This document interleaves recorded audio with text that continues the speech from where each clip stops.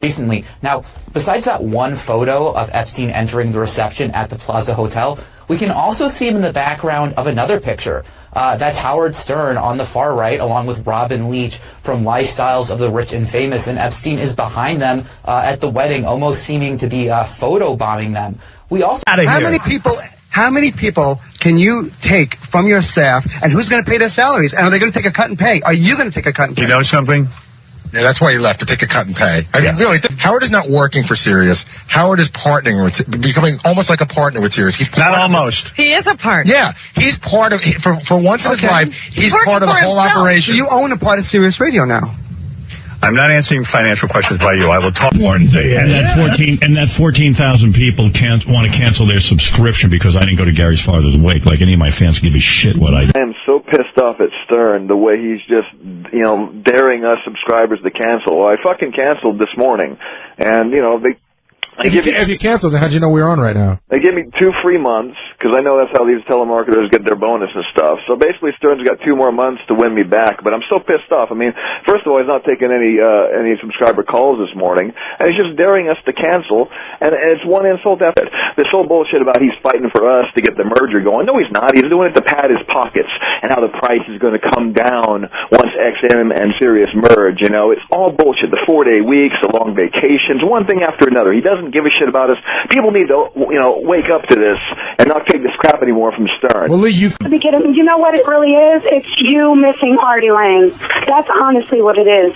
It's a lack of content. I'm not one of these people who pay $12 a month. I was bamboozled when I got my membership, and I paid the whole lifetime membership for $500. I heard Artie 3 times, and I haven't even got an update on how he is.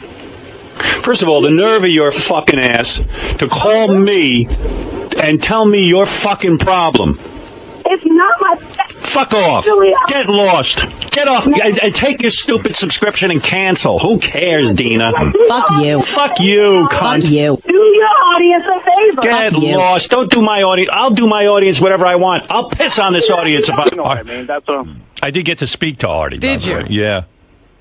Not for long, a short time, and I kept trying to get through to him. It wasn't the easiest thing in the world. Yeah, I know. I had talked to you one day when you were trying to call, and you said you couldn't get through. And then I almost didn't get through again, and then somebody went and got him, and blah, blah, blah. It was a whole thing. Hey, there's been no mention of a salary cut to me. They said they want me back. $15 million in a bonus. You're not lying. You're telling the truth. Why would I lie to you? You lie all the time. All right, how about this? If I go back, I get a raise. Yeah, I'm not Jay Leno, fucknut. When you I know my value. Contract, you said you got a raise, and that's bullshit. That's not bullshit. Oh, you do. What are you, Dan? Are you in the room with me? Have you seen my contract? Do you know what my contract is with AGT? Well, I know it's less than last year. That's why. That is not true. Yeah, I make less money than last year because I work 3 days a week, but I got a raise. And how do you figure? How do I figure? I looked at my paycheck, you fucker. By the way, my shithead Twitter followers couldn't wait to rub it in that I lost my appeal against Sirius Satellite Radio. I'm at the end of the road. I have no more appeals. That's it. I lost. I tell you, 100% I deserved a bonus based... The reason I joined up here was I was made a partner, and part of it was based on how many subscribers they had. Not how many I brought in, but how many they had. And then when they merged, it seemed pretty obvious to me that they owed me a bunch of dough.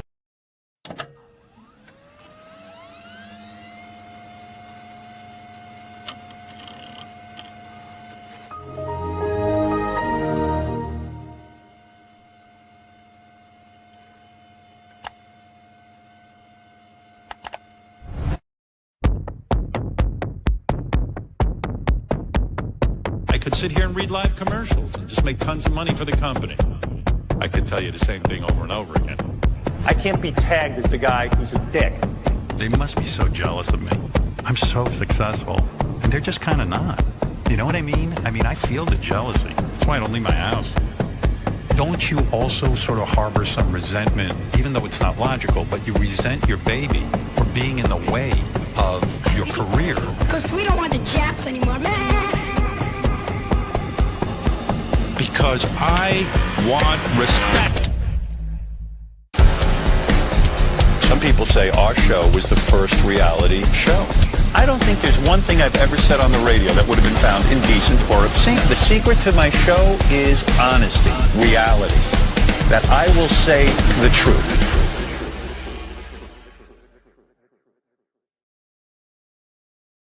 For the last time, tendrils, for the last time, stop bugging me on text and email. I will do the NFL Fantasy League this year. I will do it. And everybody here is locked in. I mean, do I have to? Look, you want to self co-commission with me? That's fine too. Or if you want Philistine from France to join, he's welcome too. It's all good. It's all good. And you asked for it, you got it. Shan Camp is back. The mighty Shan Camp is back. The beautiful diva herself. We have been away too long. Shan Camp has returned.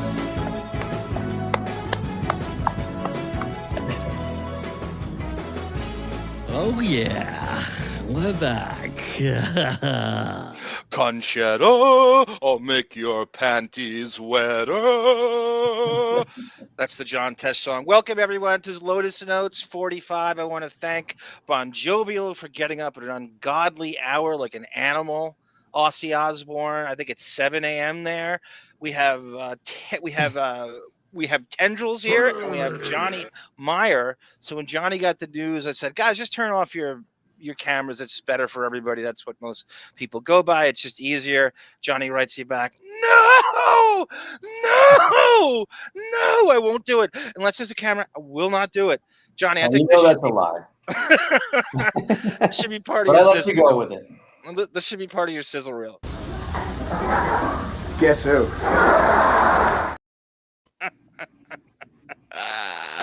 Nobody loves your headshot more than I do. Nobody. I want to thank everybody for joining me for this panel discussion. We may have someone else or two come on later. I put 2 more out. I'm not sure if David's back yet from Carolina. We'll see what happens. We're gonna do. We all know the story that happened. There's this rumor has been going. How many times? How long, guys? You think this stories like this happen? A decade, right? Somebody floats it. You could pose all sorts of theories. That sounds good. Yeah. Decade maybe, and publication called The Sun published a story about how Howard's getting, quote, canceled, or the Stern Show's going away. They don't have a tremendous amount of sources, but she knows things. It's speculation, right? Speculation. Well, they claim they made some phone calls, and our buddy Adam Levy from the Daily Mail, who was fired by Howard, who made a phone call to Radar Online, and he luckily jumped on the Daily Mail, which is a pretty big publication internationally.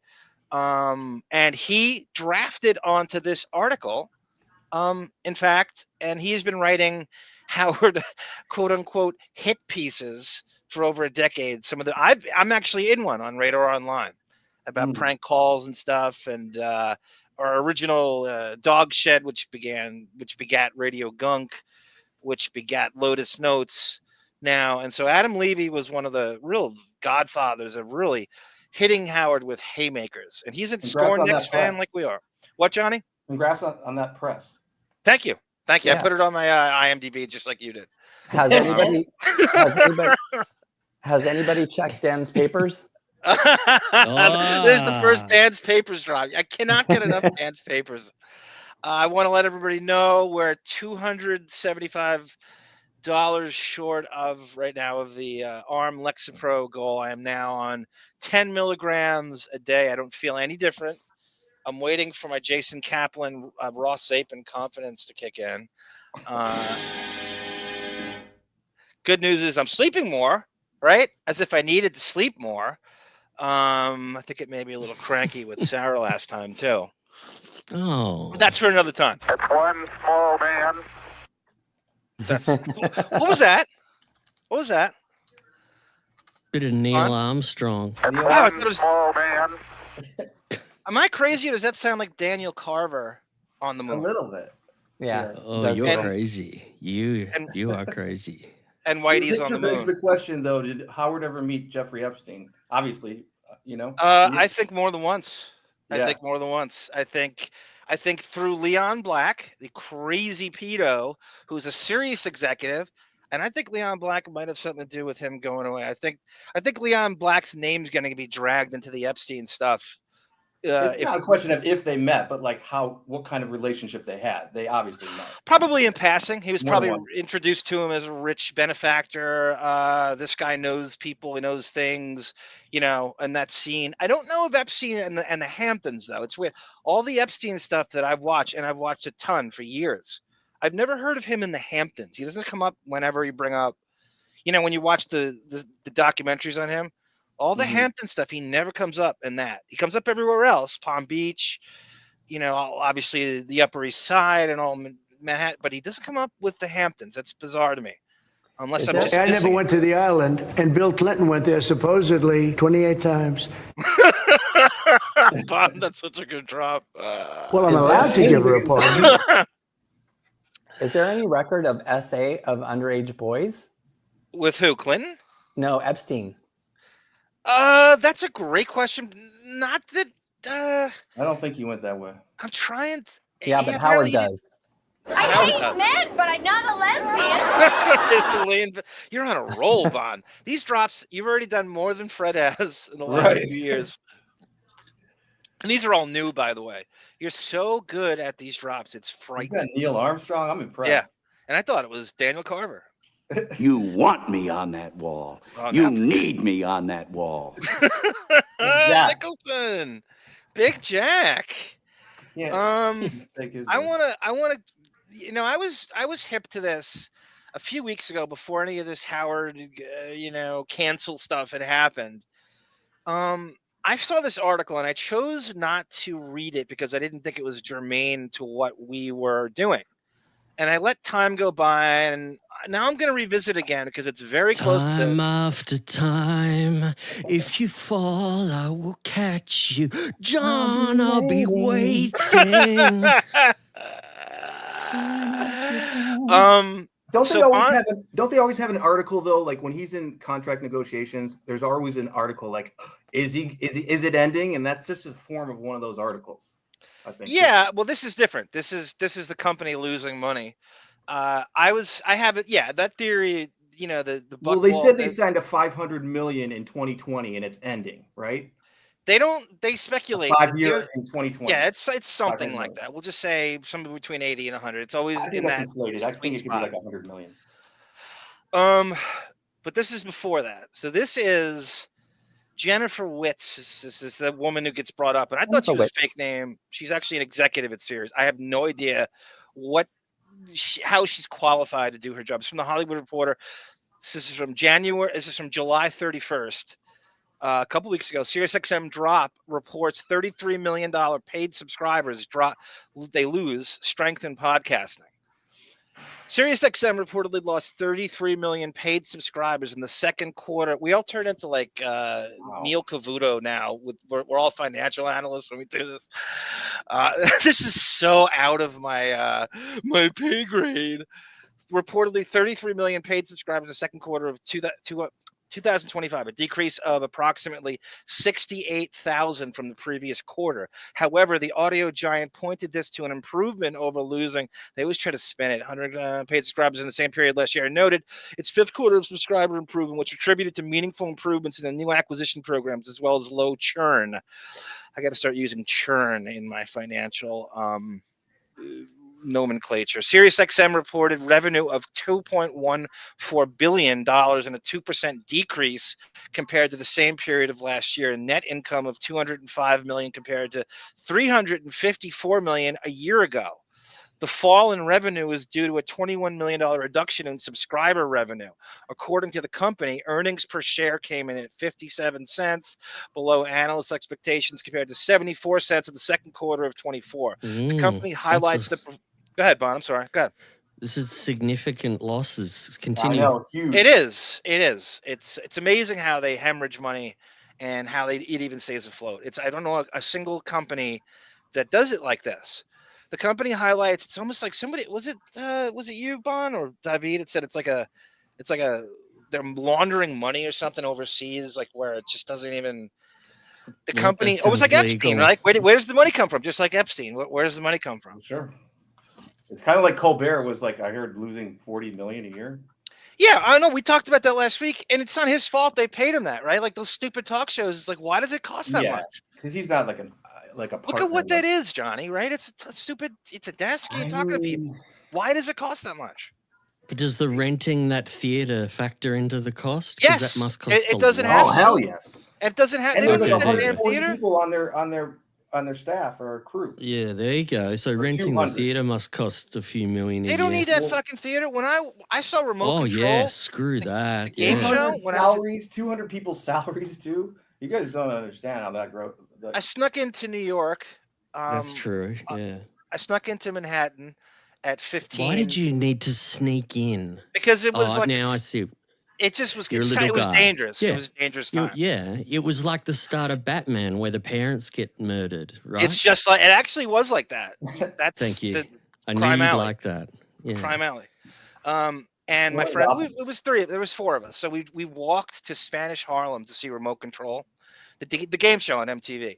They basically used like a brownstone in like on 150th Street or something. But inside was a studio. Inside was a studio, and they probably paid nothing to do that, and it was just as good as the Letterman studio. And that's how they waste money on these shows. It's amazing. The company highlights the performance of podcasts would sell revenue up to 50% compared to the same period last year. SiriusXM said the performance is due to expanded video and social monetization.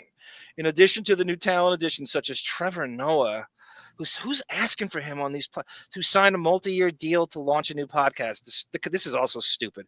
The company also pointed to live events such as the Smartless Live. Have you seen how few views Smartless gets on YouTube? I have not heard of it. It's not even six figures, guys. It's not even six figures. Either. And they're paying them millions of dollars. Was Trevor Noah a DEI hire? Yes, no. Possibly. Oh. Everybody these days, according to them. Yeah. But they'll do anything to get part of that. You know, he's part of that Jon Stewart family and stuff.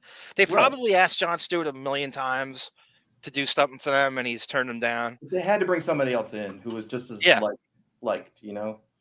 And, I mean, he's from the Colbert family too. Colbert's all from that Daily Show tree. Yeah. In fact. Yeah. So this Smartless show is just like, who? It's just Jason Bateman, the fourth lead on Will and Grace, and fucking Will Arnett. What is the demand for that threesome to get together? Right? Yeah, and they're gonna. It's the most overrated podcast by far in the universe. It doesn't even do well. It is so crazy how they hemorrhage money at this shit. They've got a lot of money and they want a higher media profile. Actors. That's it. John, and a way to boost brand opportunities and fan engagement. The company's advertising revenue in Pandora and off-platform segment fell to $394 million compared to $400 million in the second quarter of 24. Said it's due to lower advertiser demand in streaming music, partially offset by growth in podcast revenue. We continue to. It's just amazing. Here comes another one.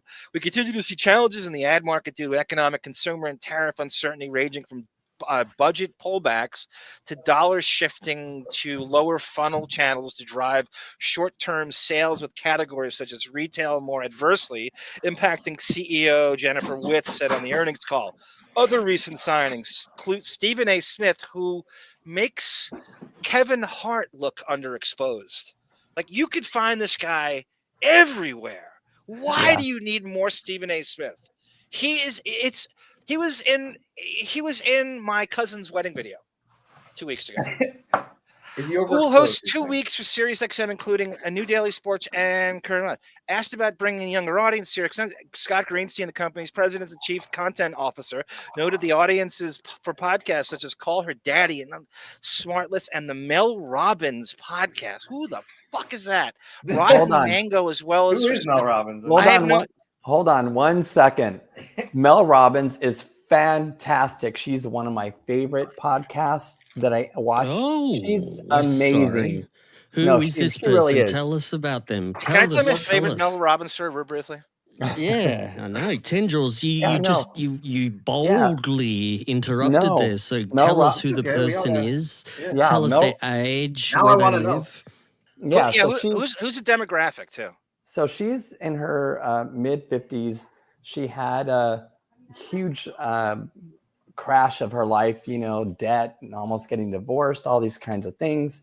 And she just started motivational speaking, and she learned from it. She grew from it. So a lot of it's very around motivation and motivating people and helping people just to kind of think different way about things. I remember the first podcast of hers that I listened to. So she's Marcy Turk. No. Getting things done. That's what it sounds like. No. Well, motivation is tied to that. Okay.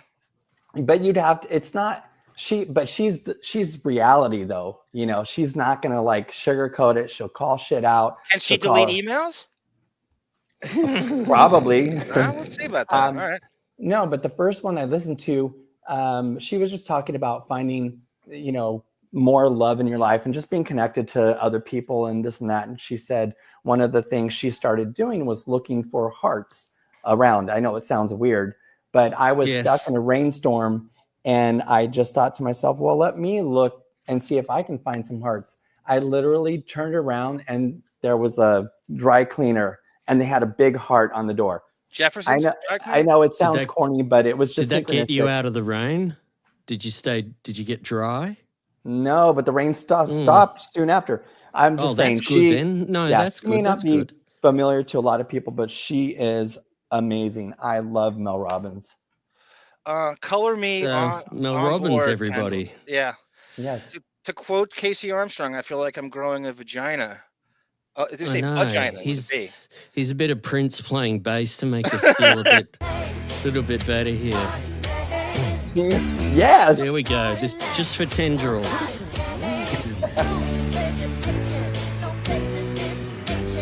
Public domain. No, it's all right. I hate it when you sing that. I hate it when you sing that. I don't. All right. I love that you found the David Letterman where he shoots himself and then gets dragged off stage. Because that was wild shit, wasn't it? Dave, I remember that, but the last time I'd seen it was literally when the 90s when it aired. And I remember after that, because I was a big fan of David Letterman. I watched him pretty regularly. Dave was so mad. He complained that Prince didn't give him a chance to say goodbye. He couldn't say goodbye to Prince and thank him.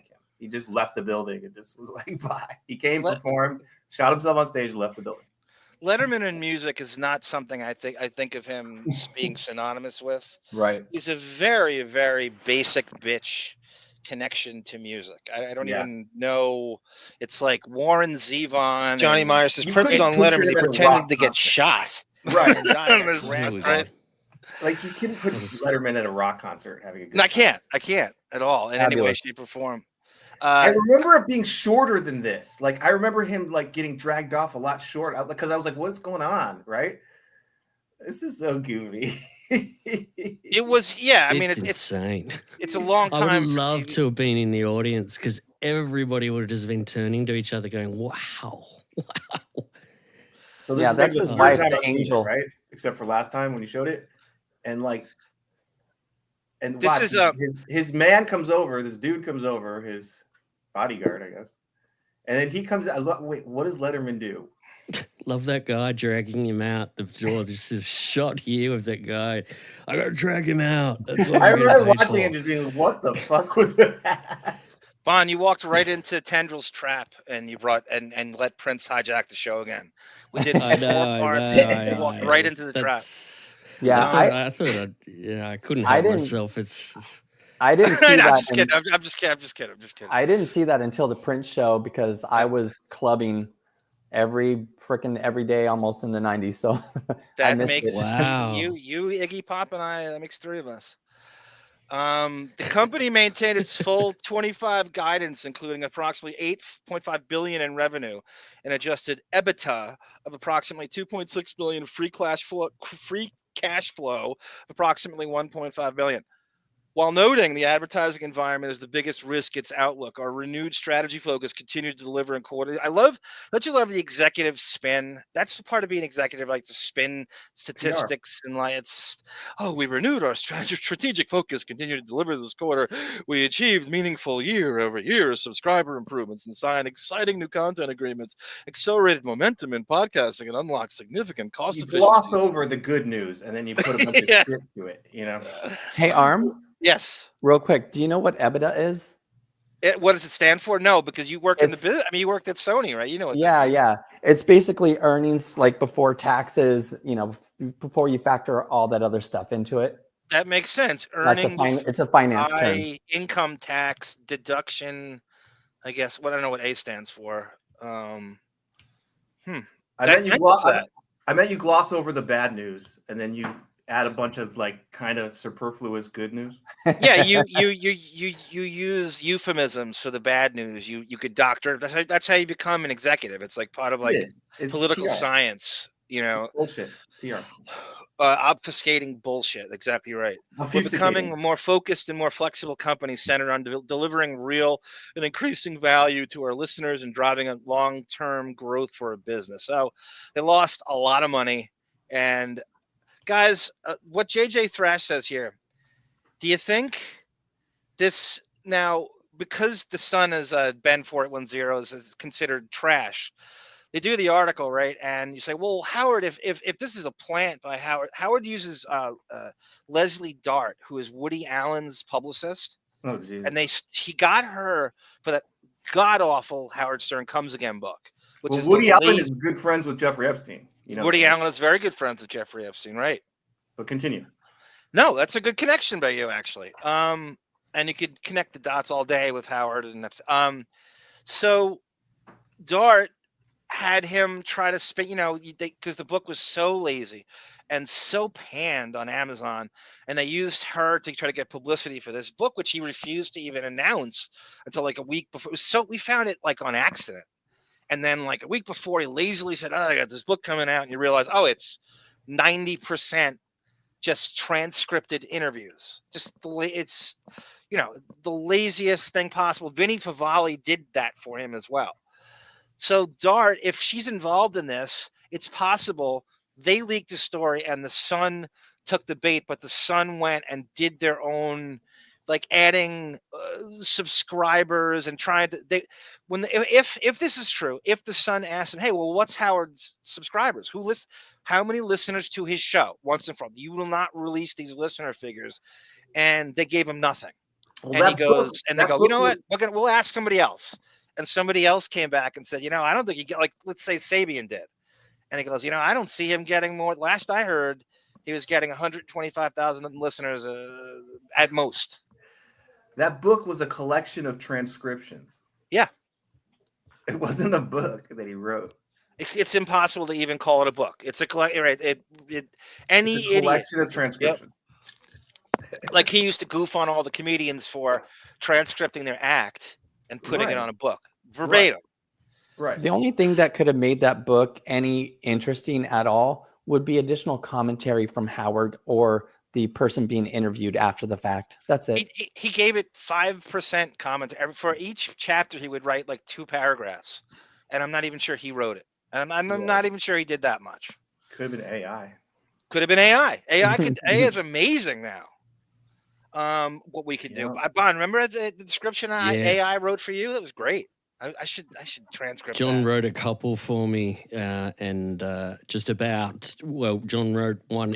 John put himself into AI, talking about leaving Radio Gunk, and he just sent it to me on a whim, and I just thought, wow, that AI told your life story of podcasting really well. Yeah, Johnny. Wow, it's really weird. Johnny Meyer has himself on my Google search. 600. When I go into my history, it just says Johnny Meyer. So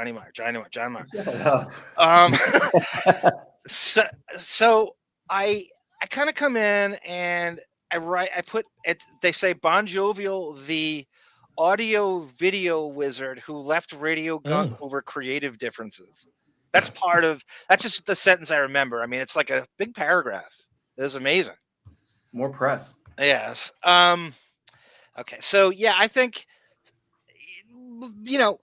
these summer months he goes away on his vacation and gets jealous, right? Other people are getting mentions and he's getting nothing, and time's going by and there's no buzz for the show. He's looking more and more irrelevant as these summer weeks tick on, and that's his own doing.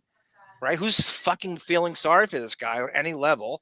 The whole motive, the whole show going to Sirius was, how much vacation can I take? And how can I take all the money and real estate from Sirius? That was the goal. And how can I work the least amount of days? So he's down to what? Is it 95? Is that the magic number now from 112? That fucking creepy ass numerology thing he does with his birthday. You guys get it down to 69? I know, right? Tendrils, that's what Howard Tendrils said. Like, you would think he'd try to use like 69, get it? 69, I'm down to 69 shows. That he wouldn't do that fucking lame sex joke and have the shows down to 69. The outpouring of emotion has been huge. I mean, this is from Dabblers Anonymous. Howard Stern sucks, top left-hand corner. Another dildo showed up at a WNBA game. You know that story? People are throwing dildos on the court at the WNBA game. I don't. Yeah. I don't. That makes it even more interesting. And look, you've got I heard Baldwin about in the that. What's up with there. that? Is that some kind of protest? Yeah, why were they throwing those it's just to be, objects? who knows, just to be dicks. When we were kids, we would have probably done something like that. Didn't Just somebody to be throw dicks. a banana on Dave Chappelle's stand-up act? Somebody threw. Oh, did they? That's crazy. And they got charged with a hate crime. When was that, Johnny? It was 2 years ago, 3 years Damn. ago. It came and went real quick. They threw a banana while he was doing stand-up. Oh my God, I didn't know that. That's crazy. So he. And I'm going to straighten your ass out when I see you. Do you understand me? Damn. So how about to use Howard's own quotes against him? You remember his famous quote from the Donald Trump Marla Maples wedding in '93? Not a wet eye in the house. That's him leaving Sirius right now. Not a wet eye around. It is. He's getting. I mean, you go to any comments page, you go to anybody, nobody gives a shit. Either they don't give a shit or it's like, go away. Enough of you. All right. Trump was asked about him. He's like, yeah. He's like, I haven't heard that name in a long time. Yeah. Well, Trump had a rant about him. He won't even say his name. Last year, I guess it was. It was spot on. Everything he said. It was like, something we would write. If who would do a controversial drawing? If Howard is leaving, it must also be such a relief for everyone there at Sirius. Yeah. Of course, the whole company. I know. Well, he's too far removed. He doesn't even go to that studio. But once a month or something? I don't know. I don't listen to it. So they signed it. We've all heard the phrase, a deal with the devil. Like, that's the very personification of it that Sirius signed in the fall of 2004. That's he have a studio in Florida. His home in Florida, right? He has a studio in the Hamptons and Florida. Okay. And so it's made out to be like where you can't tell what's what. If you see it, and he's turned to the right like Streisand and the shitty profile, like he'll go into the studio for like Bruce Springsteen and Sting and fucking Paul McCartney, right? Yeah, he goes in. He selectively, and for the big yes, he'll go. Yes, and dance papers, and keep up so an appearance. It's got to. It's his idea of what a massive celebrity is. It may not even be. So Cher was on Zoom, right? Was Cher on Zoom, or did he go in for Cher? Or I can't remember how that went. Sure. But it's not for like Jimmy Fallon. Like no, it's not for Howie Mandel and Jimmy Fallon. No, it's for right. Like who gets the studio now in like 2025? And it's apparently it's been half the fucking building. Katy Perry would get the studio. Right. He almost didn't. Okay, thank you, Gaga. He almost didn't go in for Cher, and she's like, "I'm not doing it if this motherfucker's doing it from Zoom." Right. I'm gonna do a podcast. That's not a podcast. Right. So, that crazy Robin. I want to check out the episode of Billy Corgan. Danny. Oh, thank you, Autobot. There's a Billy Corgan Bon. And Autobot. Yeah, I'll watch that. David would be interested in that too. He totally would. He is the mortal enemy of Danny Elfman, David. If you want to get David angry, he's so even-tempered. Just bring up Danny Elfman to him. Wait, Billy Corgan is not a good interviewer, right? I don't believe that. I don't believe he is at all. But he's a basic bitch. I know Autobot does, but he's doing the Howard thing where he won't. When Howard first started hyping himself up as the great interviewer, he wouldn't stop interrupting people, and everybody was going on about it for like 6 months, saying, "Will Howard just shut up?" And he did take that advice and calmed himself down, and that's what Billy's doing at the moment. He just will not stop interjecting. He's having to calm down. Him, like, hey, you might want to like let people fucking talk. He just inserts his own story into what they're telling him. It's so annoying. He had Robbie Krieger from The Doors on, and he was not a man of many words. Like he's just like, yeah, it was great. How was it? That's the worst thing for a guy like Billy, because he'll just talk right over him. Yeah. Melvin, I was going to ask if he turns everything around on himself like Howard does.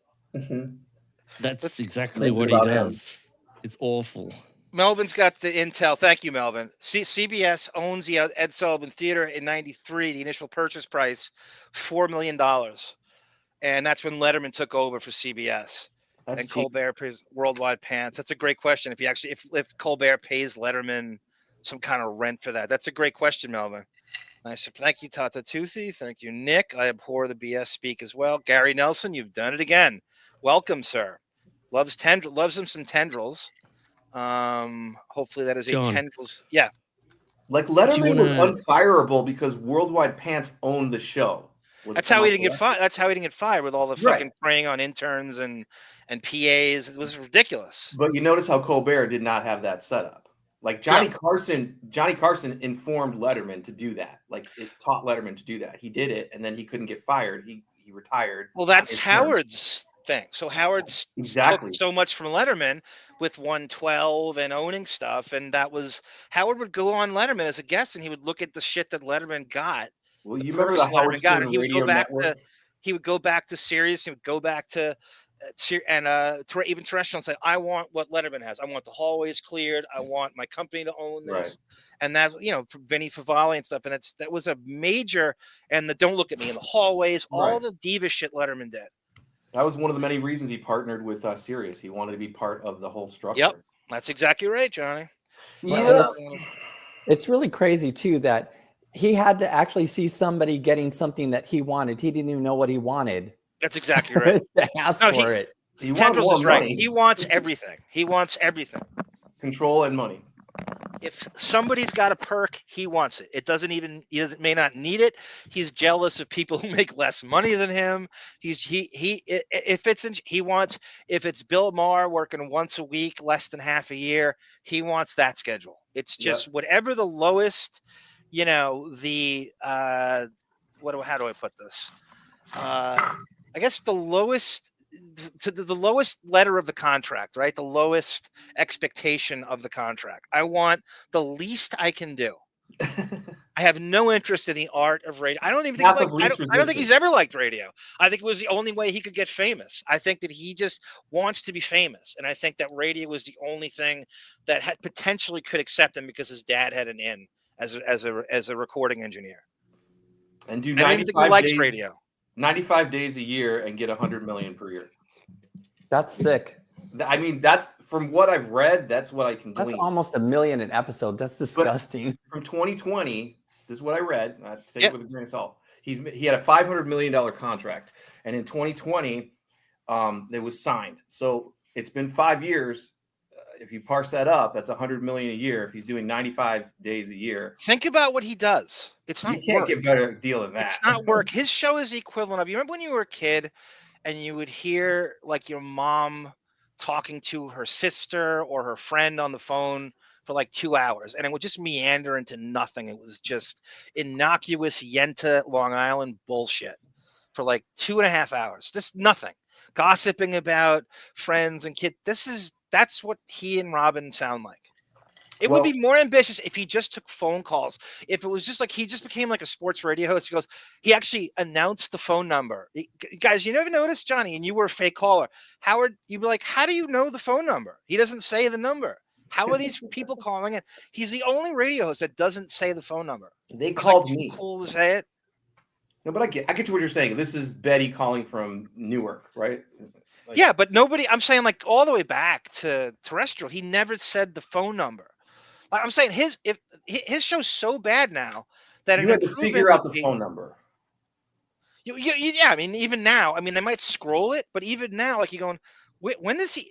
What they give it out sparingly? Yeah, what host doesn't say the phone number?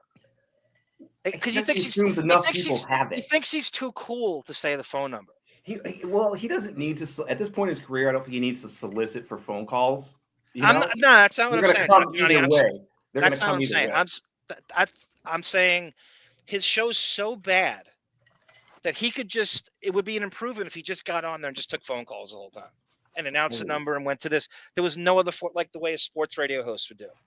Right. What he's so far removed from that at this point, though. I don't. What his show's nothing. There's no content. Yeah, that's why it's winding down. That's why it's not even. What is? It's for nothing. It's crap. That's gotta go. Here's something interesting. We had Cumia on yesterday, and this was. Oh yeah. I had to do an edit of this, and I know Cumia is very controversial, but I believe that when he talks about Howard or Artie Lange or Stuttering John, he nails it. I agree with everything this man says. And he was talking about this rumor yesterday, and have a listen to his thoughts because I was. Let me just say before you play that. Let me just say, yes, Cumia worked at Sirius, so he has, I would hope, an insider look at the executives and how they think and operate. Oh yeah, and he's got something for you in this speech, John. That I don't think I haven't heard this. I think you may have never heard this, and I think you may get all excited because I don't know if you've ever mentioned this. And it's so exciting. I think you will be very interested. Will? I think Sirius will come up with a number. It will be an absolute lowball. And I think he'll take it and call it a win. I was thinking they might offer him $20 million to stay. And he would take that, I think. I think he would take that. But maybe not. Maybe, he would see it as an insult. I don't think he could live without having a mic in front of him. I think he's one of these guys that needs to feel like he's relevant, even if he's not. He needs to turn that mic on and go, hey, it's the Howard Stern show. And have people go, hey, Howard, how you doing, man? Love the show. It's like this, like an addict or somebody that thinks if they stop doing it, they might as well just lay in the box and die. He's 71 years old. You had that notoriety and fame and you were number one. That's not easy to give up.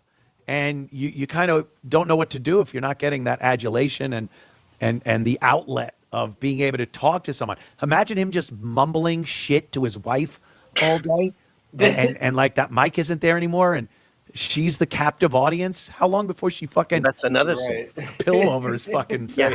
I think initially some type of subscriber-based thing, he'd probably rake in a fuckload of money, but what's it going to be? It's going to be the same fucking shit he's doing now.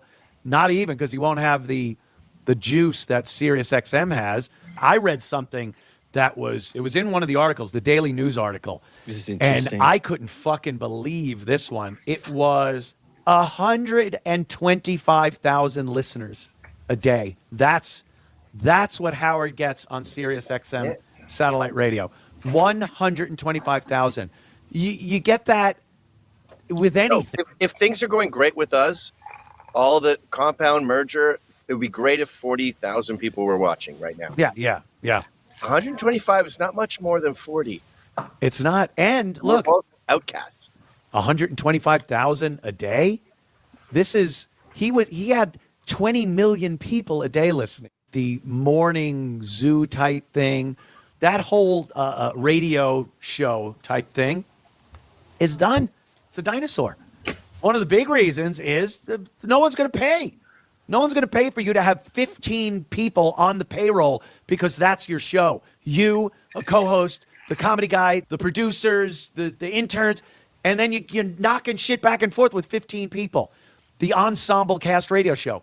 It is done. They're not paying for it, and people really don't want to hear the fake laughing between 20 people over some stale War of the Roses bit. So The Howard model is already a dinosaur even before they're ready to get rid of him.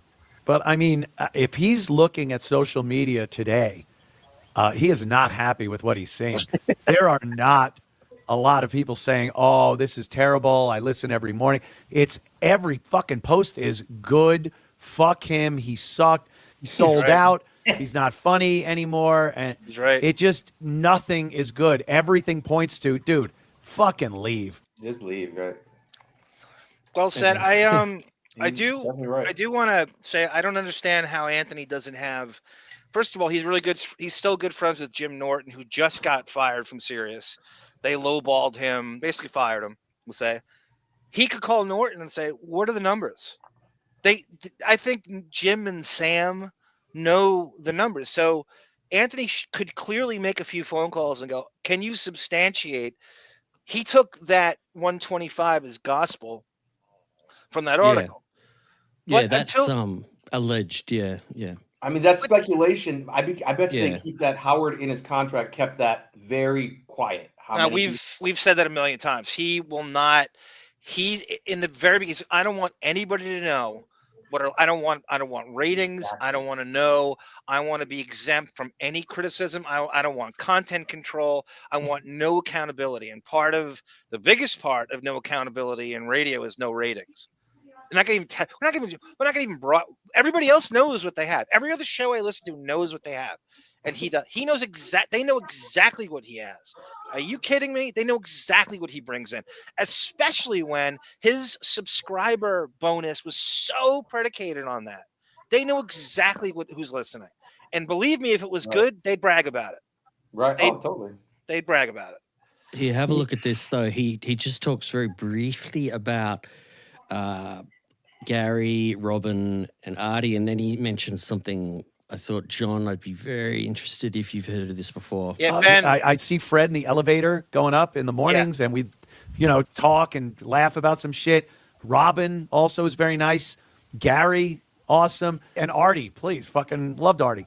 Never had issues. Howard, on the other hand, he would have Club Soda Kenny, the big goofy cop, walk him to the bathroom in Sirius, from the studio to the bathroom, because in his fucking mind, he actually thought that a fight might pop off because there's such animosity between the two camps. Meanwhile, they could give a shit what was going on with the Opie and Anthony show, and I didn't care. Jimmy didn't care what they were doing over there. We're doing a show. We're having fun. There was a fight, John. There was a fight. Opie and Artie. When Artie went to the bathroom, there was a fight once. But Howard, that doesn't mean that Howard is just a pussy. Jesus. Oh, I know. But now it's going from the hallway walk to leave every day to when Howard wants to go to the bathroom. Back then, he had a big black guy walking him to the bathroom. Have you ever heard of that one? Because that's crazy. Well, he has his own bathroom. He has his own bathroom. He doesn't want any kind of interaction. He doesn't want any access. He doesn't want any confrontation of any sort. Like, you know what I mean? I'd never heard that one before. Like, let's say not just the bathroom, but if he walked down the hallway to go to his office, he had to have a security guard with him. That's crazy. Yeah, that is crazy. Yeah. They have secret entrances for him to leave, so he's not even seen. The car pulls up right to the elevator. It's designed so he has no human contact. Right. He doesn't want people like me ask him if he's going to forgive Steve Perry. Yeah, why do you bring up Steve Perry for? That's his fucking nightmare. I think with Cumia, I also disagree with. He thinks that he's going to have this like crazy, like if he went to like some independent podcasting, that everybody would just flock to his show. If it's the same, you can get it for free. Who's going to pay for him again? We've already been. How many times are you going to be bamboozled? And if you do, you'll know he has to use his own money now. He's not doing any of that shit. Yeah. Can I give you a prediction? I think he's going to have an interview show. Like, remember when Leno went That would be fine. That's what he should have done. And do you remember the one he had on E! Entertainment? Yes. In the 90s. That was before the E! Show, and it was like, I think they did 45 of them. And that's what he should have done You mean 15 like years when Artie left the Netflix, show. Stay relevant right? and in the game, he's going to do something like that. He's going to go off daily radio because it's too much of a drag for him. He's been there, done that. He conquered it, right? He's king, but now he's off his throne. He's going to stay he wants to stay relevant and not just go off with his wife and just be alone with her all the time, right? He wants to stay relevant and feel relevant. So I think he's going to do an interview show. I said this 1,000 times on the show and Gunk 10 years. The worst thing an entertainer can do, Johnny, you work in show business, right? Know when to get off the stage. Right. Leave them wanting more. Could you possibly have worn out your welcome more than this motherfucker? And how many farewells has he had? You know what I mean? This, John. Look how Melvin weaved Classic in Melvin. food. He weaved in food into that comment as well. Yes, Oral treats. Always food. And John, do it now. What do you have for Melvin food-wise? What's happened this week, John? Just give it did to I do Melvin. anything? I'm trying to think if I did anything innovative this week. Ah, Jesus. Now, No, I didn't. tacos. Yeah, Did you do I made a some massive chicken wraps? burrito. I made a massive burrito, actually. Two 20-inch soft shells with chopped steak, rice, guacamole, cheddar, salsa, and I'm forgetting one more thing. No, that's it. Food porn. Yeah, that's Melvin. What you're doing right now. I'll take a picture. I'll take a picture of that, Melvin, for Audio, you food for porn. the next show. Give us your money. Give us your money. Give us your money. Give us your money. You think this shit comes easily? You think Arm spends hours and hours and hours and hours ferreting because he loves it? You think David learns the theme song to Cheers live on the air for his health? And what about the Sarah man? She doesn't want to come on the show anymore, but everybody still loves her. Give her your money. What about Australia? You think it's cheap to broadcast from Australia? It costs hundreds of dollars an hour. Give us your money.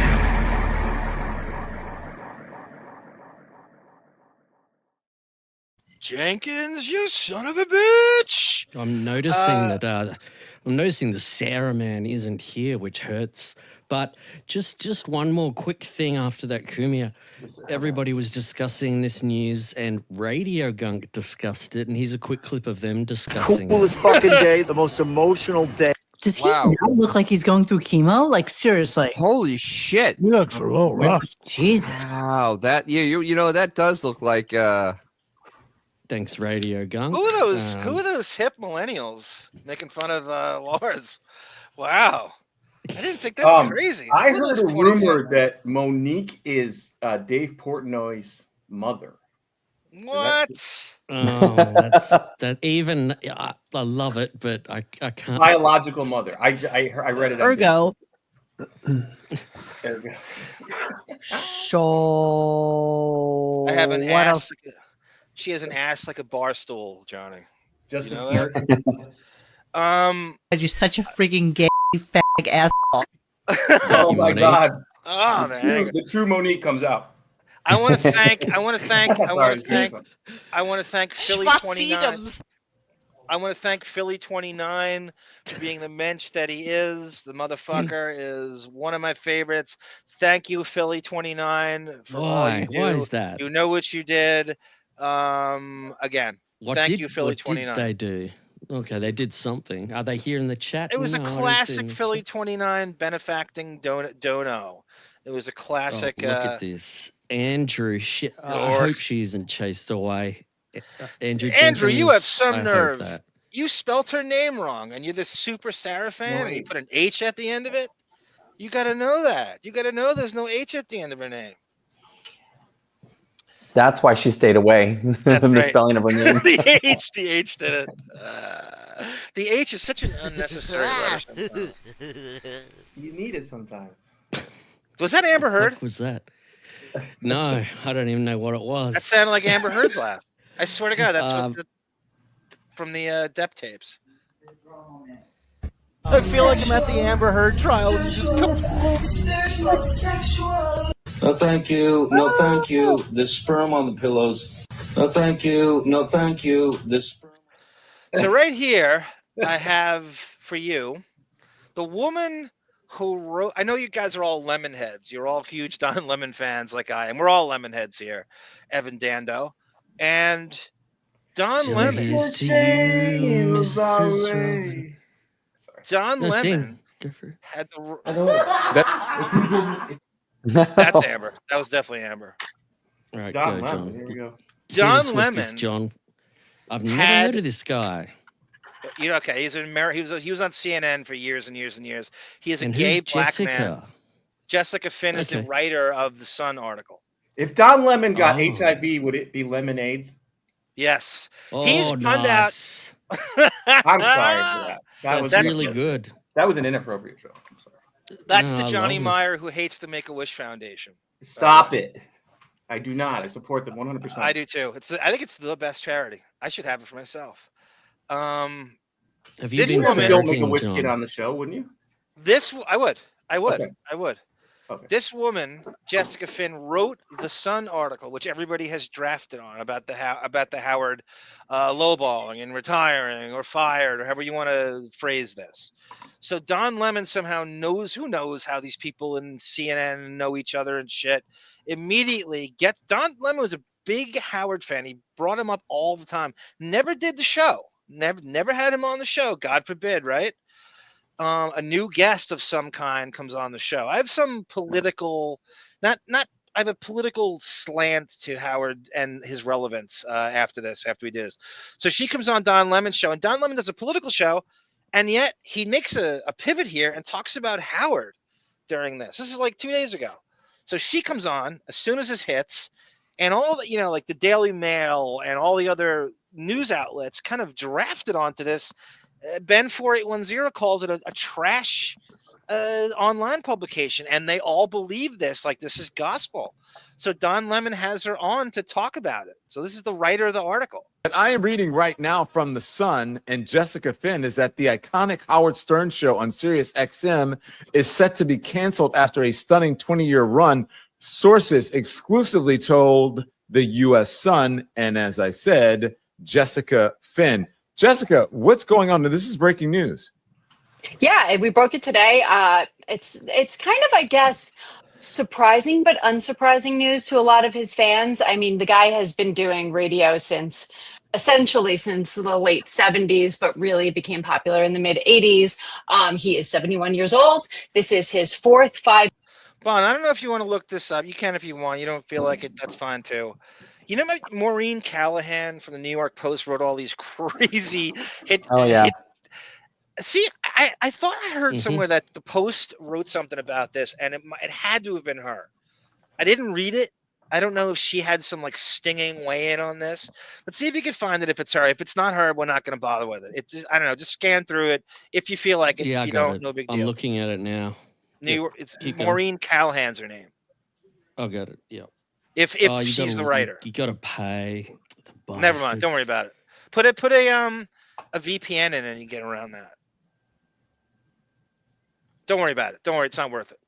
Your contract with Sirius. She can't say anything we don't know. There's nothing Maureen Callahan can say that I can't say off the top of my head. He's always done 5-year contracts over the course of his Sirius career, and it is set to expire this fall. And as you know, as we all know in media these days, people are not getting the big bucks that they once were, for whatever reason, for a plethora of different reasons, from dwindling audiences to other reasons. Let's just put it that way for now. And he has been commanding $100 million a year, like a year. That's how much his contract has been over the last 5 years. It started at around 80 million a year, and it's gone up to 100. And so it's really hard to fathom to continue to pay somebody like that in this climate, in this media climate. And that's kind of what my sources have told me, is that Sirius. Now that sounds reasonable, right? Who can debate that? Right? That sounds reasonable. As what Cumia said, in the beginning of that, the Bond put that. Thank you for putting that together too, by the way, Bond, with the My pleasure. masterful with the masterful editing that you do. You got all the key It was points. 30 minutes long, and they went on and on. That's pretty and on, good. But that's pretty good. You condense that to the, you know, the money part, right? I mean, he's not gonna. There's no metric, but Howard is a way, like you see with like all politicians do. Trump's a master at this, as the magical thinking of spinning everything positive. That's what you wanted to happen. So anything they offer him, he's going to make it look like I walked away, and it's on my terms, or they lowball me. But anyway, it's going to make it be like a victory, just like he did with AGT. This is a goof. I didn't want to go this long.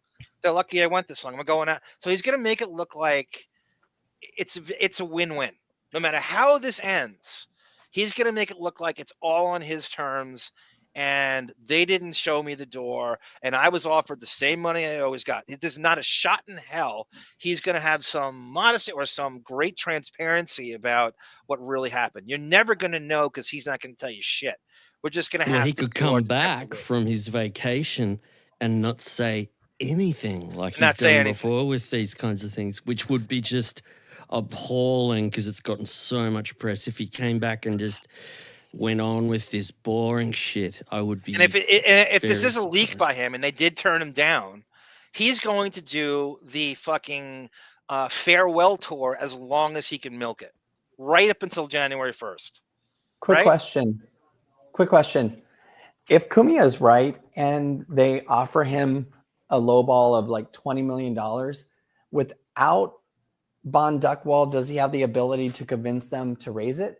His daughter is probably his agent now. She took over his agency. Oh, that's not good. Which one? Which daughter? Don Buchwald's daughter. Oh, sorry. I see now. No, that's I it. thought No, you that's meant okay. Howard's daughter. Does he have more than one daughter?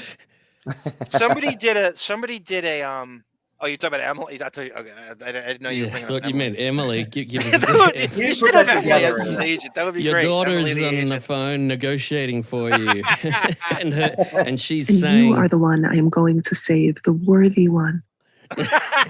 "Okay, Emily, but can we talk about Howard's And you contract?" dissolved into the intimacy of being God's favorite.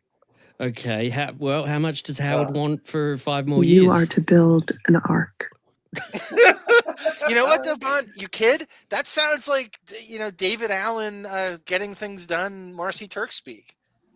It Like, does. That sounds like it's right out of the fucking Pelican Brief. In a way. I totally agree with you, and You know? and we've mentioned that a few times during the We show. got to do that and I show. We can- got to do that show. We got to Pelican do that Tank. show. So here's again. This is Jessica Finn from The Sun. Is ready to make him an offer, but it's essentially going to be an offer that he can refuse. It's going to be one of these like low ball offers that they're absolutely expecting him not to take. My source also said that there's going to be some sort of discussion about purchasing his catalog. Now, right now, Sirius has rights to his catalog till 2027. That was something that came out during the initial reporting on his contract when this contract was signed in 2020, that they have some sort of rights to continue to use his catalog till 2027. But my source is saying that there's going to be there's an expectation that there will be some sort of negotiation for Sirius to possibly own his catalog for either a longer period of time or to own it outright. That's going to be kind of part of this exit package, I think, is probably the way we can look at it. Now, I know that there's Did she just line up guys like it's a respectable exit for him would be like that happens, right? That deal goes down. I don't know if we'll ever know the numbers for it. And then he comes back and goes, "Oh, I'm going to do a special occasion one-on-one interview along with that." And it looks like he's going out on his terms. Do we know How many times a year do you think that or a month, we'll say, that he's going to do an interview? Just like Once one a month. every 90 days, maybe once a month. Maybe. Okay. And it has to, and I mean, the guest has to be someone that is special. You can't have fucking Howie Mandel and Nick Cannon and Seth Rogen if you're going to do it once a month. Right. It's got to be someone you've never had. Do we know if there's some sort of payout on the way out if he's not if he doesn't resign? No, it's right to the end of what it was. I don't think he gets like a a Pelican umbrella payment. I mean, who knows a golden Pelican payment? I don't know. Who knows with him? He has every perk in the book. He, like I said, a deal with the devil, unlike anyone's ever had. There's a guy on Reddit. A guy on Reddit did the math, and he did. You know, it's like if you took those listener numbers, right, and you. So he goes into AI and plugs in what a typical Sirius subscriber pays a year. And basically, and this is just giving Howard that, subscriber thing. It would be $12.5 million is what it generates. Well, and another That's thing so how could you possibly qualify even paying him $20 million? Yeah, and another thing too that's really scary when you put it into perspective, if the 125,000 subscribers is correct, Los Angeles alone has like a population of almost 4 million people in it. That's right. Not to mention it's 8 million in LA County, 8 million in LA, and LA County has 18 million. There's more people in LA County than like Wyoming, I think. We go over this all the time with him. You can go on YouTube, which has to show you statistics on views, and he's lucky to get 6 figures on a massive celebrity. That's telling you how irrelevant he is and growing. It pertains to what you're saying. Like, what's his catalog? Because, okay, what's realistic catalog? They're going to have to cut out all Stuttering John, right? They're going to have to edit it. The people they don't like. And then who wants to listen to old fucking Howard Stern that's kind of dated now? Yes. And like who wants to listen to like It's So Wrong in 2025? Well, he's not going to play it. It's okay, not I get you. his image. Okay. No, I know you're right. The stuff that they do play, is that going to be a big draw? Oh, I got serious and I listened to Howard Stern reruns. They're fucking hilarious. Do you see that happening with a large segment of the population? Well, you're also underestimating the intelligence of even the stupidest of his fans. I can put together a Howard Best of on my Patreon that could destroy 95 people on his channel. Well, I could do it in my sleep. You don't need him dishing the content out to you. Well, it's weird because the edgy shit that he used to do is what you want to see now, right? And reminisce about the funny shit. He's not going to fucking show that. He's going to show his homogenized, middle of the road stuff. He's not going to it's not going to be the stuff that that you're going to want to actually hear. It's just going to all be edited. Like, how stupid do you have to be that you need Sirius to listen to him at all at this point? Yeah, but that was a big bargaining chip in the past. It was like, like I got a back catalog and we're going to play that and we're going to make money off the back catalog. Now it's like your back catalog, it depreciates daily. Capiche? Andrew Jenkins goes, how much money do you think it's hard to think that he lost at the end of the day? Well, it's never enough for a greedy narcissist like that, Andrew. It's never enough. You don't underestimate like the egomaniacal narcissism in this. But again, it's his own doing. He made his show shitty. You can't blame Marcy Turk. You can't blame everything is what he wants it to be. That show is, I don't even know of anything else in show business where the person has there's no quality content control. He just can do, like I said, the comparison. It's like your mom talking to her friend on the phone for 2.5 hours when you were a kid. You're like, that is the worst conversation I've ever heard. He's talking about Costco for half. You're going, what the fuck is this? And he gets away with that. Nobody comes up to him and says, you've got to do something. You've got to show some kind of piss and vinegar. What is this show about? Who is it? I said this question years ago on Gunk. Who is this show for? And don't say it's for me because that's not good enough for us anymore. Who does it? Nobody relates to you. 71-year-old cranes. Nobody relates to you. So who is this show for? Who is your fucking audience? What is the demographics? He doesn't have to, submit any of this information like everybody else in all of show business does. And Johnny, you work in show business too. And everybody goes, oh, Sirius paid him for a reason. Johnny, you know this. You're on movie sets all the time. They throw money away like crazy on overpaid talent. On talent. Yes, on overpaid talent. Right. The movie star system is broken now. It doesn't matter anymore. I have a speculation about his contract. I think that his contract that he signed with Sirius when they merged with XM, his contract, this is just speculation on my part, didn't have a clause in it that allowed for a merger. So you know how he said he lost his appeals? he didn't anticipate, and the contract wasn't good enough to anticipate a merger with the rival company. That's how Buchwald misworded the contract. That's how he didn't win. That's the why lawsuit. he lost all his appeals, and XM Sirius won that, and he's still bitter about it. But he's still trying to get money through, like, instead of stock. He's trying to recoup what he didn't get in the lawsuit. Exactly. And if he doesn't get the money, he'll do less work. So but his brand is very diminished, and he's very watered down now. And everybody knows, it's no secret that he's just like not what he was. So we've gone over ad nauseum on this show and gunk. The things he's taken away over the years, right? You're never going to get more. He only takes away. So when he takes stuff away, he acts like he's one-upping them, and he's keeping the money. So when Artie doesn't get replaced, and the shows on 101 go away, and Bubba goes away, and I'm not going to do this, and I'm taking away, and I'm only going to work 3 days, and now it's down to 95. Every time he does that, he thinks he's recouping the lawsuit money he didn't win. What happened to the Andy Dick show? That's what I want to know. The shit show. That was on. The schedule was. It was on 101. It was on Monday night. It was like a mixed bag. They would rotate it all the time. So I think if he brings that back, he has a chance. Yes, we got to tell Andy that on Twitter. You got to tell him that. Yeah, that sounds like a plausible explanation too on the contract, because that would explain his reasoning of how he deserved to get money for the subscribers because of the merge. He merged, but guess what? It's not in your contract. That said nothing about a merge. So fuck you. But they're not subscribing for him. He's taking credit for NFL fans who are listening to, you drive home from Buffalo and you're listening to a Steeler Bills game. He's taking credit for the other shows that merge. But he has nothing to do with that. Oh, he's done that his whole career. He always does that. And I was thinking about like all the shows that never came. What happened to the Sam Kinison autobiography? Howard Stern, that's high school years. That's a whole other different laziness. Rock and Roll High School. Yeah, the project never came to fruition for 500. Alex. We've gone over this a million times. He loves the announcement, right? But hates the work. You remember how long it took him to write his stupid fucking screenplay? And he wrote it. It was all transparent. And I could write that in 20 seconds.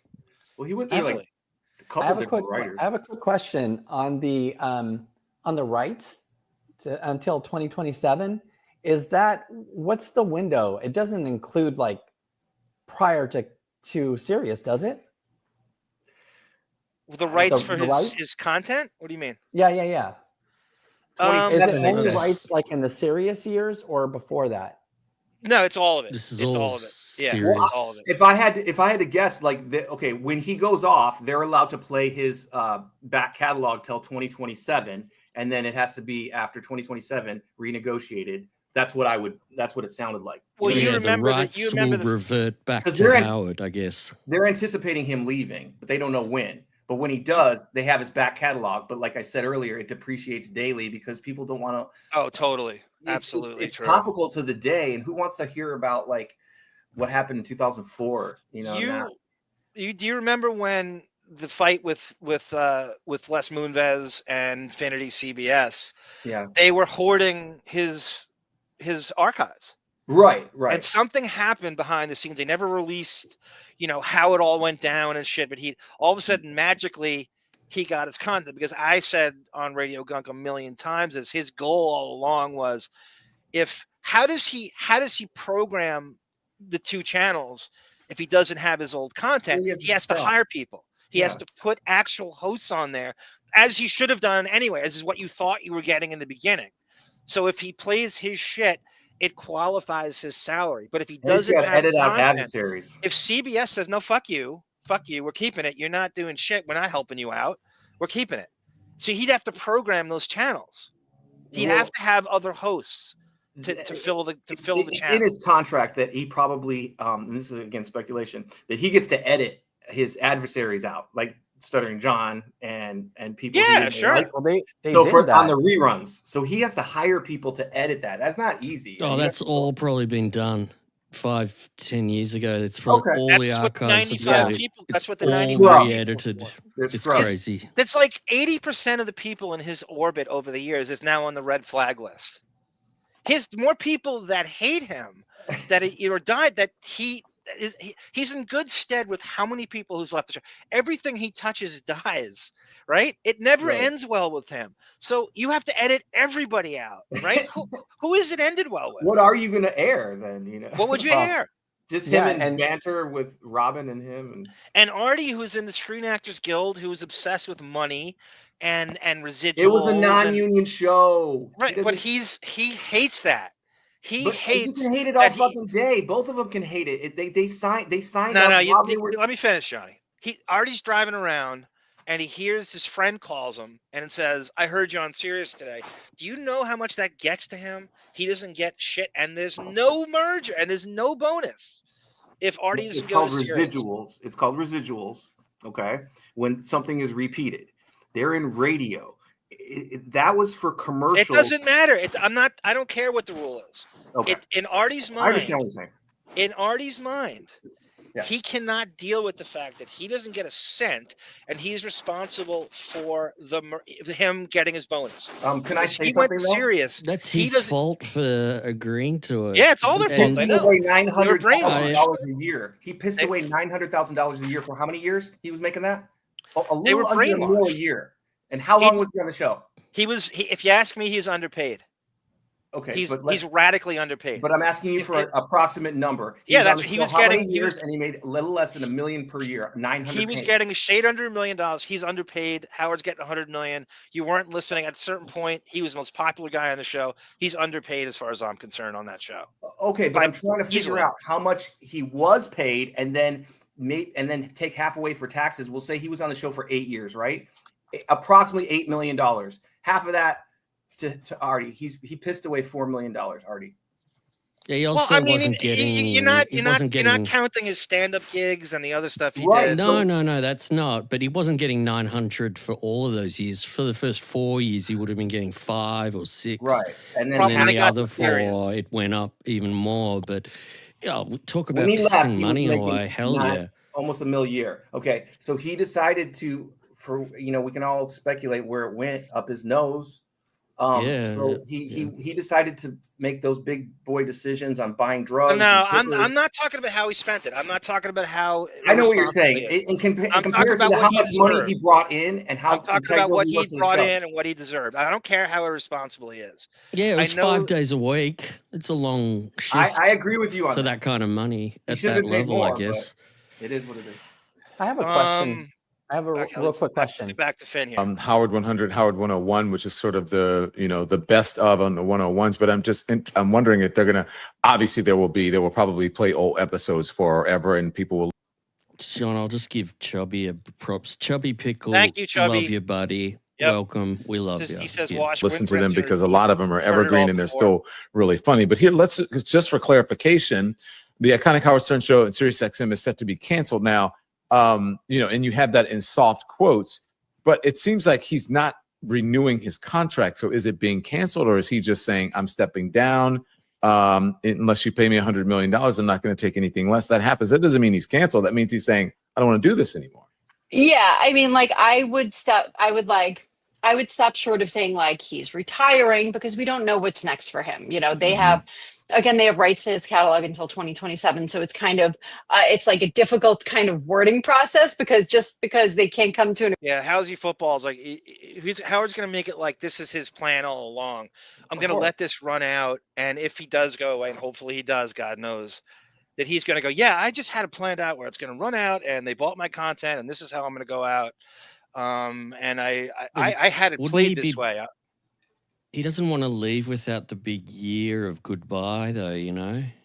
No, he doesn't. But if he's forced to, he's never going to admit that they had no use for him, that he is irrelevant, or he was fired anyway. It's in his contract. I cannot be fired. I have to be that's right. My terms. That's right. That's what he had a right to. I don't know how we found this. We found his contract in the early days of Radio Gunk. Somebody, either I found it and it had the whole right to refusal thing written in it. I don't know what I did with it. It's on an old, it's probably 10 hard drives ago. Right, though. Because, John, what if you offer him $100? That's it. And he says they're not going to insult him. They know that they're going to give him that weird thing but they have to, they're never going to, they're always going to come at him with an offer that's close to what it was. So they're never going to insult him. Why wouldn't they just say, $100,000 for a year, and he goes, "No way, that's it." Like, how do you know? Because the right of refusal. How do you quantify what if they don't want him, they could just say $20. That's what I'm saying. They're so obsessed with keeping. He has so much language in that contract that it is always going to be lucrative for everybody. They need the name. They're so obsessed with star fucking. They hemorrhage money at the stupidest things. You remember So you're in the saying beginning it's of this? worth them keeping him? No, not at all. It was never Okay. worth it. It wasn't worth it by the time. I would say that after the first contract, it wasn't worth it, and they knew it. That's So why they didn't give could him just the bonus. offer him $100 in reality, couldn't they? They have to have some exit strategy. They have to have some plan in place to replace him, right? What do you do with that cap? You have to. They could hire so Fill much the great void. shit. Yeah, Yep. he's going to leave. They could hire so much shit. But I'm talking about on that. what's going to happen. Like, What do you mean? what are they going to offer him? That's what I'm wondering. I don't know. We have to have a spy in the room. We don't know what they're going to offer him. Like, if they offer him $10 million because they don't want him to accept it, That's what I would do, wouldn't you? Yeah. So he's just going to say no, and then they're happy. If you're a quote unquote businessman and you care about a profit, that's what you do. That's what you do. But then You their know. whole Let me give you. identity has to change again because he'll be gone. Let me give you. And they shouldn't be worried about his identity, and they shouldn't be worried about his ego. They But shouldn't be they've worried got about any of they've that. got the other problem where they've got the rights till 27, so they have to. They'd say, well, we should keep playing it because we own it. But No, no, they're going to wait till they're going to wait till 2027. They're going to see how lucrative, we'll say, his old back catalog is, what they can squeeze out of it, and then go from there. They're not going to sign anything until 27 comes and they see what they can And get. LW But they is have to sign. They have to sign him at the end of this year, though. This is the Right. end of 'Cause it's the 5-year end. Right. contract. But I think he's going to This do is like a kind of a interview show. clusterfuck of Right. weirdness. He's going to rest on his laurels. He's going to go, so play my reruns. I'm going to do an interview show. I could be the wrong. bare minimum, right? The Yeah. bare minimum. But I want to stay relevant and on the channel, but I don't want to come in and on a set schedule that's already. Yeah. So once a month, find me a Taylor Swift type interview, and I'll do it, and you'll promote the shit of it, and they'll replay the shit out of it. I don't think they Taylor don't will care, ever do it. and we'll act But like how I'm many still relevant. subscribers would they lose straight away? It would be just a complete They already do, loss. Bond. They But already it'd be even worse. Even worse. Sure. I've If said they it before. If you can get 50,000 Paul- subscribers. If you can get Paul McCartney to ride the Symbian or Ringo Starr. Did you just say Symbian? Oh my Symbian. God, I love. That's how Monique pronounces it with the M. And the, Yeah, that's what Monique. I love. I'm it that sorry, you what is the pronounced correct it. pronunciation of it? Sibian. I've It's never Sibian. heard someone. That made- I'm actually That's embarrassed. great I that know. you- I'm actually embarrassed. I know how to pronounce it. I wish I was Johnny. and Sibian. just- I You're thought right. he You're right. was- Now that I think I about thought it, he I was. said it wrong. No, I thought you were referencing Monique by calling it Symbian. So I appreciated that for a moment. I thought you were doing a little nod to Monique. Here, Where's the Symbian? Oh, I can't believe you have that ready like that. LW is right too, because we have Bon Jovial here in Eastern Australia, Ozzy Osbourne. He has absolutely. I agree with LW, and there's no international reach with him at all. No. Why would you listen to him if you were, especially if you're not American? Like, why would you listen to him? And What they don't would he let have me for have you? Sirius. I can't Rob get Legend. Sirius. Yep. Okay, I I actually can't do even want. download the app. I have a question, Bon. Yes. How the hell did you become part of the Howard Stern universe? Like, how Okay, did that it's happen? It's real simple because we bought the rights to show Letterman here in 1993. And then I started watching it when I was in high school, and 2 times a year Howard would be on, and that's how I got it. I was like, 15 years old, and I was like, who is this crazy man who comes on and he's awesome? Back then I thought it was amazing when he was on Letterman. Yeah, his talk show And then- appearances were great back then, without doubt. And then a guy from America came to our school, and the first thing I said to him was, "Do you watch Letterman?" And he was like, "Yeah, man, I love Letterman." And I was like, "What's that guy? Who is that Howard Stern guy? He's got a radio show or something." And he was like, "Oh, let me tell you." And then we became best friends in like 1 minute. He was like, "Let me tell you about Howard Stern." He was like, "This guy is this was in 95, 94. So Howard was super." He said, he's just said, this guy's as famous as any rock star. He's the biggest, most famous person in America. And I was like, holy shit. And then it all, because I couldn't even work out what his show was, because he wouldn't even really talk about his show when he was on Letterman that much. So that's how I found out. But was there any way to listen to his show in Australia? No, never. Okay. No one else would have heard of him back then. And I couldn't listen to him until YouTube. That's one of the strangest Howard origins I've ever heard from someone. Yeah. That Letterman got was you. wonderful. That's when I started watching Letterman, I was like, I love Letterman because of the bands. And then when Howard came on, it was amazing when he brought in, gave away the Sirius radios. He brought in, everyone in the audience got a Sirius subscription radio. And that goes to him, was of course. Incredible back then. I was like, I can't believe he's going there. And he also got a and cut then from the before hardware, that- Bon. He also got a cut from the percentage of the hardware, which Sabian That's revealed. amazing. Yeah, that they used to the stiletto and the Starmate and all that shit. So the You should huckster got money collect from that. those. Oh, yeah, that John, would you be should good. Collect the stiletto and the original boxed radio. That's probably worth something. Look, hey, Tendrils, you remember Real Housewives from New Jersey, Danny Provenzano? Yes. Danielle Staub's friend, who may or may not have been connected. He's in our chat right now. I'm a big, see him, Danny Provenzano. Allegedly. We're still not on the... Why would you make that Do we name know it's Danny? I'm going to say it is. John, ask Danny a question that only Danny would He know. answered Can it you- last can you time. hit him with- I answered 5 questions. He Okay. answered them all last time. Oh, well, I believe it then. Danny, welcome. Are you ever going to come on this show, Danny? Because listen, John We'd would love to have love him you on on. the show. I know. He's my favorite housewife. He's not a housewife. He's from like the Judice. He used to feud with the Manzo family, if you remember. Remember they had that wedding hall? And he Which showed up. one is he on? Which He's version? on the Jersey one in the early seasons. Yeah, I'm watching the first season and I hate it. Is he in the first season? He's in either the first 3 seasons, I think, or maybe he shows up in the I second. I watched gotta go 3 back and episodes rewatch it. of- It's such a bore. All they talk about is his kids. Danny, do you do anything interesting in the first season? Yes, of the he's very Housewives that interesting. I He's would- like it's very. I'm trying to find fights and stuff. All I saw was one chick met some guy on a dating app, and then she went to meet him, and the guy didn't turn up, and her friends were there to comfort her. Let And me I put thought, it this way, is Bon. bullshit He's like TV. He's like the Lefty Ruggiero of Housewives. It's very Donnie Brasco what he is, and in fact, the Judices are from the same hometown as the real Joe Pistone in New Jersey. So there's a whole Donnie Brasco thing happening with that show. I don't want to get off of that, but that's who that is. He looks Welcome like a again. member of Oasis in his photograph there. He does. doesn't That's he? one of like the one Gallagher the- brothers, and he's still You're a going. legend. He's still going with the hair parted in the middle, which is great. I love when you can still pull that off in 2025. Hey, Arm. Not easy. Okay. Hey, What's that, Arm? guys?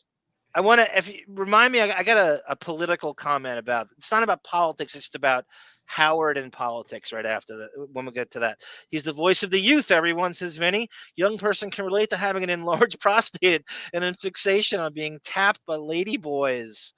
Hey, Arm. Agreement, which is essentially Yes, Tendrils. Just real quick, I wish that I could have forecasted the podcast era, because I had recordings of Howard Stern from like 1990 to probably 97 or 98. Full And shows? Yeah, big portions of them. Oh, wow. And and I carried those tapes around with me for Damn. years. I had crates of them. And then Crates, Jesus. yeah, crates. So you and then, just okay, continue. yeah, sorry. and then when I started my master's program, I went into high gear, switching up, changing my life in so many ways, and I got rid of those tapes because I just didn't have the time to, translate them. Yeah, to- there's so many gaps in his collection for me. And those years, Yeah. especially in the 90s, I look for stuff all the time and I'm like, motherfucker. Like there's just a random shows missing and stuff. And you go, and you need someone like you who had their own personal Yeah. collection to find it. God, if I only knew, that'd like been I would have incredible. donated the whole thing to you. What did you do with them? Did you throw them out or did you? Burned them, effigy. It sounds like No, you cleansed your soul of all of that viciousness, didn't you? I did. I threw a them. bonfire. You didn't want to be a part of it. Yeah. All right, let me get back to this, guys. Actually, what this is, they're going to make him an offer.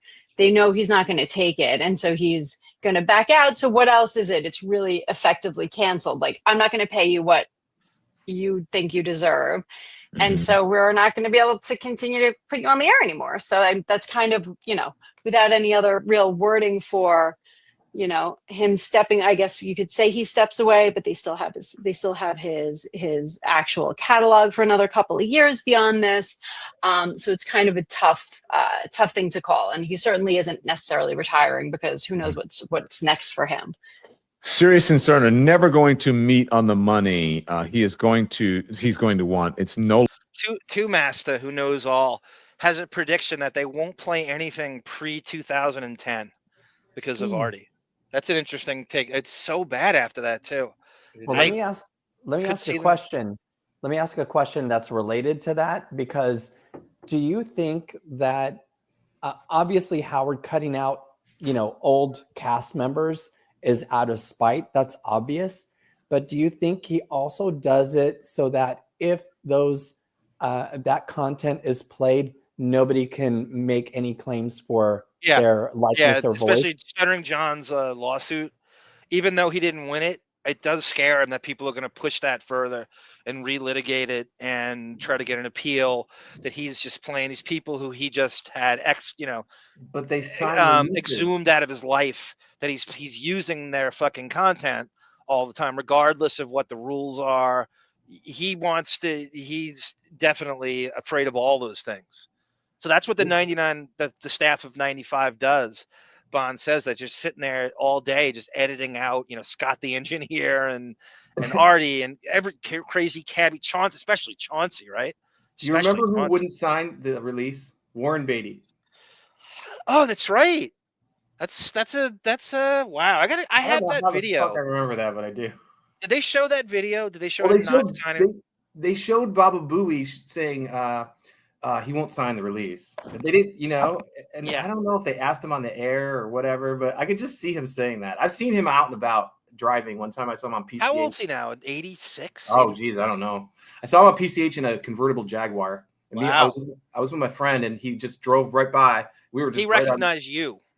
He recognized. He goes, weren't you an extra on ER? Did you were on ER? I was like, yes, that was me. For all of you don't know, I'm Johnny Meyer. I'm jealous. He was an extra in Ed Wood. He was an extra in City of Lies. He's in 2 Johnny Depp movies. Wow. He's an extra in 90210. I've worked with Spielberg once and Clint Eastwood twice, and that's you can't ask for anything more than that. He played a high school student at 33 on 90210. I wasn't 33. I know 20.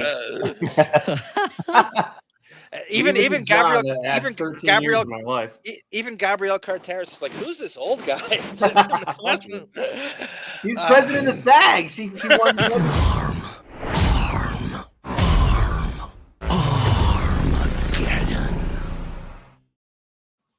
Two Masticles, you can bring out Opie from. I just want to say one last thing about Opie and Anthony. Nobody knows lowball more than they do. Do you guys remember when they were going? They would sign the smallest contracts. It was like a year or 2-year contract, and they would go back all the time. It's like they would just yell about Sirius, like, guys, just leave. Why do you keep resigning? You're gonna stop with this whole thing. And then Anthony finally he got fired in the whole racist thing, and he does his own thing. You would think if Opie and Anthony could have had an exit strategy, they could have really been like Joe Rogan, right? They could have just got out like in 2008 or something, and then gone the podcast route and been like Rogan. They just didn't. As progressively foresight as they think they have, they could have easily done that, and they just climate changed. They needed a boss. They needed the stability of that company. It was really stupid they didn't do that. Can we bring back the Gabrielle Carteris show? Yes or no? I remember the Shit and Talk show. That's a great reference. It was like David brought that up. Everybody Johnny. wanted to be Ricky Lake in the 90s. That's right. She had a talk Here show. we go. Gabrielle Carteris was on Social Security on 91. That's awesome. Tata Toothy. She was drawing it. Can I tell a quick Sony story real quick? Sure, tendrils. So just, fun working in the industry. So one time I saw a friend of mine on the lot, but she lives in Canada. So I was like, what are you doing here? And she said, oh, I'm working on the Charlie's Angels movie. And that was the one with Lucy Liu and Cameron. Bill Murray. And Drew. And so she brought me to one of the stages and I saw, and they had built a set of like the tops, kind of like a city, like the top of a, the buildings, the skyline. Yeah. And I got to watch them film a whole fight scene. Pretty cool. Oh, wow. You should have brought your heels in there and kicked them in the nuts. Oh, you know what, too, Arm? You stilettos. I think I just wanted to clarify something on the Prince show that I didn't think about it until later when you were asking Let's about settle in. Grab a beverage. Go for it. You were Go for it, tendrils. You were asking what the shoes were. They were Skechers, I know. No. You were asking about the shoes. Yeah. And I said a chancla. I think you were confused or were thinking about the term chola. Oh, okay. I'm not gay. Isn't chola a slur or something? No. Yeah. No, it means gangster, like in Spanish. No, a cholo and a chola is like a female, Female or male. Cholo is a male. Chola is a female. Okay. Yeah, cholas were gang members. They were female gang members. John's like, I'm not gay. I'm not on the lingo. No, I don't. This is like a shoe lingo. It's like Spanish. Yeah, it's Spanish. Okay. You dumb cook. I'm not from that's a southern outlet. You know so much about Hispanics being from Southern California too. I think you have such an advantage as a white Anglo-Saxon, knowing the Hispanic culture if you grew up in Southern California. I mean, my connection is Central Islip and Brentwood, and that's it. To the whole Hispanic culture and Telemundo. You need to get out more. I know, I right? did 6 years of Spanish in school. I don't know a lick of the language. Monique's half Puerto Rican. That's why. If nobody listening already, listen to this. Is what Housey Football says. No, Tata Tuthi says, all the marbles and no work. That's going to be Sirius's new mantra. I know how to order food. It's uno taco, no carne, frijoles, arroz, lechuga, queso no blanco, carne. Queso blanco. Are you vegetarian? Si. Oh, okay. Pescatarian. I eat Fuck fish. Bon. Look at Danny Provenzano. He goes, hey, I'm like at Randy's boxing gym in Patterson, New Jersey. Patterson, New Jersey is where Joe Pistone's from. The real Donnie Brasco. Playing your show to everybody. Nobody here has listened to Stern in 25 years. Wow. Thank you, Danny. That's the real people out there. Yeah. Shout out to Randy's boxing gym. It taught me how to my rabbit punch got taught. I trained Joe Pistone at Randy's boxing gym. Let me ask you this: when he left in 2006 to go to satellite, how much of his audience do you think he lost? 50%. 2/3. I would think 2/3. I'm not going to go with 2/3. I'll go with 50%. Gotcha. I hope you're right, Johnny. I hope you're right in that, but I'm going to go with 50%. I think there was an initial carryover, and then people I don't think a lot of people subscribed in the ensuing years after. Yes. I think because they replayed it all the time, which is something I wish for all the time on terrestrial, that you could get more listeners because of the replay of it, because it was gone forever back in the West day. Coast opened up a whole nother segment to listen to the whole thing. Thank you, Danny. I love you, pal. I hope you come on our show. Deppening@gmail.com. We'd love to hear from you. And I mean, I became a fan of him because he's like my favorite, like minor character. I don't even call him a minor character, but he's so underrated. Him and Simon Van Kempen. So underrated. Let's move. Let's crack on. Let's not worry about the investment. Insider added, so you're speaking to an insider here, that fans may expect Sirius to strike a deal for his library, as you said. But as far as him coming back to doing a show, there's no way they can keep paying his salary, the source said. So is this 100% done? Because as far as I can see, you still have the exclusive on this, and I haven't seen any reporting anywhere else. Yeah, I mean, I think that it's at the point where I want to remind you again, Don Lemon does an exclusive political show. This has nothing to do with what he normally does. It is straight politics every fucking day. He comments all the stuff you see, basically CNN and MSNBC does. He's doing it too, but he got fired from CNN. I think he had a nice payout too, by the way. And like they all do. All the anchors that get fired from MSNBC and CNN will do this. And his is pretty successful, but it is 99% political. So they have to buy him out. They have to buy him out for the contracts. If you want to fire me, you have to pay me for what you 3 years. That was Howard's dream, by the way, to get fired like the first week of his contract and then get paid out for 5 years, like happened to Opie and Anthony. Like when he was mad at, like, say, what's his name who got cancer, Tom Chiachano. He would just be the most evil person on the world if you were honest. He wanted to get the problem was he had this dilemma at Sirius at Terrestrial. He wanted to get fired, but how would you promote Sirius to get people to go over there to get your bonus? So if he gets fired, he can't promote it. He was promoting it every day for a year and a half. So he couldn't get fired because there would be no way to promote it. You couldn't do it on a website. It wouldn't work. You know what's I think funny? they sued him. Remember CBS sued him after he left for promoting it? They had every right to. Whatever happened to that? Why would CBS? Why would they want him to promote their competitor to kill their business? Why would they want him to do that? Well, no, they were kind of like, okay, it happened over time, so he took advantage of the fact that, of course he did. I'm going on this date, I'm just going to and they really couldn't do anything about it. So they were pissed once he left. And they said, well, we're going to fire. They have the money, right? We're going to he promised Sirius, I'm going to promote the shit out of this on Terrestrial till I leave. Right. Then that's how he got. It was a fucking infomercial for a year. Yep. Here we go. Can I ask you a real quick question? Sure. When you said that he was hoping to get fired, were you talking about K-Rock only or Sirius? Or K-Rock. both? K-Rock. Oh. He was hoping to get fired, so it was a dilemma because he's like, well, how if I get fired, I can't promote Sirius and make my bonus. He made $240 million on a bonus to Sirius, thanks to Artie, and so that's another reason why Artie's underpaid. But that was he couldn't he was so jealous of, like, David Lee Roth got fired. He got paid out. It was at least. It might have been a 5-year contract. David Lee Roth took Howard's place and got paid out, and they only lasted 2 months. My friend Otto hung out with him for the day, and he had a big bag of Coke. This is recently? David Lee Roth. No, in the late 90s. Oh, okay. Oh, no surprises there. He's lucky to be alive, that guy. I shouldn't even have said his name, but I did. No, I love kind it. of figured Always out. say It's the not, names. this isn't inked. Nothing is inked yet. That's why there's no definitive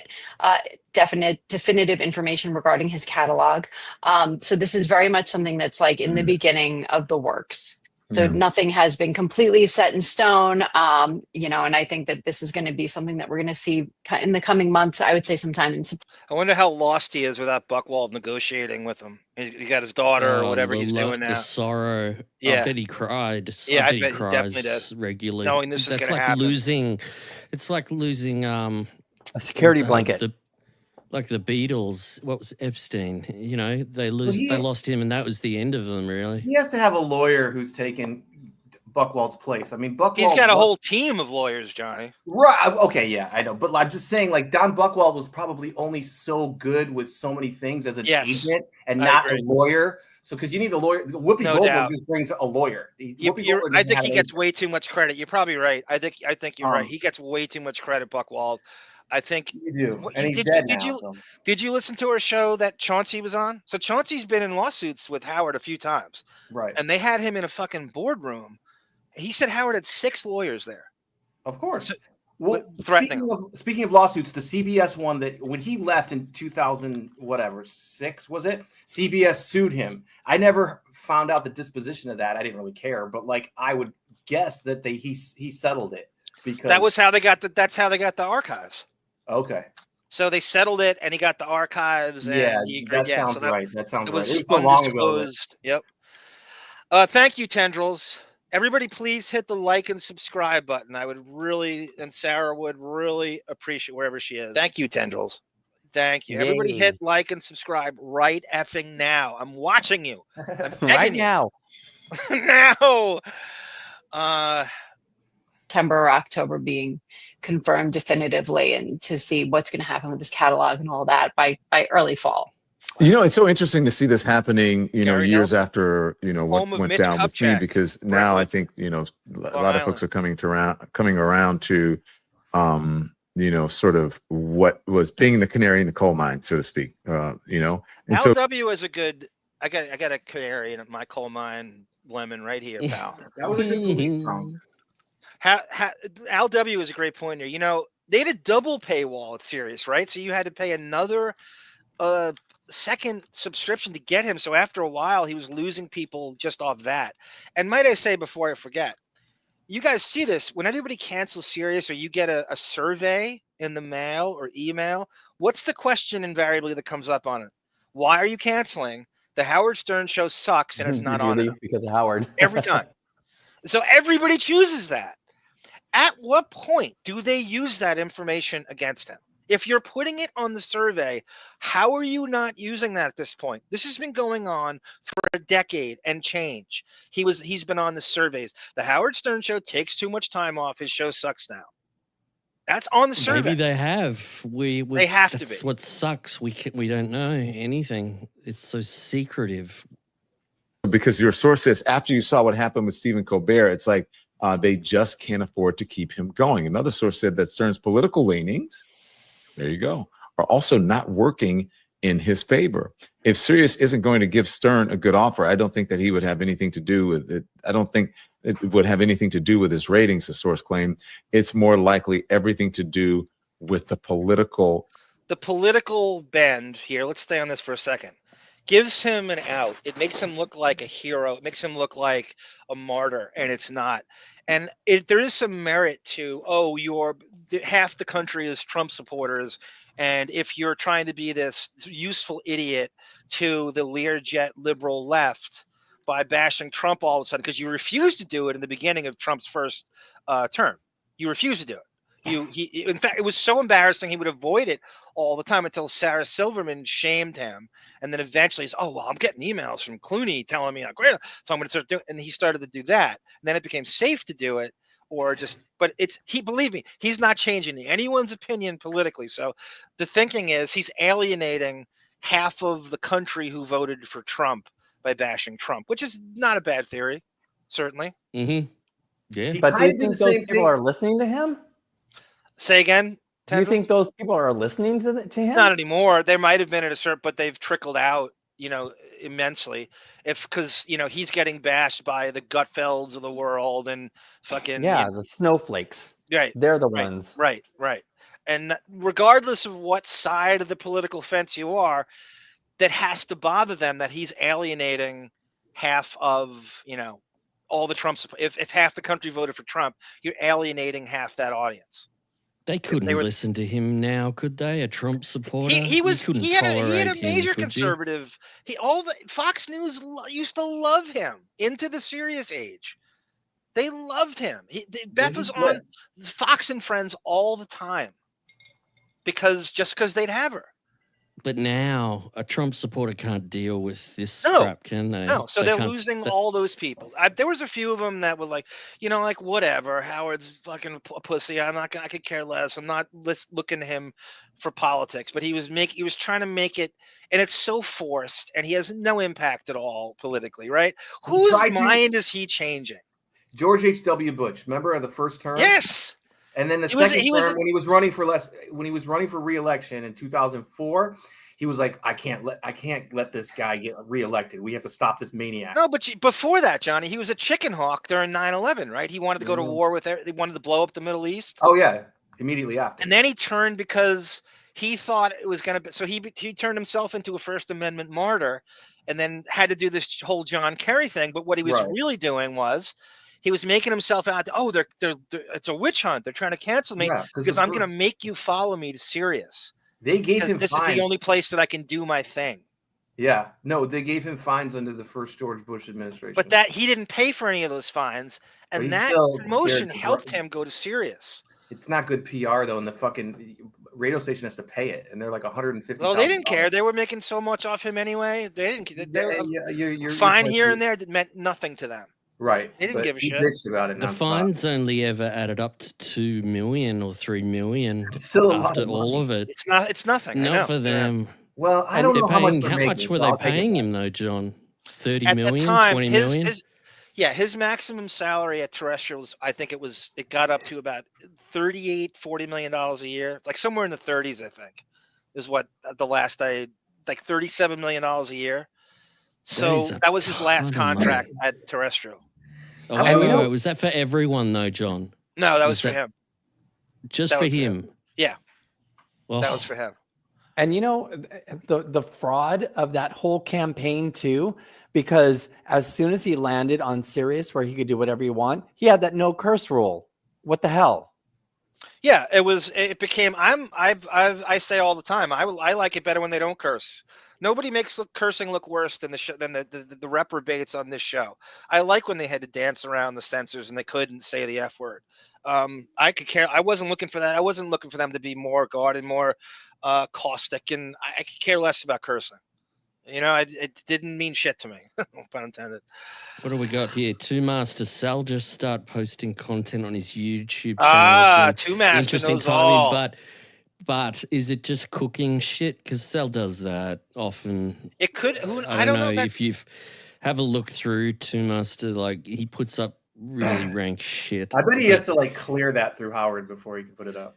You got to The remember, cooking guys. stuff, like Howard, I guess, let him do it. He's on a But, short leash. if it's not cooking stuff, it's interesting to me. Lenny's shitty because neighbor Howard says that wouldn't like that. Lenny's shitty neighbor said that he bought a lifetime subscription in the beginning, and they don't honor it anymore. Oh God, are you kidding? Could you imagine that phone call to customer service? What does lifetime mean to you people? Yeah, What? a Yeah, I would definition, love please. to hear that. I knew they were Lenny. I knew they were going to do that. I knew that. I knew Someone's they were got gonna to do file a that. lawsuit against them for that. That is They so should. They could. You totally I'm should do telling that, you. Lenny. You should fucking. There's a sue lawyer them. out there who will take that pro bono. Seriously, Lenny, get who would do it? Dominic Barber will do it for you, Lenny. I've been Jeez, I've seen Monique's people husband for will do it. Monique's husband years will do it saying for you. that. Yeah, I've been seeing people say for years that they're really happy they got the lifetime to begin with. If Right. they're not honoring that anymore, that's deplorable. That's illegal. You can't say Like how lifetime. many people It are is we illegal. talking about? They might have some I wiggle mean, room if when they merged, they could say we merged and we're a different company. We're Sirius. We're not Sirius XM. They went through a name change. There can be subtle little Yeah. name changes that can get them out of legal contracts. It's Oh, crazy. wait. You guys, they have multi-billion-dollar lawyers working for them. Go ahead. I'm sorry. This is a great conversation, by the way. We're covering way more ground than anybody else. I mean, it's real. I Yeah, mean, we really, really we're hitting all this are. stuff. I haven't even gotten to one of my other points.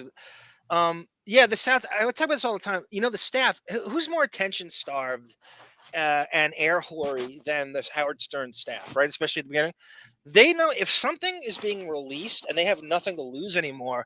Like Two Mast and Ben here, right? They must be saying, "Oh, now we can do our own show," and now we because they're not even allowed to post on Instagram unless like Marcy Turk clears it.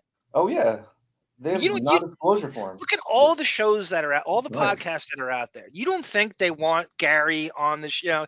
Wouldn't it be great to hear Gary speak on his own outside of the show somewhere? You don't think they're asked all the time? These people Yeah, but they to do these Howard shows, has and they to want do- their own show. They all want their own show. As soon as he ends officially, and he's not there, it's going to be the Gary Delabate show. John Hines going to have a podcast. Sal and Richard, either individually or both of them, going to have it. They're all going to have their own fucking show. You're going to see 95 podcasts launched the day the language of their contract is released. I get there's such air whores of people on that. You don't realize it. So that's got to be some strong contract language if they don't fucking break it. The only one was the biggest air whore of all. It was Shuley would actually find ways to go on other people's shows while he was still there. I remember he was on. If Howard leaves, don't they leave with him, or how does that work? Yeah, I mean, some of them, if they're employed by Sirius, so they're going to keep some of them. They'll integrate him into other channels and shit. That's Which ones? total nuts. Whoever they find useful. You care to speculate, John, who they'll keep? You want me to speculate now or who they keep or after? Yeah. Let's I don't hold think they that thought. keep Let's finish anyone. this. Okay. Oh, sorry. I ruined it. Climate, even for Howard Stern, even Sirius satellite radio. Yeah, I mean, Stern has been a notoriously big critic of our president. And, you know, we don't know, to this day, we still don't know what. She says that to Don Lemon. Don Lemon's gotta be like, fuck you. I do it every day on CNN. He does it 3 times. He's nothing to do with the political climate. He doesn't deserve credit for it at all. So Lemon, who's a Howard fan, has got to be going, no, fuck you. I do it every day for an hour. Every day I do this. What truly happened with Colbert and his CBS exit, right? We don't know for sure how much Trump played because we're never going to really, really know those conversations. We're not going to really know the crux of it. We know that Colbert's ratings were as good, if not better, than his competitors at other networks. And yet he has still been let go from CBS. And, you know, these are men who are making these. That's right. Missing in action. He said, I don't want you listening to my show and I wish you dead. So it just shows you he doesn't have any accountability, right? He just could care less. If you don't show someone your listenership or your ratings, you could wish people dead and you could say, don't listen to me. Trump supporters, MAGA, don't listen to me, right? If you're not going to release his listeners, it doesn't matter if he says that. There's no risk. He's already, got money, generational money for generation after generation after Zuzazoo to Zuzazoo. You could Zuzazoo for the next 300,000 years on the money he has. There's no risk him going after Trump. These are media personalities. And billions and billions and billions and billions and billions and billions and billions and billions and billions and billions and billions and billions and billions and billions and billions. Do you remember when? Do you remember when Howard? Do you remember when Howard and Beth were walking in Florida, and some MAGA reprobate passed them and screamed at on the them? bike. Yeah, They were walking in Florida. Go back to the Hamptons. Oh, yes. This is MAGA country. Sing it. Saw those MAGA hats and ran away. They were walking in Florida.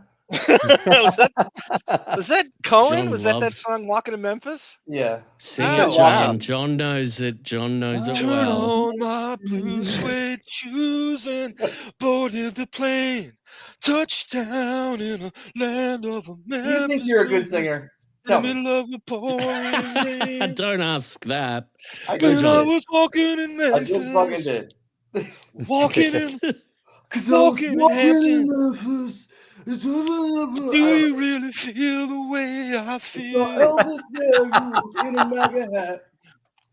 He does that special Lars, and now they have that Lars Ulrich. I have that too. MIA. Let me put her back. Shit. A lot of money, and they are speaking out against our president. And our president doesn't like that, as we know, and he has the tendency to go after media corporations that he finds issue with. And so so despite not only are you paying Howard a very large contract, but you also we don't know if there's any sort of we don't know if there's any sort of threats behind the scenes from. Horatio says there's actually a class action suit against Sirius by its lifetime members right now. I remember getting a letter to join it. Oh my, we got to get into that at some point. Thank you, Horatius. Everybody join that. Everybody join the vacation solution. Everyone join the lifetime. I gotta see what that is. That's tremendous. I'm looking Get that filing. Yeah, everyone will get $1 out of it. But that's Howard causing that, isn't it? Like they need $1.12. to pay him. Get They it? need to pay him, so they can't honor the lifetime subscription. That's right. Okashi's right. There was the Artie Gary show at Terrestrial. John, everybody's going to get $1.12. Get it? $1.12, 112. Nice, Johnny. Nice. The lawsuit was dismissed. I'm bringing it up on the screen. Oh, how did that lawsuit you just was it talked settled about? though for dismissal? It was just dismissed as trivial. Appeal. Well, appeal. What was the disposition though? Final disposition. Anyway, bring in Matt Murdock to represent him. I don't trust that lawyer. That would be. Yeah. I'll read it. On June 20th, 2020, U.S. District Judge Noel Hillman dismissed a class action suit alleging SiriusXM radio lifetime subscription should move it over, Bon. I can't see should apply to the life of the individual and not the device. The dismissal file. So they're blaming the device. So if you had the stiletto and the Starmate, that's Oh, bullshit. They got to fight that. We need Matt Murdock. That is bullshit. Appeal. I'll keep looking on that. That's funny, Two Mass. To add more bodies to the But Dabbler. it didn't say his name though. It just said Sirius lifetime subscription. You're not getting a lifetime subscription to Howard. You're getting a lifetime subscription to Sirius. Oh, my bad. It wasn't back then, especially. I was a little confused. From whomever, Johnny, you're right. It that was would settled. cost SiriusXM like it was even settled. It was settled. Yeah, to get it dismissed, they settle it for an undisclosed amount. Well, it was dismissed, but you got to ask follow-up questions. Yeah. more money on top of Howard's contract. You know, there's like almost like the what's that saying? It's like the you have to pay to play, or it's like kind of like, oh, the cost of doing business kind of thing. It's like, you know, I think a lot of outlets are trying to figure out like how much money is it going to cost me to keep this personality going. Yeah, well, the line was, and I know it's a business decision. That's the line. That was the line for me, and I think that's the thing. So you're right. You're close to it. Support comes from Z-Biotics. I have to tell you, and Howard was outspoken. Howard was not. I don't think of him they're gonna as have someone. to pay. He's They're gonna have to pay for, like, when he does go. I might have said this earlier, but when he does go, they're gonna have to pay him daily for using his back catalog. Okay. Yeah, that's how he's gonna set it up. So until he's making 2027, money though. for those residuals he's getting residuals, if you want to call it that. He's getting a payment per broadcast. This is what I speculate. And so he wants to live off those. But his product every day, like I said earlier, is diminishing. Those old reruns are going to only be worth so much. They were worth more back when they were bought, because they keep Playboy magazine now, and this is an analogy, because it's a marketing tactic. Okay. They keep they keep the magazine going even though it loses money, because it's a marketing cost. It's a brand name. It's a cost of doing business, and because you make so much money off of like Playboy.com, it probably makes tons. I'm just guessing, and I don't want to get too far off on that. But so how it pertains to Howard is his back catalog is going to be his sort of golden goose when he leaves, because he's not going to be getting paid anymore. Golden Pelican. Gordon Pelican, great. Well, that was one of, I think it was. But you understand my point? Yeah. Well, that was his product is going to be soon just reruns. That was, somebody had the theory that he's going to claim he had this exit strategy going all along, and I'm gonna run this out to the con. And I told them that they're gonna, and this is this is the way I planned it. That you're going to take my catalog, and I'm going to do it once a month, and I'm going to come in if you can get me a Taylor Swift type of interview. And then it's going to be this real special event, and he's going to act like it was there, where it'll be like a year of like work, but not work. You know? Yeah. No. Yeah. He loves the announcement. Profile work. It'll maintain his profile. So the announcement's always have some kind of announcement's bigger than the work. It's still part of the Sirius family. Maybe. What percentage of the reruns will be evergreen?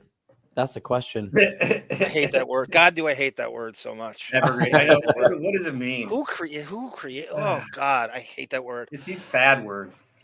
David Delafoye says, "Would you? You know what that means? Would you have sex with Don Lemon? No. Would you have sex with Jessica Finn? I believe is what that means. If I had to, I don't speak fluent Dalforanese, but I think he means, would you have sex with Jessica Finn? We'll shoot it around the room. Bomb, would you? Would ya? I don't know. Yeah, I'm just reading it as an Aussie does. Would ya? I think the carpet does not match the drapes. I think she's actually brunette. I would. I think I would. Yeah. I have no problem with that. Yeah. How about you? I would not. Tendrils would not.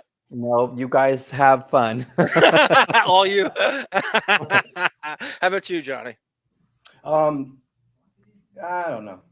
Maybe. So, okay, so you guys. She's the you heard hottest chick we've ever had up here. Johnny is ambivalent about Don Lemon. Okay.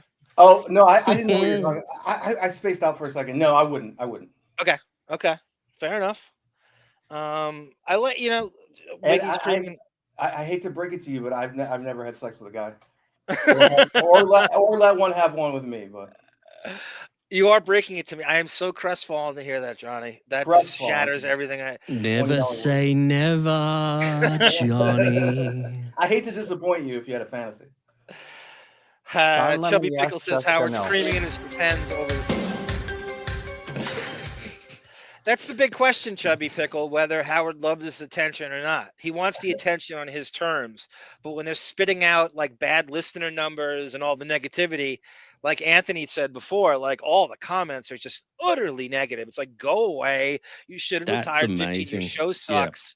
Yeah. That's not what he wants. And you could tell by his social media numbers how irrelevant the show is. If you really need statistics, you do that. Yeah. He's what one person was excited. Stuttering John, the person to replace Stern. Up the top, Stuttering John says, I'd do this at Sirius XM. Of course he would. He's going to replace him. He genuinely believed that he got that offer, that he would get that offer. He believed that he said that to him, and I think never. John's they can't afford John. They can't afford John. They just can't afford this. There's not enough Coors Light in this world. Sirius does super chats now. Speaking of which, if anyone could donate, we'd appreciate it. We're like give us your money. Give us your money. Give us your money. Not a good self-promoter, as you can tell. Just not good.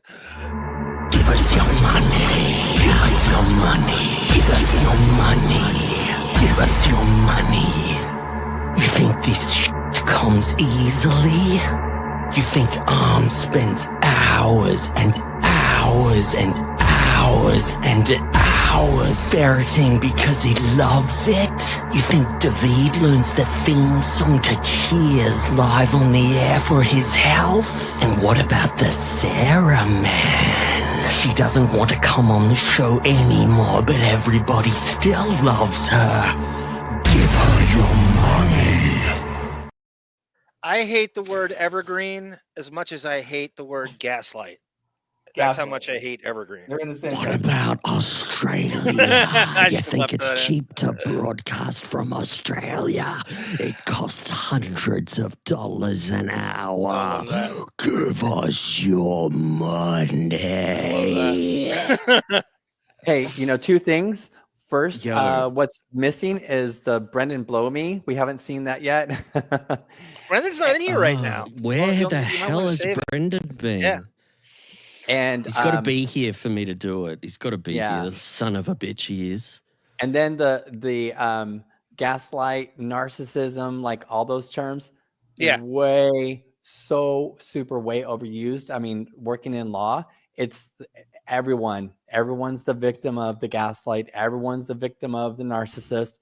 And yeah, those things exist, but I definitely think people way overuse it. Gaslight means lying. There's almost no difference at all. I just say the word lie. Well, how did that become? It's not it was based off some old thing, and everybody. It's an internet word. It's one of those internet words that run amok, and you're just like, I can't stand it, and I can't stand it.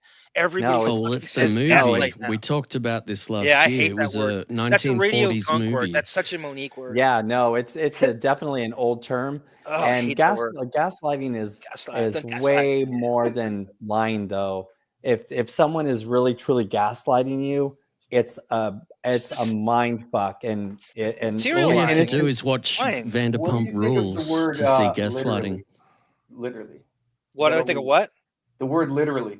Is that overused? Yeah, everybody makes fun of how often that's literally used all the time. Literally, yeah. Because you could use it so many different ways. I know. He has evolved over the years, but I don't think of Howard Stern as a there's the E word. Heart Another word I hate. Evolve. I think he's more of a practical person that sort of judges things on their own merits. And I think he was just disgusted by what is happening in the country. Don't do damage control for him, Don. Let him fucking do it. If he has the balls to address any of this when he comes back. I don't even know if it's balls, whatever it is. Don't do damage control for him, Don. Let him come on himself. He's got a whole fucking platform. Let him come on and do it. Doesn't believe in false equivalencies. And I don't think he believes in, people lying. He can see when people are lying to him. And I think he's just concerned about democracy, not necessarily that he is. He's not concerned about democracy. If you're going to be fair, Howard is obsessed with himself and his bottom line as much as Trump is. Nothing he does has any benefit for anybody but himself, just like Trump. So if you're going to do that to Trump, do it to Howard, because they have so many similarities, and that's one of them. Howard does nothing for the good of mankind or for his step. Everything is for him. He only cares about his free speech. That's right. That's right, tendrils. He actually, he's quoted saying it. He's on tape saying that. I only care about my free speech. How do you feel about the term unpack? Let's unpack that. They say that that is another one. Every podcast now. YouTubers love saying that. We got a lot to unpack on this. We got a lot to unpack. I'm gonna deep dive and unpack during this. Is some bleeding heart liberal. So it's interesting because your story says Stern famously interviewed presidential hopeful Vice President Kamala Harris in the run-up to the 2024 election. Harris's decision to appear on the Howard Stern show was slammed by many Republicans who accused her of this political angle gives him an out. I hate this shit. I hate that he gets political points like he's some fucking martyr. It's ridiculous. He has nothing to do with changing anyone's mind. I'm as lefty as anyone is. He has nothing. You remember he was a Republican all those years? And so there's nothing about him. He just sways to like as good as his last conversation. Whatever benefits him Hollywood-wise is the way he goes. There's nothing to do with anything productive politically. It's a lame claim because it's so easy to say fuck Trump. Yeah, it's the easiest thing in the world. Yeah, but he has no finesse or no talent and explaining his political. No, it's not even. You're right. It's not even a good, unique take. He does this. When Don Lemon had a show, he did it every night. These channels, they do it every night better than him. More detail. They have statistics. They're politically seasoned. He has nothing unique to say about it. The only thing unique is he knew Trump for a very long time. That's it. But he doesn't even go into that. It's the most, we probably overuse this. I'm going to overuse it again. He is the most basic bitch political take there is in all of it. And it didn't come until he was shamed into doing it. He just does not deserve any political points. Avoiding a number of mainstream media appearances. But also he has been criticized recently as being, he's lefty, he's liberal, he's woke.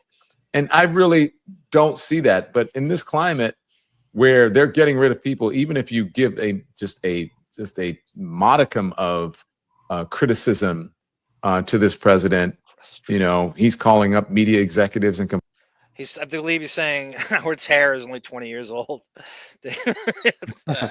And Howard happy birthday to Howard's hair, by the way. Howard is not woke at all. No, not if you're woke, it means like you mean it.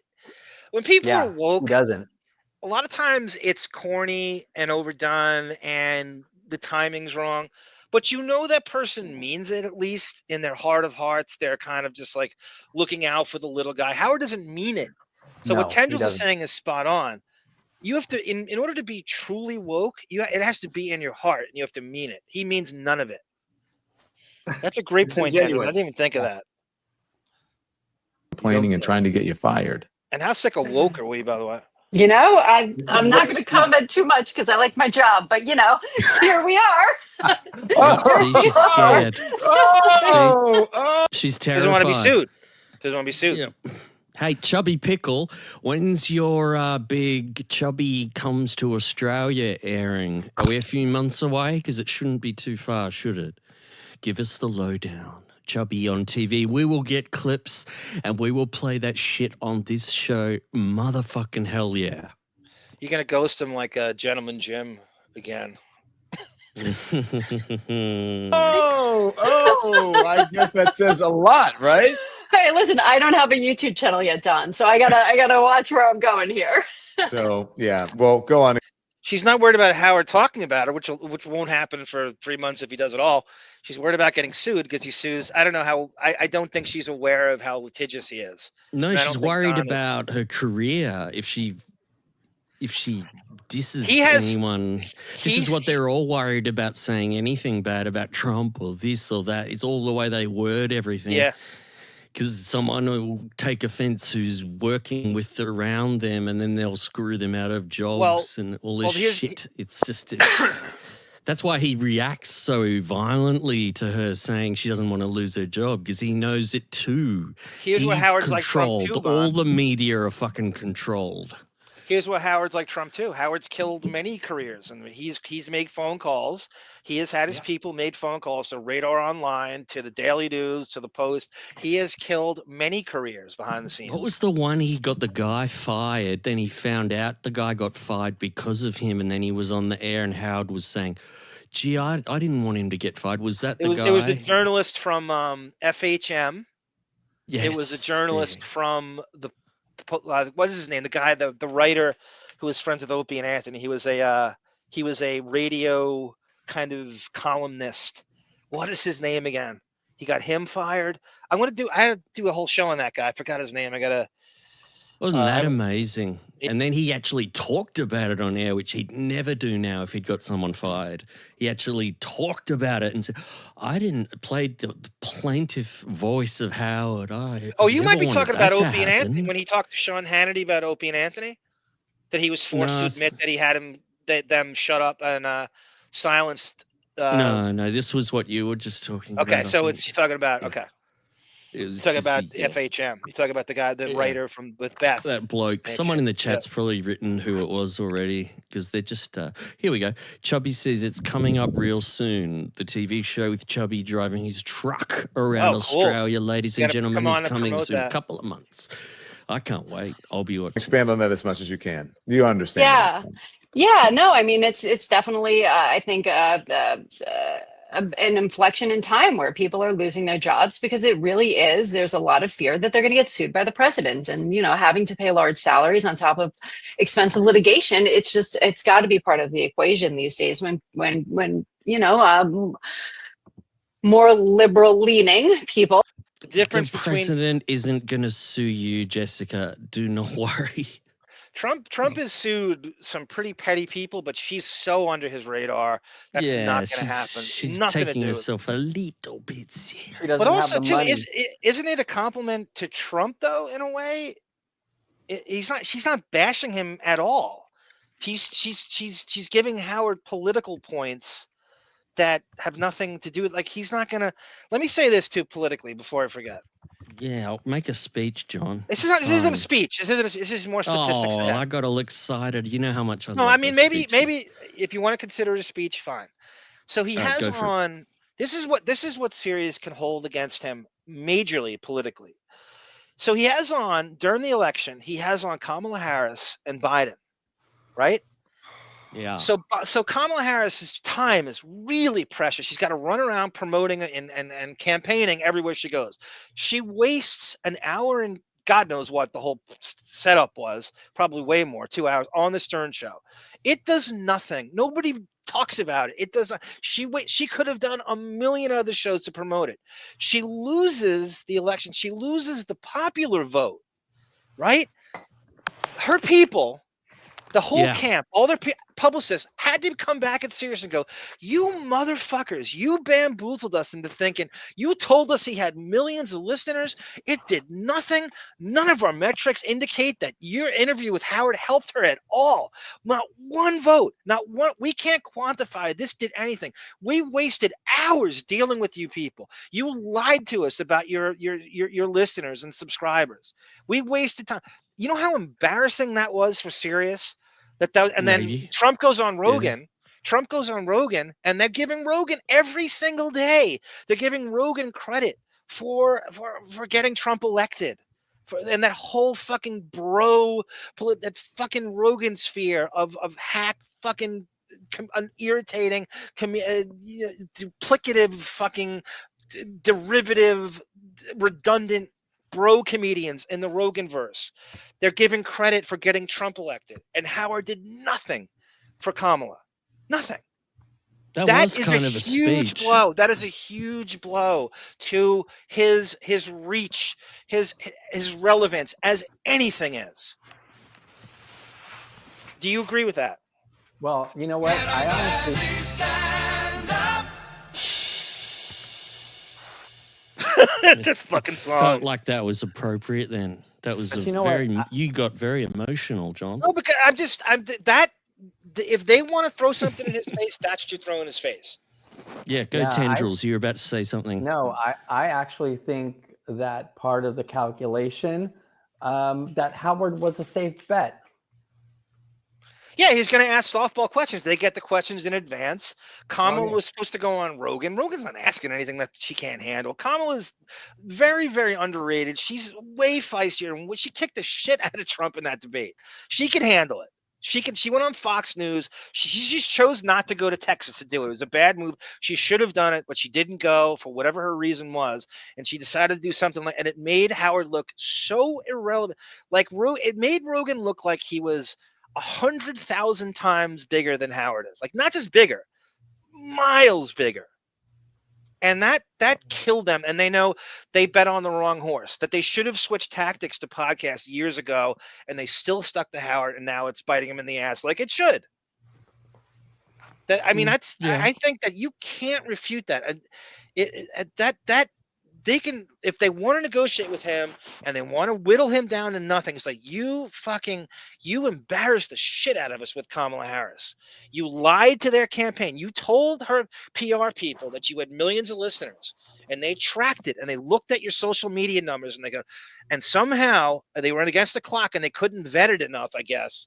And they bought into it. And he has this thing with, he gets, the first interviews and stuff. So she probably was like, I don't know if that's, Howard, believe me, that's the biggest show we have.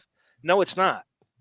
No, it's not. And they found out precedent though with Hillary, so they probably just said, "Oh, Hillary was on there, so we'll just try." He's gonna ask softball. It's not the old Howard, It's not 1997 Howard. They may not analyze it as much as you are. Well, they should. That's their job. That's their job. They might have said we're so screwed anyway that we'll just throw shit at anything. They felt good about. She had to rush that campaign. She had to really rush that campaign, and they were doing anything, and they had to choose wisely, and that was not choosing wisely. They had 18 million less voters in that election. Yep. Where did they go? Where'd they go? Yeah, that's incredible. I didn't Howard know does not, and he does not prove. He does not move any political needles whatsoever, and I mean heroin. Breaking news: police officer killed in Atlanta by a man who was sick in COVID. That's Crazy Robin with the news. Thank you, Crazy Robin. Oh, my Abby Phillip over here. A few years back, I would never have thought that being called woke would be used. It's not an insult. I mean, total BS. No, it should be a compliment to most people. It means you're thoughtful. You care about something besides yourself. But woke is a pejorative term now. I actually want to speak on that, to be honest, because the reason why these people have made woke a bad word is because it was used positively by the Black community, and they are so jealous of anybody else having any attention besides them, so they had to make it a bad word. I'm so sick of hearing. They've just taken the piss out of it. Like, I'm so sick of hearing it now that it's actually it's actually rebellious to be woke. It's like you go the other way now. It's become like where it's actually like it's like edgy to be. Andrew Jenkins, because I heard ARM was so popular in the 90s that the whole Smith Haven Mall stopped and prostrated for his birthday. I wouldn't call myself a mall rat, but I would go to the mall pretty regularly because they were, Bond's a gamer like me. So we had to go to electronics boutique, right? Once a week or once a month, or GameStop and that whole thing. Hey, ARM, what sign are you? Aquarius. Wow. Me too. Did you have a chain of record stores called Harmony House? Oh, I don't know. No, we didn't have that in Long Island. We didn't have it in LA either. This is Southfield, Michigan. Howard wants you to forget he was friends with Trump. Like, yeah, it's Housey football. You're right. Okay, let me finish this. Or let go. I can't imagine that isn't part of the equation somewhere down the line. Yeah. Everyone, Sarah, I believe, just gifted 5 Deppening memberships. 10 now. Nice. She's the best. The best. We love, we love that Sarah, man. Love that Sarah. Look, I also listen to Howard, and I mean, there's Howard and Joe Rogan. He's been very critical of some of those folks, and I mean, Howard, he comes from a time, he's old school. He's a bit older than me, not too terribly, not that much. What is he, 70? If he is, he's 71. Oh, yeah, he's older than me. Okay, so Mr. D, also too, the difference, Howard and Colbert. Colbert's a political guy. Colbert's not. This isn't some bandwagon he jumped on. He was the fucking. He was on the Daily Show. He'd been a writer for the Daily Show back to the Kilborn days, right? Then he had the Colbert Report, which is aping fucking Bill O'Reilly. So Colbert is the most political savvy out of all those guys. It's Kimmel and Fallon that jumped on the bandwagon. Colbert's been political for years. He deserves. He does it better than they do. So it's not like he's, Howard, again, it's nothing to do with Colbert has every right to do that. It's Colbert, his ratings are better than everybody else's. It's not his fault. They hemorrhage and overspend on that fucking talk show. At least a decade or more. So, but he's old school, and he grew up in radio, and much like, the folks in TV who used to travel around from. Two masters, like Mark Maron, I'm the apology guy.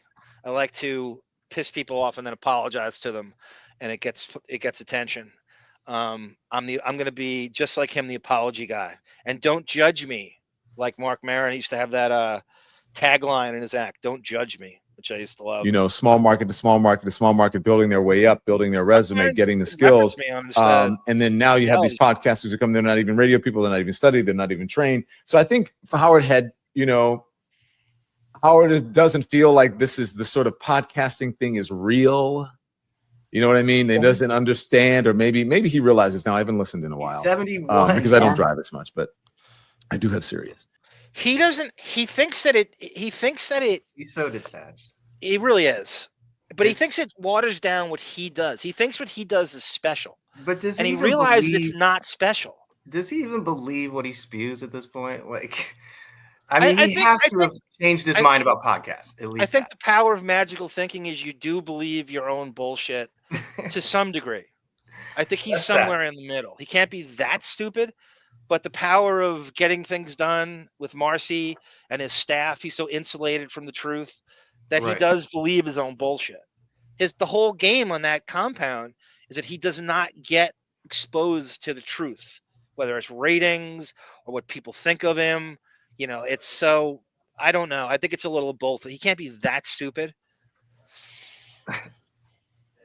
But I don't think you understand the influence of podcasters and just how big podcasters and streamers and influencers are right now. Yeah. Which could say a lot about this, where we are with this whole serious thing and him, either cutting ties or whatever it is. Who's Bob Lazar, guys? I don't know who Bob Lazar is. I'm loving this comment. He used to work for the Bob government. Lazar's a guy. He's a fraud. You think he's a fraud, Johnny? No, go ahead. I'm asking you who. I don't know who it is. I don't know. Bob who Lazar. He used to work for the government, and he worked on Area 51, and he allegedly saw some planes that had been or UFO craft that had been recovered by the government. Okay. So in 82 and 83, and like he has a history of like building shit, like nuclear shit, and being really smart. So they produced like a phone book from that year of like 82, 83, where he was in it. So I tend to believe him, but I mean, it's up to you if you want to believe him. But he's been on like Nevada like talk shows back in the late 80s, and then he was on Rogan. I think he's been on twice, or just once or twice. Did he work part-time in the Justice League? Did he work part-time in the Justice League satellite, looking for Thanagarian alien ships? We don't know these references, John. I don't know if you're being serious or not. John just made comic book references, everybody. Oh, but, how do you not know the Justice League satellite? I know the Justice League, but I was like, is he really reaching? I used to watch it on TV when I was a kid. But Dave was referencing Joe Rogan, so Dave was saying, Mixoplex. doesn't Howard interview Mix- the same nice, Johnny. people that Good Joe reference. Rogan does? Yeah. Who has more celestial integrity, Bob Lazar or Riley Martin? Hands down, Riley Martin. Riley Shouldn't Martin. Rogan Yeah. have? Shouldn't That's a Rogan no- have that's had a- Riley that's a Martin no on his thing. show? Right? Rogan should have had Riley Martin on his show. He would have, right? If that had gone on longer. There's nothing. could do There's an nothing less hour. credible about Riley Martin. There's nothing less I credible. could do an hour on Bob Lazar, guys. I could do an hour. Okay. I never even heard Wait, of him. why do you think he's bullshitting? If I could just ask. Who? Oh, well, Stanton Friedman destroyed him, and that's why he never. His resurgence is I'll look up Stanton Friedman. garbage. I don't want to get Jeremy off topic. Corbell. I don't believe it at all. And he was a technician, and he worked at Los Alamos, and allegedly he could have been cleaning the toilets there. And that W-2 form that they said, that wasn't even real. That was fake. And the hand scanner. You know what I'm talking about, Johnny? Yeah, like he said it was like one of the first ones that you scanned your hand, right? Yeah, and it was out of Star Trek. Here's what I'll say, and this is a I mean, they had a compliment. fucking I watch in Star Trek. I mean, you can't what do they call it? Okay, guys. Here's what I'll say about Rogan. Well, He all right, could John, have- let me finish this up. No, with let me Johnny. finish it. No, Johnny, let me finish the Johnny, statement. I'll just say to Johnny, I wish it was true. That's all I'll say, Johnny. Okay. I wish his story was true. Okay, you don't believe me. I get it. I think it's very arrogant of us to think we're the only people in the universe. But here's what I'll say about That's Rogan. Is He this could a have speech? on All right. he could have on a Bob Lazar, right? Okay. And Howard can have on a Ben Affleck. And Rogan's getting more people to listen to his show. Oh yeah. To watch his Rogan's show. interview with that's Lazar the was difference. So more he's interesting destroyed than the whole star Affleck. power. That's Right. as self-indulgent as it gets. That is That's a very self-serving. lopsided analogy. Yeah, No, it's crazy analogy. I'm trying to be lopsided. I'm trying to give you that star power. Howard's show is so beneath Rogan's that it doesn't even matter who the celebrity is. That You're Rogan trying can to have get on on the someone slide? like What? that and still beat him. Oh, you're trying to be I lopsided. don't mind if you. I don't trying mind to if be you lopsided. believe him, Johnny. I don't mind if you believe Lazar. It's all right. I'm Here we not go. that judging. That's happening. But Yeah. who, what does that say about where we are and who fills that space, if anyone comes along? I mean, we're definitely at a different point. I mean, so many of us are getting our information and our news from podcasts. I don't think that, I walk around with my headphones on half the day, right? And I'm listening to whatever the latest news information, not this. whatever. That's a great Okay, word, Jessica. Master. Serial fabulist. Fabulous is a great word. Fabulist, as you know, you may or may not know. Fabulous. You mean That's someone another one, someone who tells stories that they're the star. Everything fantastic happens to them all the time and only them, and they're the Oh, victim and they're the God. star of it. And Bert Kreischer is a fabulist, right? I'm Always reaching this for the crazy- drop button, but I'm not even going to do it. I've done it too much. This show That's all right. already. You can do whatever you want. Have you on We've a already podcast. heard, And I don't think that people are really like tuning into Sirius that way. It's not like something I don't think people are necessarily logging into their Sirius account and listening on their headphones. I don't think that that's something that a lot of people are typically doing. Thank you, And Mr. it certainly D. is, change in media. I don't think that Sirius holds the same weight that it used to at at the outset. Stern was brought on in, I want to say 2006 Yes, to it was. Sirius. And of course media has changed drastically in 20 years. It's a totally different environment now. Well, I love Howard. I love what he's done. I admire what he's done. I love Robin. I think What has he God. done? What has he done lately? See, this is the fear. Yep. The fear. Go ahead, Fuck Mon. that. What's That's the the fear? fear. Just what he's saying. What Yeah, I everything he's know, about I know. to say right now. He doesn't know enough. pisses He doesn't me know. right up the wall. It should be us doing. I should be the He's guest. the kind of liberal who'll give Howard a pass on the blackface, on the N-word usage. You I know, what I know. He should be probably all over doesn't that. even know about Because it. I think he's an ally liberally, politically. He's an ally now. He knew And about it. much He's bigger. part of that. You got to remember who his best friend is. Doesn't want to get on his bad side. Anderson Cooper, and he's part of that whole Hamptons clique. Right. But that Don too. Lemon is very much part of that whole Hamptons clique. Yeah. Yeah, Art Bell. I didn't know who that was. Good point. I thought he was a black guy. That name is such a black name, and he's not. He's like a white guy. He's like a boy. He's a white guy who talks about. I thought. Yeah, that's KFI. crazy. Legend. Absolute legend. KFI 640. Hey, Arm, can I tell a fabulous story real quick? No. Is Hell it, no. is it truly Go ahead. fabulous though? Is it Yes. truly fabulous? Well, all right, go. According to some people. So I'm the kind of person that people always tell me that can only happen to you. I have so many fucking crazy stories in my life. And one time I was kidnapped. I was staying at a friend's. I borrowed her car and I went to my apartment to change. And I'm at the light waiting for it to turn green. I go through the light and I'm T-boned by a van. The car swirls, hits the light pole. I'm not injured, very shaken, very scared. What year is this, Daniels? This was in 97. Oh, Jesus. Okay.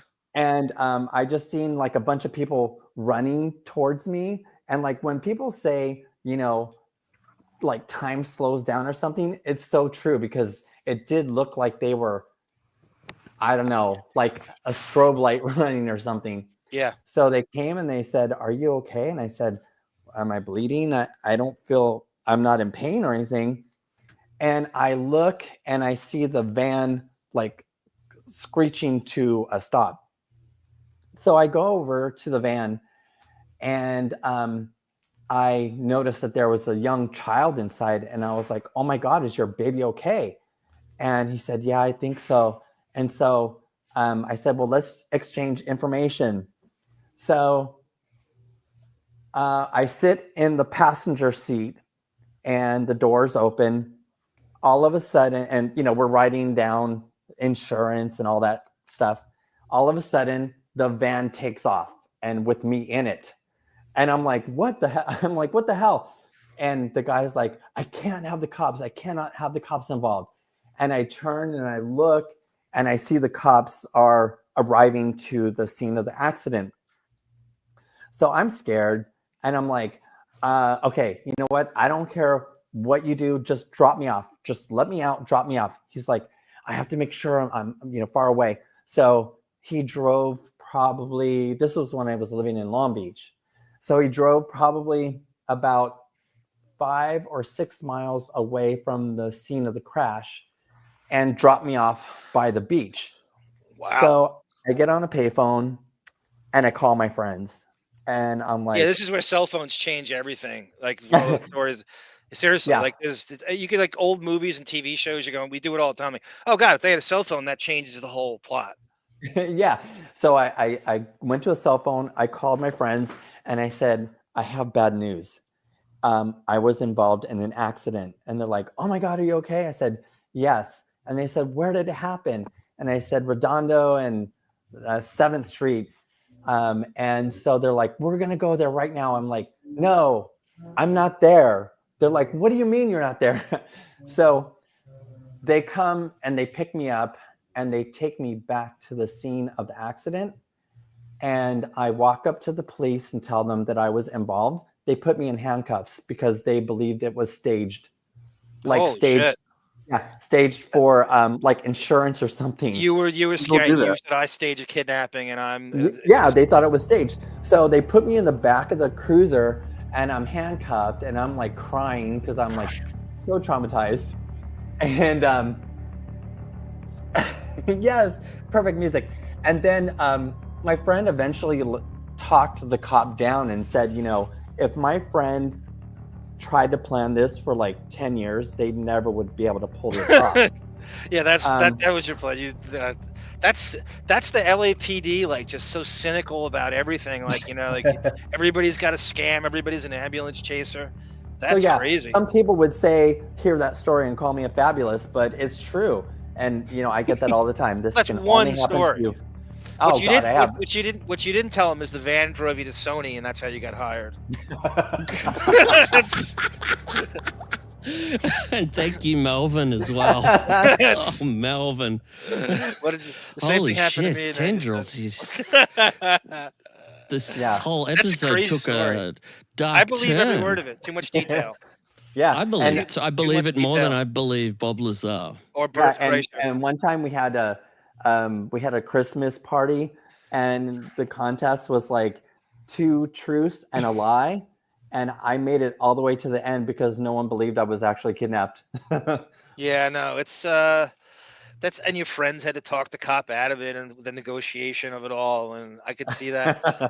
Yeah, Ben, that's exactly who I'm thinking. I'm thinking of Art Shell, right? So it's so much like Art Bell. Yeah, he was an ex-LA Raiders player. That's exactly what I'm thinking of. Thank you, Ben.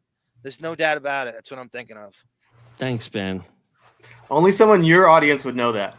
Art Shell? Yeah. Art Shell was he's an all-pro. He was a big Raider teams. You have a cross section, John. He was part of that. You remember when the Raiders beat the Eagles in the 80 Super Bowl, 1988? You have people from Ireland, Australia, California. This is a cross. I'm complimenting you. I'm trying to. Jim, no, I know you're right. I just I can't help it. I'm such a sucker for an 80s sports reference. It's ridiculous. Right. They know that. The Josh Fosters of the world know that. Beth saved the ladybug today, says Dave Delafoye. Did she really tweet about? I could see her actually tweeting that. Who am I? Scotty Anderson over here. Chubby Pickle says you need to do an audiobook about this, Tendrils. Yes. That's a very reasonable request. You will do that. They're great. I mean, I don't know them that well personally. I think I met Howard once, and I think I met Robin, or maybe. Yeah, somebody asked me that Don Lemon has not been booked on the show. I was Tata Toothy that asked that or something. Yeah, he's never been booked on the show, ever. And fucking Anderson Cooper's been on 100 times, and Andy Cohen's been on 100 times. He's never been on the show. I don't know. It's really. I would like to hear him once, just once. Never been booked. Never been on the show. I've interviewed. I don't know, but. I mean, definitely iconic, and they changed the game for not only for terrestrial radio, but for, satellite or streaming radio. Now, he was, I think, if you want to, I said he may have had an issue with those. Thank you, Tamara. She said, I just got a nickname for you, Tendrils. Damn, Tendy. What a story. Just getting off work.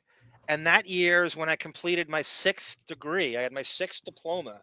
In the same year that Tendrils got. Thank you, Tam Fran. Oh my gosh. Yeah, that's her 6th. My podcast bestie. And Tendy is the nickname Autobot Al gave me. That's a great nickname. Who am I? Dave Concepcion over here. Who am I? Alan Trammell over here. Johnny And Meyer. that lyric is from Today is a Good Day, Ice Cube. Who am I? Chet Lemon over At a house here. next to Johnny. Prince. Who am I? Frank Tanana over here. Are my thoughts. He may feel a different way with podcasters or streaming, but he was the original podcaster, influencer, streamers, and these people are taking a cue from him. These people are outspoken, but the thing is, with Howard, as it relates to what was happening in the world, serious issues. I will give Howard credit in the sense that there's no this show without him, right? I mean, he did spawn that whole Dabblerverse, right? You have whoever you're talking about, Opie and Anthony influenced by him. So he did spawn Rogan, right? He did, no matter how bad his show has gotten, it does all go back to him, doesn't it? Right? We wouldn't be here without him. We wouldn't know each other without him. So I will give him that. You got to give him that, right? Will he ever reconcile with Stuttering John, do you think? What's that? Will Howard ever reconcile with Stuttering John? No. Or is he going to die? And whereas he is an adversary. I do think it would be funny. I do think it would be funny if Kimmel reconciled with Stuttering John and Howard had to talk to John through Kimmel. He's invited to the parties. Yeah, like Clooney became friends with Kimmel, with John, and it had to happen that way. And John's rocking up with the backpack full of Coors Lights to the Hamptons, and Howard arrives and goes, "Oh shit!" Bradley Cooper I've got a question. John somehow. Who's going to be the last guest? You know how Johnny had on, like, who was the last guest? Roseanne, or I don't remember. But you know what I mean? Who's going to be the last? It's going to be the most boring answer you can Jimmy think of. Kimmel? Paul McCartney. Paul McCartney. Yeah, it's going to be. That's going to be the most boring. Yeah, it's Seinfeld. Yeah, Kimmel will be sitting there with Dave Howard Chappelle, interviewing someone. Chappelle hasn't They'll done be the crying. show since. Jimmy will cry. Yes, he'll definitely cry. Robin will cry. Yes, he'll definitely cry. So, to quote tears will be shed. To quote Not a dry eye, not a wet eye in the house. Again, to quote Howard. To quote John's Evelyn favorite. Lozada from Basketball Wives, John is a non-motherfucking factor to Howard. David, I have a dream that it's a mystery guest, and Gary walks in, none other than Steve Perry, and they make up. What is with you and fucking? Oh, I know, because it's from Detroit. Big Bird. Oh God, that whole Detroit thing. That's right. And he comes in and he says, "You and Steve Perry." Big Bird, and Howard lifts up his That's right. mask and goes, "What?" And he has a coronary right there, and he dies on the air. Fine, And, Johnny is. and it's all Gary's fault because he tried to reunite. See, Steve Perry. That whole story to me encapsulates Howard Stern's rise. You and have brought fall him in up show 10 business. times on the show. Huh? You have brought up Steve Perry 10 times on the show. Because he called Howard Stern in 1980 I know. when he was nobody, Big Bird. And Howard will not forgive him to this day. And then the last time he mentioned him was in 2018 when Steve Perry came out with a very kind of later career album. I think it was called No Traces or Traces. And Howard panned it, said he can't sing anymore. But he's still pissed off at him is my point. I even wrote a screenplay, okay? It's called Howard Forgives Steve. And it's just about different trajectory where Howard actually forgives Steve and they become friends. And I'm not going to give away anymore. But don't give it away. I'm going to plagiarize it, Johnny. Don't give it away. Someone will steal it. Someone will steal it. In the broadcast now. In the broadcast now. In my mind, I've already stolen it.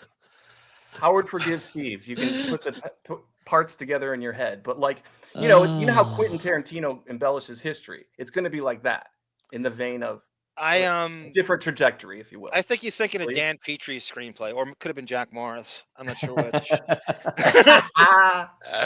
Don's favorite Negro spiritual. It's off time. Prince T'Challa, Dave Delafoye. All right. So, do you guys want to see the shit he did this week with fucking Lars Ulrich? Not really. Yeah. It's just this is so Howard. At the same time, this is very brief. I'm not gonna. There's only one more thing boring than the contemporary Howard Stern show, and that's Metallica. And any Metallica, I have a all Lars things story. Metallica. Can I have? You got a tell the Lars story. Okay. Yeah, tell. Okay, so it was 92. And the reason that we're together. MTV Music Video Awards. They had an after party. Okay. That's when the Black Album was out, It was dark and at the night. Black Album was huge. Yeah. Okay. So it was September of '92. So I just gotten into town, and I crashed the VMAs for '92. Oh wait, that guy Seven used to crash those awards. Remember that guy Seven used to crash the awards all the time. But it wasn't like a pre-planned thing. I'm going to crash this award. I just went to this thing. Mick Jagger walked right past me, and I was like, "What?" And I was in this. Okay, imagine like beige. Shorts, right? Beige shorts. Wait a minute. How did Jagger not recognize you? It was amazing. I hadn't what yet about been on ER. Are you like a groupie, Johnny? No, I was. Shut up. Are you I was outside the thing. He walked by me. I was like, "That was fucking Mick Jagger." What the fuck? Okay, all right. I go to the after party afterwards. I talk my way dropping, and I met Lars, and I'm in like a khaki shorts, and a white shirt, right? A white button-up shirt, nice, and looking like a paisley red tie, but it's not. It's like loose I red can't tie. wear white. So he goes. What kind of shoes were you wearing, Johnny? Are you I gonna meet Lars, and Lars tell us everything? I think he had a drink, and he's just standing there, and we're talking, and he goes, "Oh, so what do you do?" or something like that. We start talking, and I go, "I'm just a student," and I lied. I wasn't even going to UCLA. I was just living on the campus or close. But to you it. were a high school student on 90210 at 33. Yes, in January '93. That was my first gig. So anyway, this is September '92.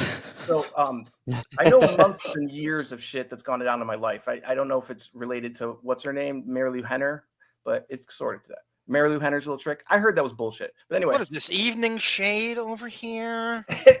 I was on that. I worked with Burt Reynolds all day. Going somewhere. His knees looked like they were in a blender.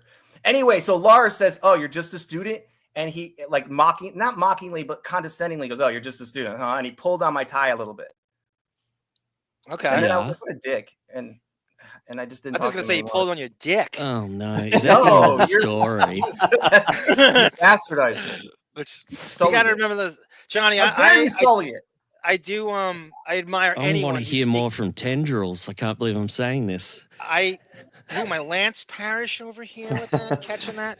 That's a great offensive catcher, Tata Tuthi. Great reference. Jesus, 84 you guys are Tigers. mental patients. This stories. I mean, he pulled your tie. That's what you're telling us. Yes. Okay. Rude, and it was a mocking. That was rude. That is the best celebrity story. If I was going to make something up, it would be better than that. But this is true. I say we bring back the Mike Walker. you. I say we bring back the Mike Walker game just so you could use that story. But I was dressed as kind of like a douchebag, so it's okay. Like a frat douchebag, you know. Johnny, I have respect for anybody who sneaks into stuff. I love the art. I do. I love the art of sneaking. I don't want to sound egotistical, but like I look the part, and if I just if I show any nervousness at all, they're going to be like, "Who are you?" But if I just like, "Oh, hi, how are you doing?"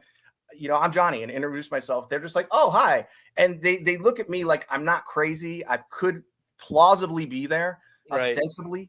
So you're doing the Lord's work, Johnny. We would not be here if not for you sneaking into the Lord's show. I've got to talk to Sarah about these pre-interviews. Wait, the Lord's work? I've got to get on this. Today, and I'm breaking into the channels with Lars. Shit. Metallica is getting its. So Howard does this weird. He comes off vacation, and they plop him on with this weird. Metallica has, I don't know how many channels do they have on Sirius. Another boring ass fucking Metallica channel that I'm not going to care about, and he does this little 2-minute discussion, which he does nothing for free. So he obviously is getting paid, or it's in the letter of his contract to talk to Lars.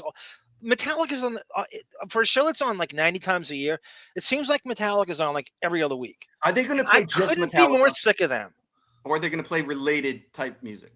No, it's just Metallica. Own Sirius channel. Channel 42 will be Maximum Metallica. Friday, August 29th, Maximum Metallica, and the channel will feature the most Metallica anywhere. Now, what does that mean? It means mega hits, deep cuts, live shows, rare recordings, exclusive interviews. Yeah, that's salesman Howard right there. That speak. Right. I haven't heard that in a long time. That's him reading like a live commercial. Yeah, so he's getting totally. something out of this. Behind the scenes stories and surprises from the band. So you guys are very involved in the I'd rather hear from Skeet Ulrich. What do you think about that, too, man? Johnny Depp light. When you were looking at Lars Ulrich, did he remind you of him? I'm always in I've always had Depp on the brain, so I was thinking of Skeet Ulrich. channel. 100%. That was the one criteria. If we're going to do this, it's got to be us. It's got to be our flavors. It's got to be us curating it. Here's the important question. Yes, sir. Will you have a radio name? Bon, was that edited? You see that cut right there? Did they have to edit this? Here's the important question. Yes, sir. Watch it right here. Us. It's got to be our flavors. It's got to be us curating it. Here's the important question. That. Oh, the edit there, probably. Well, it's not Why? live. God damn it. So this isn't even live. Question. Yes, sir. Will you have a radio name? Will you just be Lars, or will you come on with some kind of gimmick? Should like I I'm his be, head, quack quack, that kind of thing. I'll be Richie Ribbon Smoke. I like it. No, that's good. Now, That was my first hotel. I know Howard's as fake a music fan as he is a political pundit. Jim Andrew Brewer Jenkins, you're has a so story. right. He's such a poser, it's ridiculous. Yeah. Especially with Metallica. You also Do you that know picture of Jim- him and Ralph at that Metallica show that was Sirius Run, where they're just fucking jerking each other off with scarves on. You know Jim shared Brewer's story scarf. on Lars? What's that, Johnny? Jim Brewer has a story on Lars. I was thinking, don't tell it. Don't tell it. Okay. Well. Jim Brewer's stories are It a involves half-hour blow long. cocaine at his house, Lars' house. He did what? Oh, well, you may as well tell the story now. Come on. Details. But Yes, you do. You remember it. What is this picture here as well, Johnny? Is this a UFO? that's the skyline when there's no smog, like once every 10 years. That's nice. All right, tell us the story.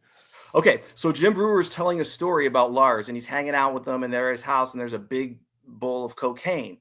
And that's all I remember of the story. Oh, you did it to me again. What a magnificent finish. I let you down. Fool me once, Jeez.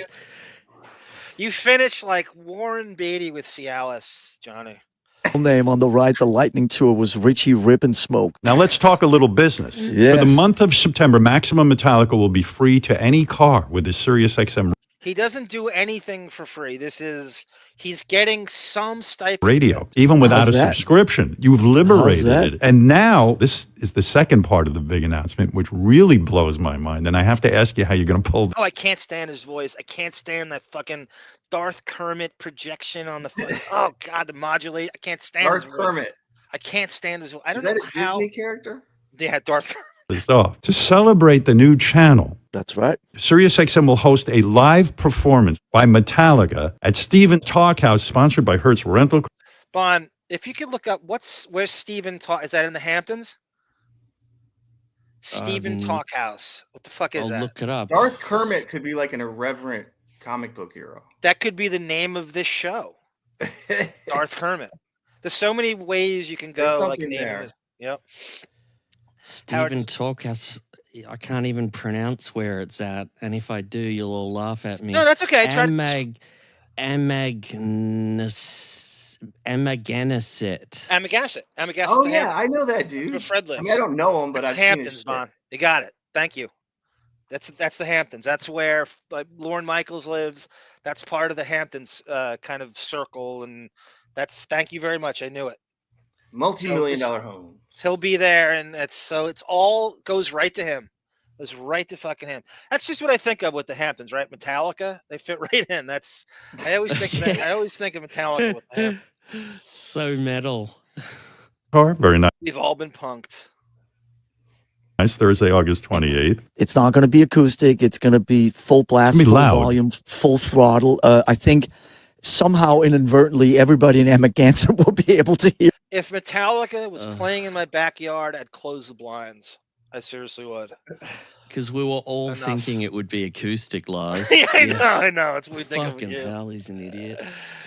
You're. I still love him though. He's just a wacko. I think they're the Lars is boringest, most overrated band on the face of the earth.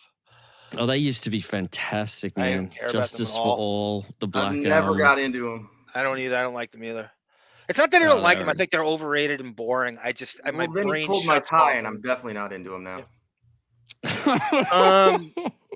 The tie incident. That's what it is. He's still traumatized from it. That's all. Lars is thinking about Johnny Meyer the whole time. He's talking to Howard. You He can hear is. him holding it, and he's just. I know he's obsessed with me. Just these kind of these are things that Howard that kind of looks into his status at Sirius. I'm gonna play some greatest hits here.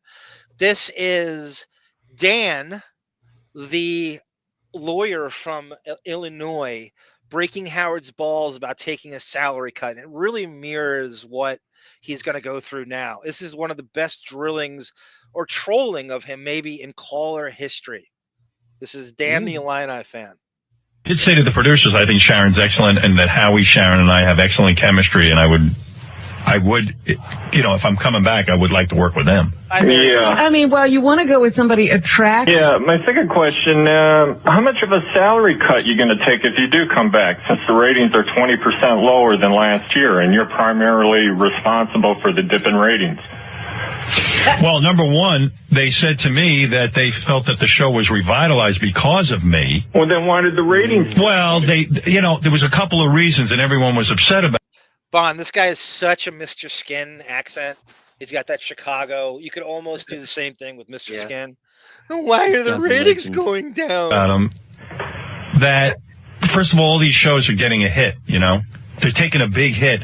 American Idol, what other show? X Factor. They all went down, and I think there's just Listen to him trying to spin it. Listen to him. The wheels. This is such a great troll. too many of them on. Now you got to dupe, like when you call in, Johnny will tell you. You got to tell them. He probably gave him an ass kissing, obsequious topic. Asked a totally different question, and he pulled a rope-a-dope. Right. Honestly, I just think there's so many. Also, we had this really unusual thing where we got started and then we got taken off the air in a couple of markets for various specials and football things, baseball games. And then we got, Olympics. Yeah. And he's making excuses for America's Right. Got Talent, which is a summer replacement show that the NFL preseason bumped it. I guess he's trying to claim. He went on. The ratings went down, and these are just bullshit excuses. Oh my God, he's the worst. Listen to this. I don't know. I think the general feeling around there was that I actually helped the show. That's the general feeling. They were really concerned, and that the demos that Howard, the general feeling around here is that you helped the show. That's the general feeling we have, and we can't tell you. On the show were really strong with me. It's not the feeling; it's the general feeling we have that you kind of helped the show. The overall. They ripped the name Stephen. Mr. D says they ripped the name Stephen Talkhouse from a Nantucket Native American who walked Montauk. Montauk is a town in Long Island. It's the tip of Long Island. It's like the very end of it. So if where Howard used to live in Rockville Center, that's the beginning of Long Island. Montauk is the end of it when you go the other way. My nephew told me that Long Island actually has a higher population. This little strip of land has a higher population than 15 states in the United States. He told me the other day in a text, he said that. And I believe it, but it's kind of weird thinking about that. 50 miles. Thank you for that. My Lars reference has a sports connection. Okay, because Pauley Pavilion on UCLA campus. Yeah. That's like, like an arena type of place, right? Adjacent to it is like a multi-use purpose sports field. And that's where the after party was, where he pulled my time on a sports field. Wow. Sports greats of all UCLA backgrounds. Yeah, that's a major have played there. And the summer leagues all play there. Stephen Talkhouse walked 50 miles from Montauk to East Ham. Okay. Thank you, Mr. D. Would you think Lars owning half of Jean-Michel Basquiat's work, they would do something in Manhattan? I know that's another good point, MIA. Are you serious? Yeah, they thought it was. Well, listen, you're trying to bust my balls. I get it, Dan. But the bottom line is they've asked me to come back for a reason. Not because if the ratings went down because of me, I don't think they'd call me back. I'm an expensive hire. That's a great callback to Mr. Skinhousey. The ratings went down at the 9-minute mark. I don't think they'd call me back. I'm an expensive hire. Or are they going to pay you $15 million? Hey, he has got him on his heels with these haymakers. Yeah. He cannot deal with them. We're going to talk like this. You sound like a Simpsons character. I wish you could track down this code with JJ Thrash. I think we tried at one point. He was on Twitter, this guy, Dan. And I don't know what became of it. He was on Dog Shed too. And he just kind of vanished. He just maybe got bored with it all. But there was almost a shot we were going to get him on Radio Gunk. And he just kind of, that's a big time homina, Chubby. Oh, well, there's been no mention of a salary cut to me. They said they want me back. $15 million in a bonus. You're not lying. You're telling the truth. Why would I lie to you? You lie all the time. All right, how about this? If I go back, I get a raise. Yeah, I'm not Jay Leno, fucknut. Well, when you I know my value. Contract, you said you got a raise, and that's bullshit. That's not bullshit. Oh, what are you, Dan? Are you in the room with me? Have you seen my contract? Do you know what my contract is with AGT? Well, I know it's less than last year. That's why. That is not true. Yeah, I make less money than last year because I work 3 days a week, but I got a raise. This is just like what he's going to spin now. So this is amazing how similar this is to what's going on now. He's going to spin it like this if he has to. He did it once, he'll do it again.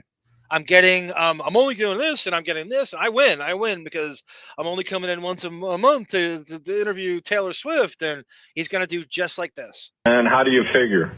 How do I figure? I looked at my paycheck, you fucker. By the way, I see you on Twitter every fucking day, cunt. No, I've seen you every day on Twitter. I see you every day on Twitter. He got drowned out. Dan's going, no, you blocked me. You and Beth both blocked me.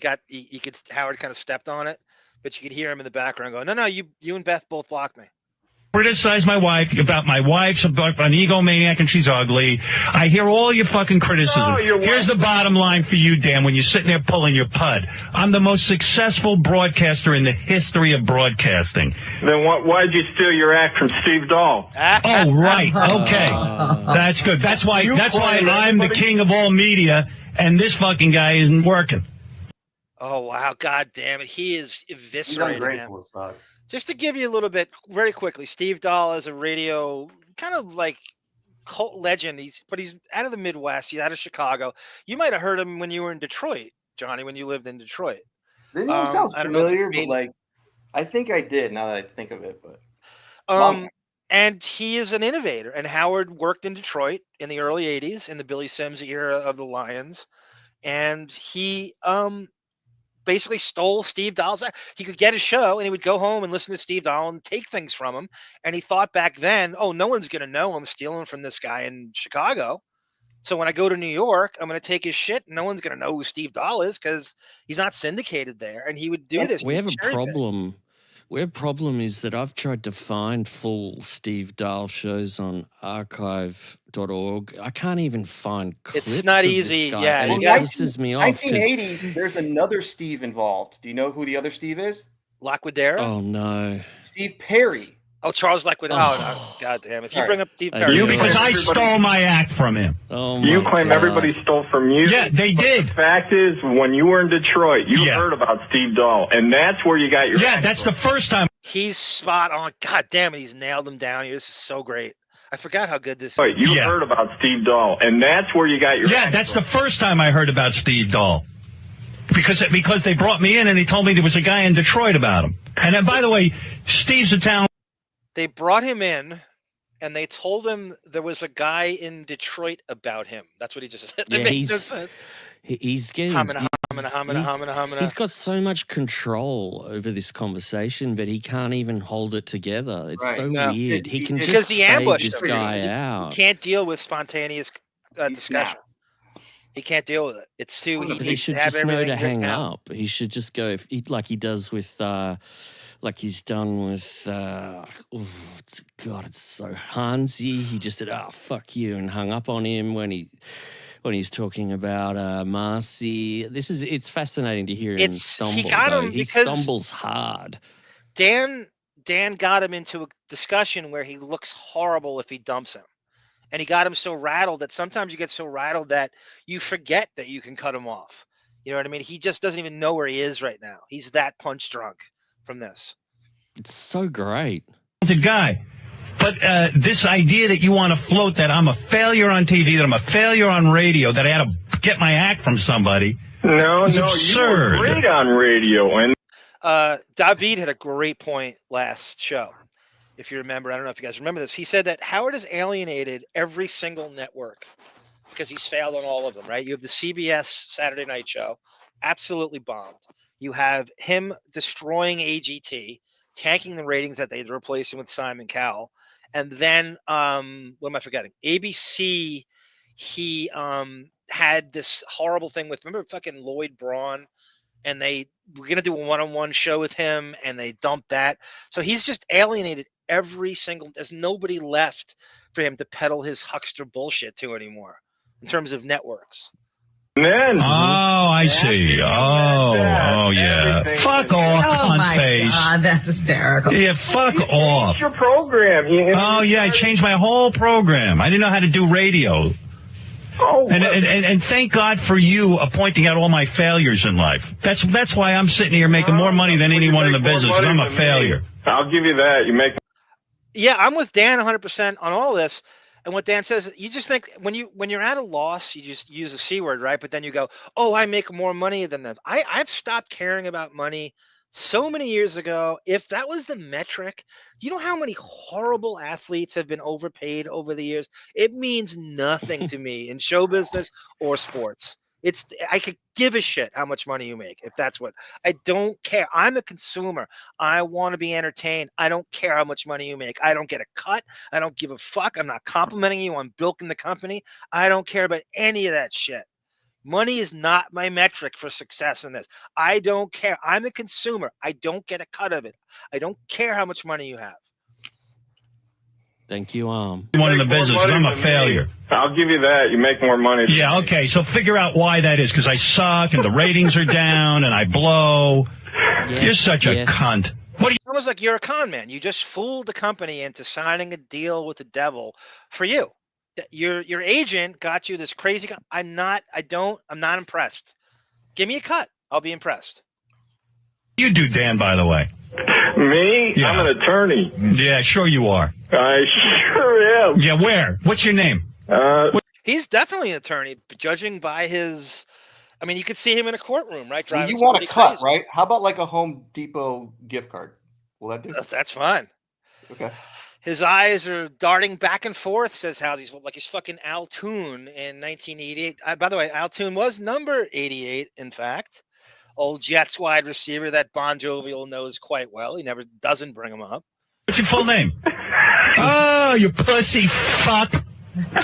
What law are you? By the way, Bon, how much do you think the writers, Howard's team of writers right now are trying to help him out with this?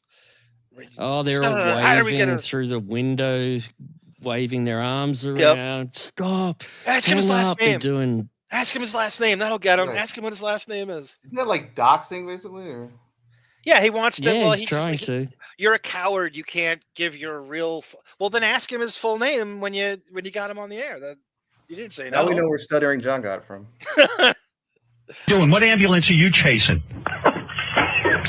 Biggest failure in law. Where'd you go to law school, Dan? University of Illinois. Yeah, how money are you pulling down, Dan? Oh, over six figures. Yeah, That's bullshit. Why don't you come down here with your tax return so we can review He should have said I went to more colleges than Ashley did, Howard. it? That's- Well, why don't you show your tax return? oh, that's a great Howard's money. That's the. Review it. Yeah, well, why don't you show your tax return? Why should I? Why should I? I don't have anything to prove to you, you fuck. It's the reason he dropped out of the That's governor's leash. race. you Who's more dickhead. sensitive? Who's more sensitive about their tax returns, Trump or Howard? Oh, Howard.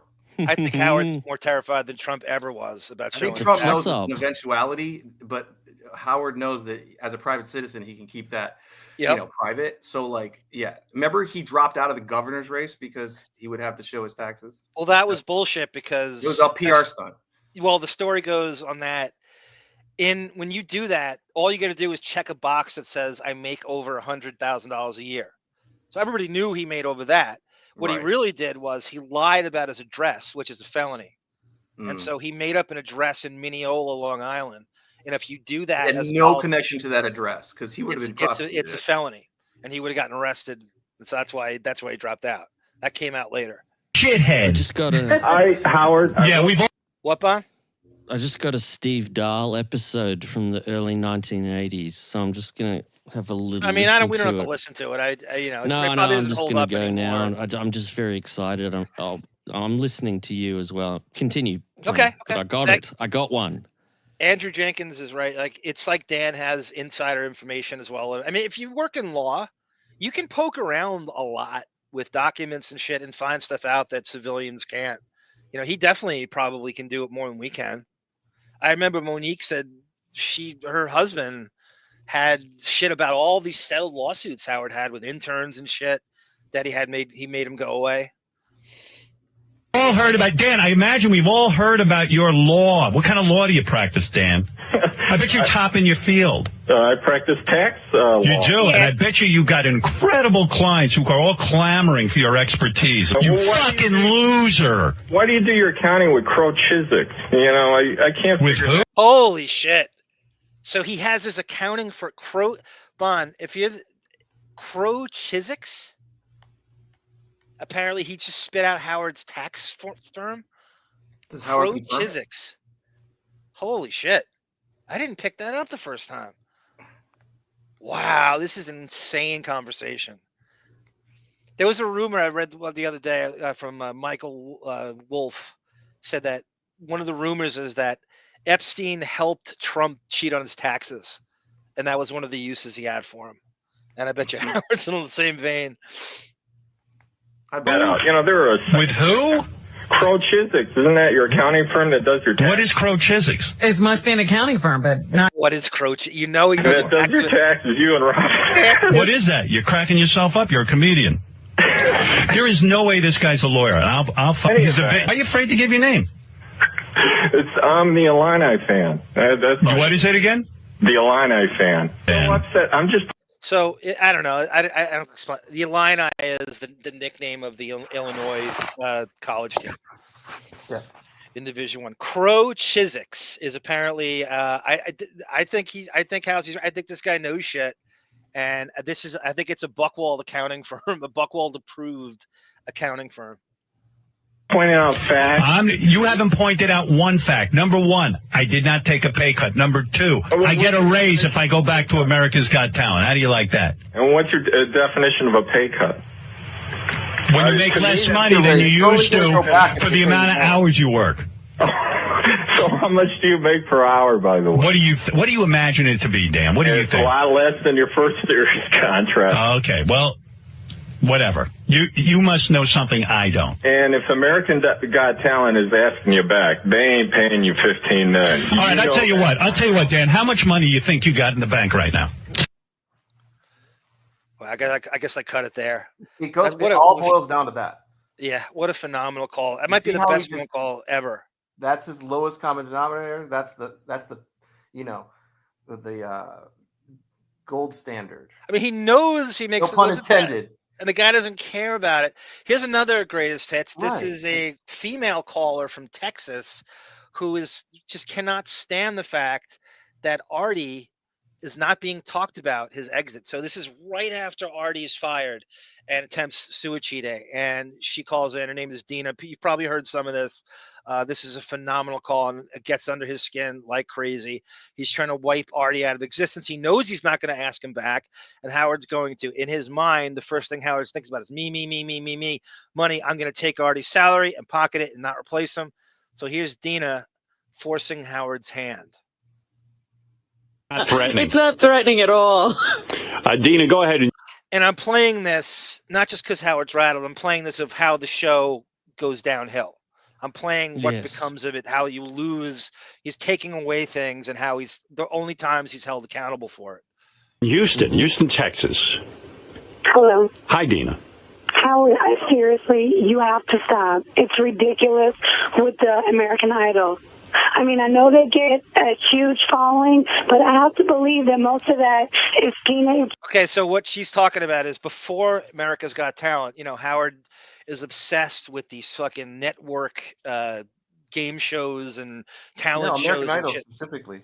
So he was talking about American Idol all the time, and so he floated this rumor that he was being tapped to replace was it Simon initially, and so this rumor got floated, and he was running with it for like a month. It's just obviously a PR buckwall thing to make him look like he's in hot demand outside of radio, and so he was beating it to death every single day. Eric the Midget would have made him dress like Miss America. So. Yeah, and so she's had it. Or children or teenage adults. Nobody that subscribes to Sirius. It's bullshit. I'm not sure your point. Should I stop talking about the fact that they are talking about me replacing Simon, or you mean talking about him? I'm not sure what you're saying. Either take the job or don't take it. What we're fucking talking about. I think it's, you know what? Dean, I got to disagree with you. I think it is the greatest thing ever Yeah, Al W. It's possible he doesn't know the name of his accounting firm, but I doubt it. I think he knows at least that. He can't be that stupid. I think he knows. I think he's probably complained about them not getting him write-offs and shit. I think anyone who's obsessed with money as Howard is, he knows the name of his accounting firm. I just think of that story when Kid Rock came in, and he's like, "What do you think of these shows?" And Simon Cowell, he's like, "If I ever meet that guy, I'm gonna punch him in the face." And they're like, "Whoa, that's Howard's boss." Johnny, I got it. You only bring up people who are from Detroit. That's it. All goes back to Detroit. You might be right. You know what it really is? It's you missing Artie Lange. That's honestly what it is. It's a lack of content, and you just keep going on it. Oh, I don't know. I don't know if listen, certainly I miss Artie, but I don't know that it's that. I just think this is fantastic. Then do your audience a favor and at least update us. Because let me tell you this, Howard. I completely love you. I enjoy the show. Robin, Fred, I love you. Yeah, Andrew. Howard is as thin-skinned as it gets. He always has been. There's only one person more thin-skinned than Howard besides Trump, and that's Fred Norris. Fred is actually more thin-skinned than Howard was. You didn't think that was possible. And we will go back to Fred. I don't know if it's next week or the week after. I think we're doing another cleaning out the computer next time, Bon, which you love.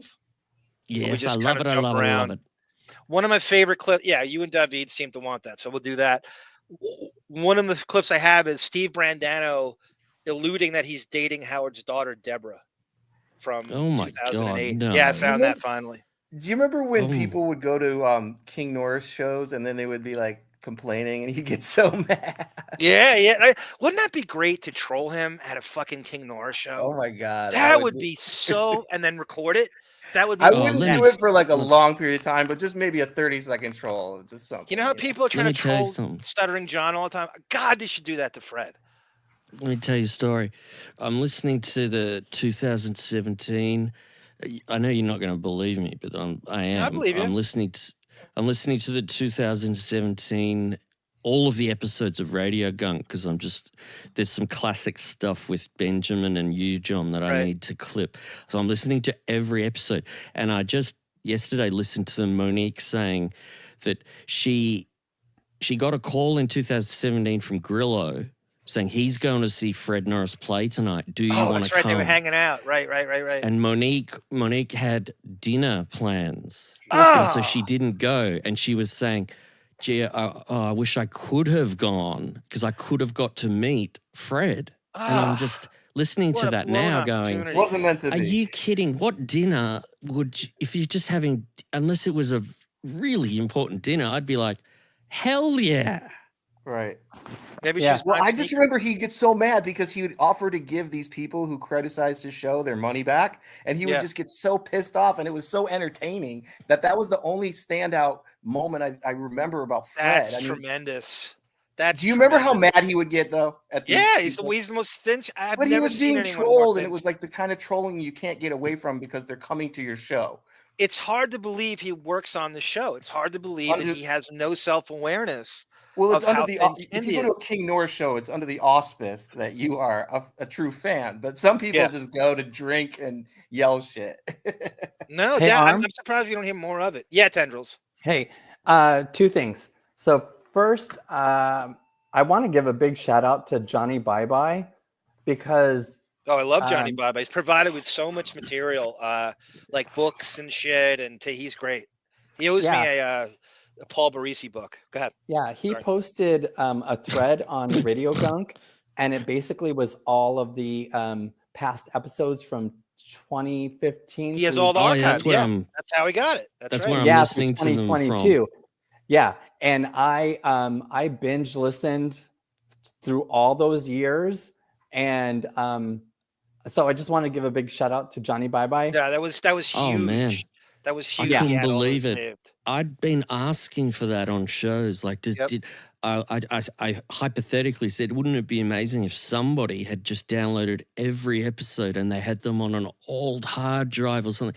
And then when it came up, when I saw that post, Monique was like, "Oh my God, you're not going to believe it. I've got everything." And then she's saying, "I'm uploading it all now." I was just like, I looked at her, I just thought, that is incredible that this guy, Johnny, downloaded each freaking episode, and they're all titled. If you want to hear them, you can just go to Radio Gunk, and there's a whole section for them. But yes, Tendrils, Yeah, I agree. That's I just- one of I the s- greatest moments was when I saw it all, and I was like, "Oh, finally got them all."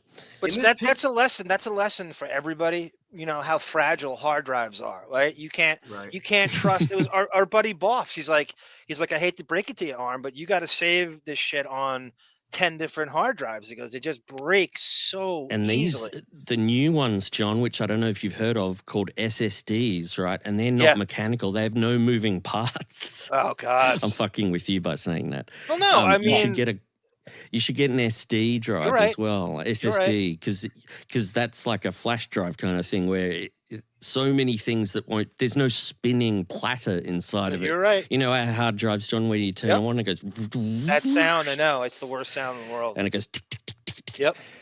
Yeah, and the You other need thing, to- the Yes. other thing too, if you have enough material of Howard being trolled, rolled, and confronted, that would be a great show. Like, Howard leaving Gary's dinner early. There's some chick, Mara, she basically says like, yeah, you have to be rich for someone to want to fuck you and like all this shit. That would be a great show. These two clips that you're playing are awesome. Which is callers John's got trolling him. everything. Yeah, somebody broached that idea once. I think it might have been Bond. Of you You've just played have it a show before. where callers, Howard versus callers, and the most impressive, trollings of him. That is a very good show, definitely. But JJ you know Thrash, he who's the interaction with the Twitter followers that hate him up. Yeah. Long. He Gary snipped that in Puckett. the bud probably a long time ago. JJ Thrash, who's a great musician, who's just I love me some JJ Thrash. He goes, I saw King Norris once back in '99. They were awful. They were just a crappy garage band. No that only got to way. play shows. Well, that's what Simon Cowell summed them up the best, right? Oh, No talking yeah. down to me. Yeah, you just watch the Fact of live the matter videos and you is- know straight away. In this picture you have up of Artie, doesn't he look like Tim Dillon? He does. He does. They're a pub band. He's a pub What does band. that relate? How does that relate to what we're talking? No, Who's Tim I'm Dillon? sorry. I'm sorry. You too. However, with that same breath, I'm not one of these people who pay $12 a month. I was bamboozled when I got my membership, and I paid the whole lifetime membership for $500. I heard Artie 3 times, and I haven't even got an update on how he is. She was bamboozled. Yeah, she was bamboozled. He made like a shitty politician, making promises to get elected, and once he gets his bonus, it all gets taken away. He doesn't do anything. Then he only wants to do is go on vacation. She was bamboozled. But is it a woke word? Bamboozled? It's acceptable on Maybe. your end. Right? I think It bamboozled. almost- You don't hear it that much. I don't hear bamboozled that much. It only Remember Before it's you in that play speech this- with Malcolm X speech?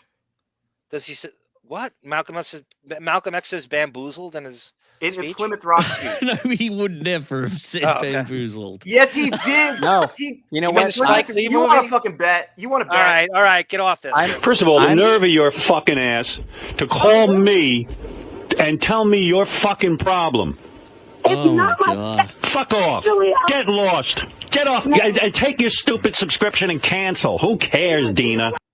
I was just gonna, before you played that, John, I was gonna ask the panel here what, because I haven't heard this clip before either, what kind of reaction Howard was gonna have today, if he was gonna be like, okay, but there you go.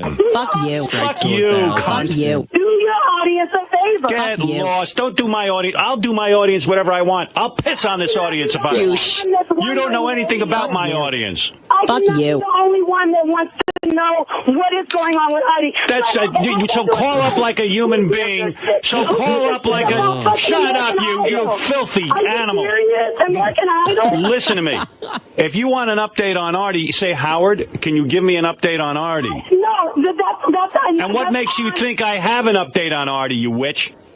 Just such and listen to your shrill voice. Are you married? Are you? I'm Howard fucking Stern. You have a voice like a seal. I really do. Yeah, I mean, like this is what kills men. They marry someone like you and they hear that voice the rest of their lives. The worst part is Fred Howard's got not to the even- seal sound Somebody had to real write quick. that for Howard to say that to her, because the writers are going nuts for him trying to fight with this woman, and she's Hey, right Arm? about every word. Yes, Hey, Tendrils. Arm? Yes, I'm Yes. actually going to stand up for Johnny Myers. I don't know exactly that's correct, but it sounds like it could be, because Prince had a song that was called Judas Smile, and he. How did Prince get I know where he says it. If you just let me finish, he says it in Plymouth Rock didn't land on us. We landed on Plymouth. How does that go? Plymouth Rock didn't land on us. He goes. He says it before that. It prefaces it. He says, "You've been wronged. You've been bamboozled." And I'll just leave it at that. He says the word.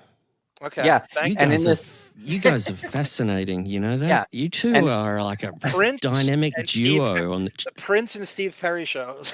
Yeah.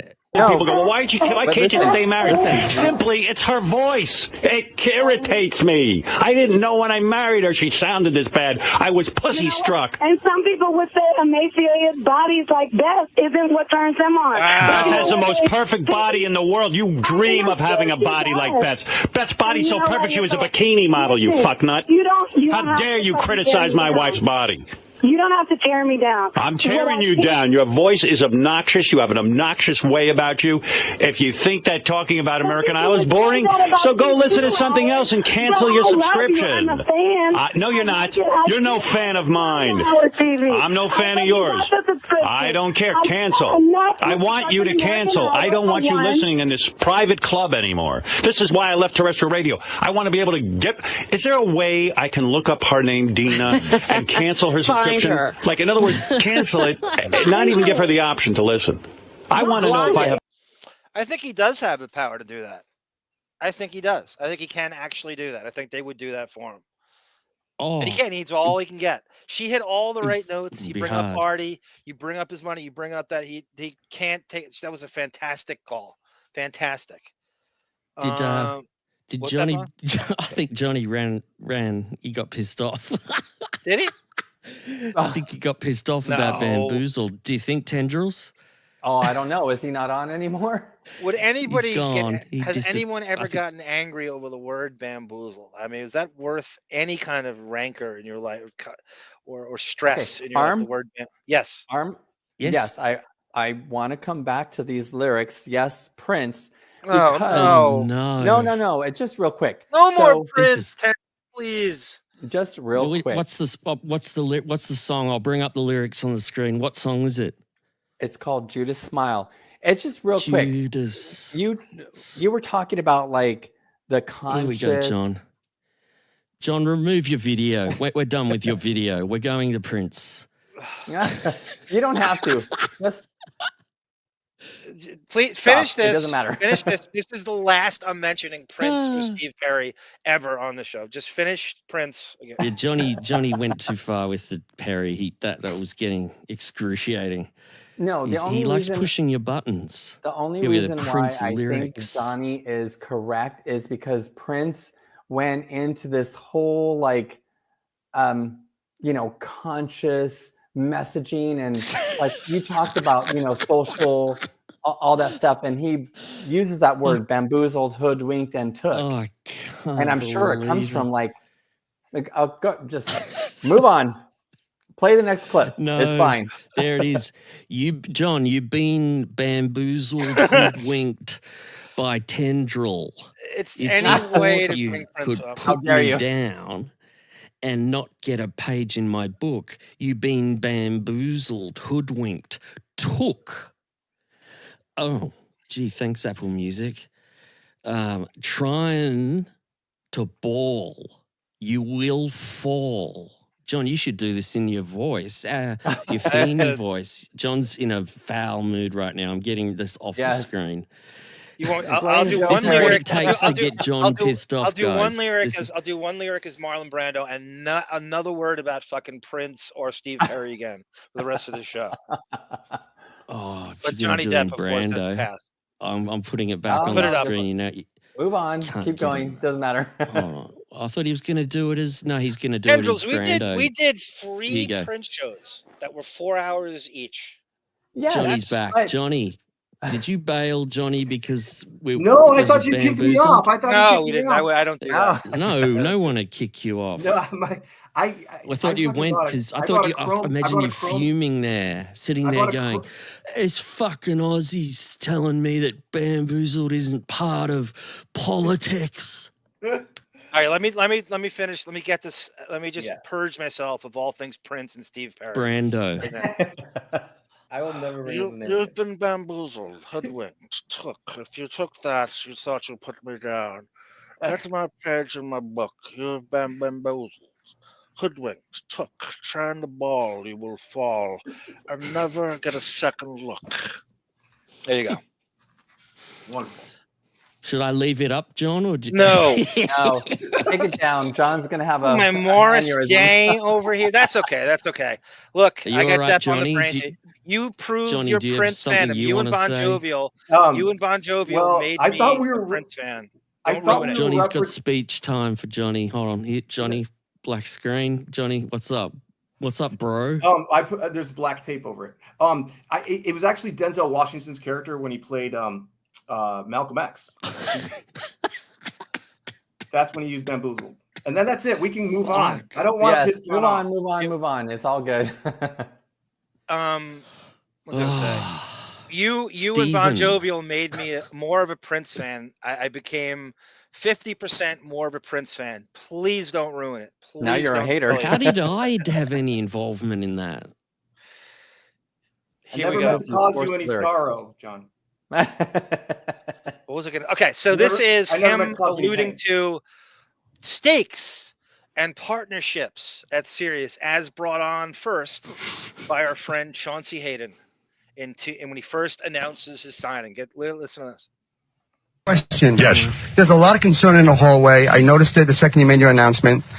Why are you? That's the third question. Get out of here. How many people can you take from your staff, and who's going to pay their salaries? And are they going to take a cut in pay? Are you going to take a cut in pay? You know something? Yeah, that's why you left, to take a cut and pay. I mean, really, think about There's that. not as much money. Gary, he's building something. He's building something. Sometimes you have to take a cut and pay when you're building something. I read between the lines. I'm not fighting with you. I read between the lines. Howard is not working for Sirius. Howard is partnering with, becoming almost like a partner with Sirius. He's not almost. He is a partner. Yeah, he's part of, for once in his life, he's part of the whole operation. So you own a part of Sirius Radio now. I'm not answering financial questions by you. I will talk to some members of the press, legitimate press, not that rag you run. That's a yes. That's a yes. Fantastic work by Chauncey. Nobody paid attention to it but us. So he gets, the whole partnership. It depends what he makes more money than any executive, all the executives combined at Sirius. So he's a partner anyway. So just monetarily, right? Now what you do, he still becomes it, but now you take away his work. If in fact this is ending, so you take away the 90 shows, he's still whatever you want to consider, but all the way it's back. It's a problem, though, John. November if he's a partner. What's that, Bon? It's a problem for all of this whole news drama at the moment. If he's a partner, he's not. He's not. He will no longer a performer, but a partner. He gets a stake. Employee thing. Well, that was his dream, to not have to do, whatever, if you can even call that work. Here no, but I'm saying they're getting it wrong. They don't get it. No, they don't get. No. The mainstream media outlets don't know what we know. So you're getting shitty information. Even like Cumia doesn't know that, right? I mean, I was on Opie's chat. This is like last year, and I put it on, or 2 years ago, and I put it on Gunk, and I asked Opie, or I had Monique ask him if he was a partner. And Opie goes, yes, he's a partner. He makes all the money. He makes all the decisions. Yes, he's a partner. Of course he is. It's not, it shouldn't be, I don't know why I have to break this to people. I'm going to go through your interview with Cumia you did in the first year of Gunk and see if you put that to Cumia. I don't think I did. No, I don't think it was. Okay. Yeah, the P word was used during that. Here is, this is a good one. I had never played this, and it was going to be for cleaning out the computer. This is Howard getting angry at that for having a Studio 54 party, and he wasn't consulted on it. So listen to this rant. He thinks they owe him money still, and you can't spend money on anything but him. So listen to this. I know when things are different. Could it be your headphones? No, it's fine. It's fine. It's just aggravating. No, you know what? Let's spend more money on Studio 54, because you wouldn't believe it. They had a party here at Sirius for Studio 54. Yeah, someone had the nerve to ask me if I was going to go. Right. I said, "You aware I'm suing this company? I'm not really feeling positive these days." Who asked you if you were going to go? A friend of mine. I said, "You got to fucking be kidding." First of all, you made it 9:30 at night. How would I go on a weeknight? Who told you about this? A friend of mine did. Mm-hmm. Who's your friend? Ross Apin? These slimy bastards just won't answer the question. Who's your friend? Corroborate your sources. Who's your friend? Ross Apin's your friend. First of all, you made it 9:30 at night. How would I go on a weeknight? Yeah. Secondly, I said I can't imagine. So they can't have an event. They can't spend money on anything except him. They're not allowed to do anything. This is how partners. A bigger waste of time. What is the purpose of the Studio 54 party? I think a certain gentleman around here wanted to have his own bar mitzvah. That's what I think, and get the company to throw it. So he's taking shots at Scott Greenstein, who hired him. It's got to be Jewish, right? And it's an executive. It's Scott Greenstein. And of course, I get resentful because it's my money they use. Me, they can't pay. But they didn't even ask you. Yeah. They should have a party. No, they should ask me about everything around here since they're doing it on my dime.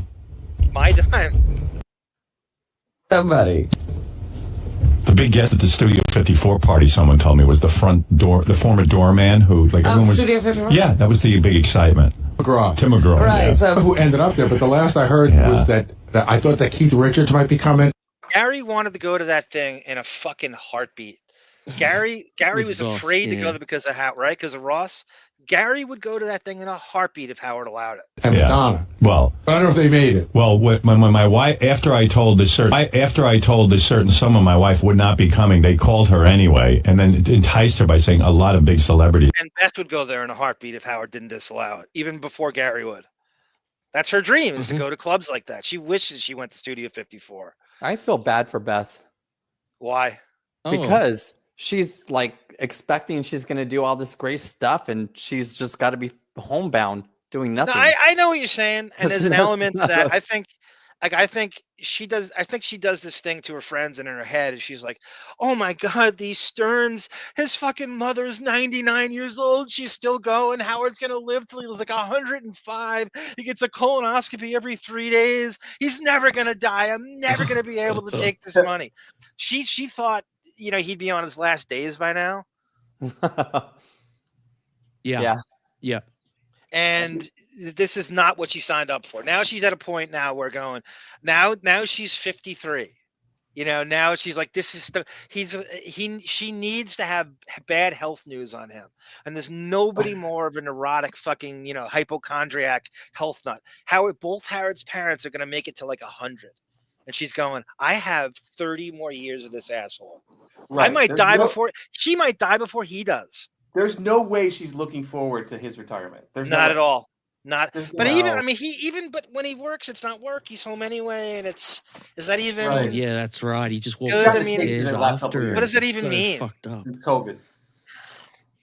Beth, there's billions. You feel bad. No, Mr. D. I see what you're saying, but I also see what Tendrils is saying. I think, she's just like, there's no. The worst for her is that he won't travel, so they can't go. Yeah. and No, go to really crazy places that most people can't afford to go to. They could do crazy things, and he refuses, which is so. She never thought that would happen back when she got married to him. And this She is thought- private jet shit, Bon. This is This is Yes. not commercial airlines. This is jump on a plane in the Hamptons and go to fucking Ireland if you feel like it and see. Yeah, Chaunce. no. Yeah. I mean, she might have, all the money, but what does it matter if you don't do anything? Yeah, Like the only really way bad. she That's spends the her hard money is part. on the cats and clothes. Yeah, it's she rationalized it by the fucking shoe closet and the occasional celebrity. Like they had her birthday party with Downey and fucking Drew Barrymore last year. So that stuff.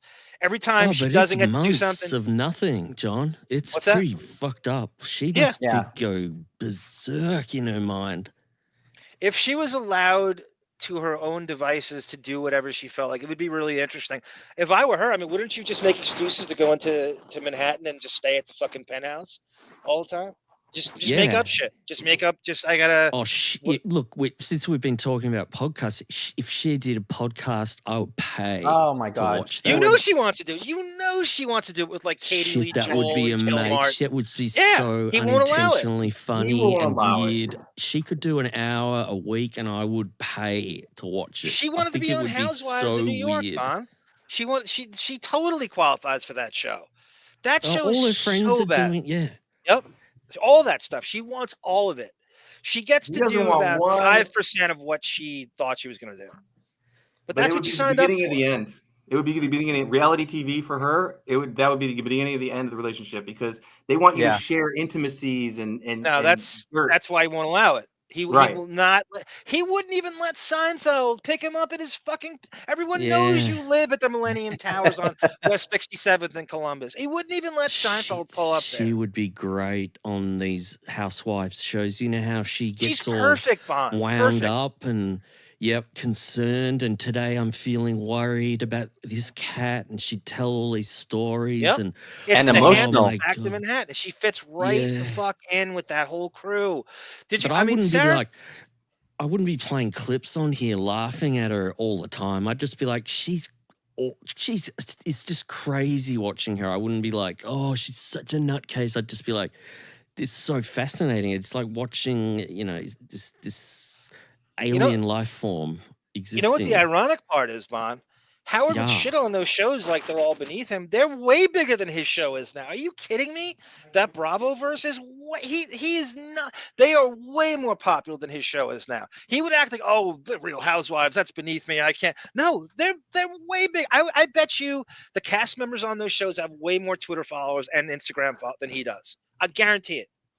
At this point, Yeah. they're not. You're not. They're Yeah, not yeah, beneath yeah. you. Oh, you know that. They have millions. They have millions.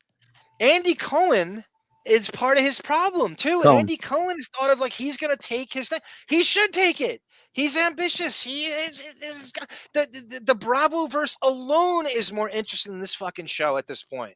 He deserves that. He should take. Everybody should take your job, but Andy Cohen should take his job. That's exactly what they should do, and give him the whole damn compound. I'm not even saying I like Andy Cohen, but he's certainly He's a more comparable ambitious. successor. He has more guests in a week than Howard has in 4 months on his radio show. Oh, he gives a shit. You can tell. And he gives a shit. Yeah, He he gives a does. shit. It's not even close. Like Bethany Frankel versus Howard's followers. It's not even close. You know that story? Howard bought Bethany's father's house in Old Westbury. He was a horse breeder, and he wouldn't come to the house. He wouldn't leave the car, so Allison had to do it. He stayed in the fucking car with a bandana on. Yeah, will be there. My wife said to me, of course I would never go. And I said, I love the pitch of there's no big celebrities going. What big celebrity showed up? No one. Well, like I said, they said Keith Richards and Madonna. And I guarantee you it didn't. How much did that cost me, by the way? How much did that cost me? Me. Nothing.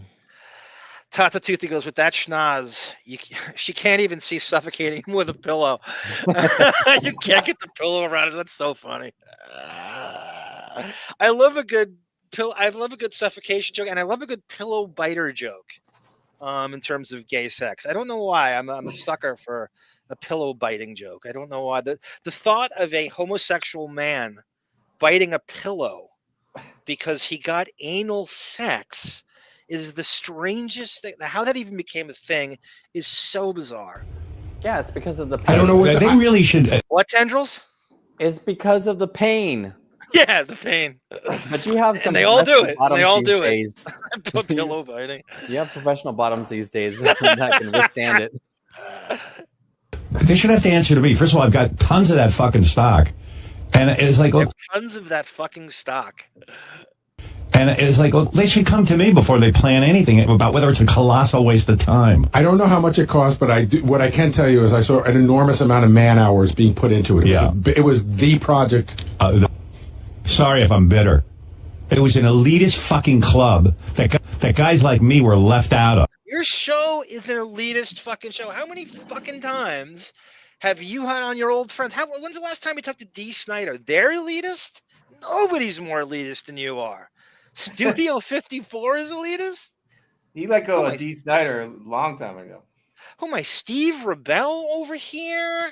Oh my, Stephen Ian Piercy? Am I allowed to say Stephen Piercy? She could. That's right, Mr. D. She's a grown-ass woman. She can go into Manhattan anytime the fuck she wants. Buy her own plane ticket. I think they have the helicopter, Mr. D. If you know Manhattan, it's on that West Side Highway. I showed it once on her show. I'm gonna go back to it again.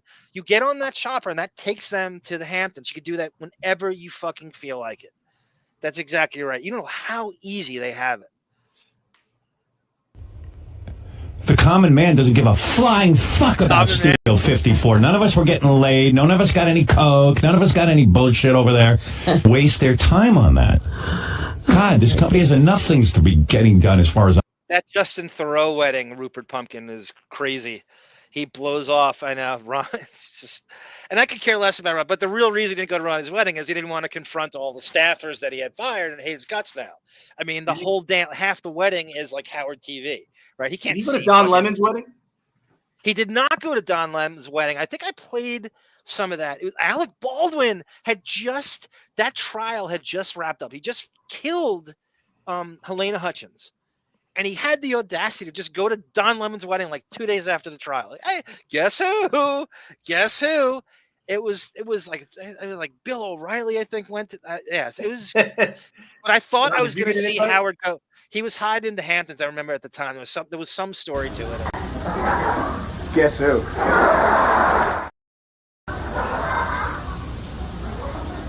Howdy. John, if you would have gotten an invite to Don Lemon's wedding, would you have gone? Yes, and I would have Okay. worn shorts. He had. You would have watched me stealing ice out of the thing. I would have just had I would have backed the car and just stole ice and got out of there. Oh my God. Well, the whole thing on the wedding, he was trying to do this like New Orleans theme.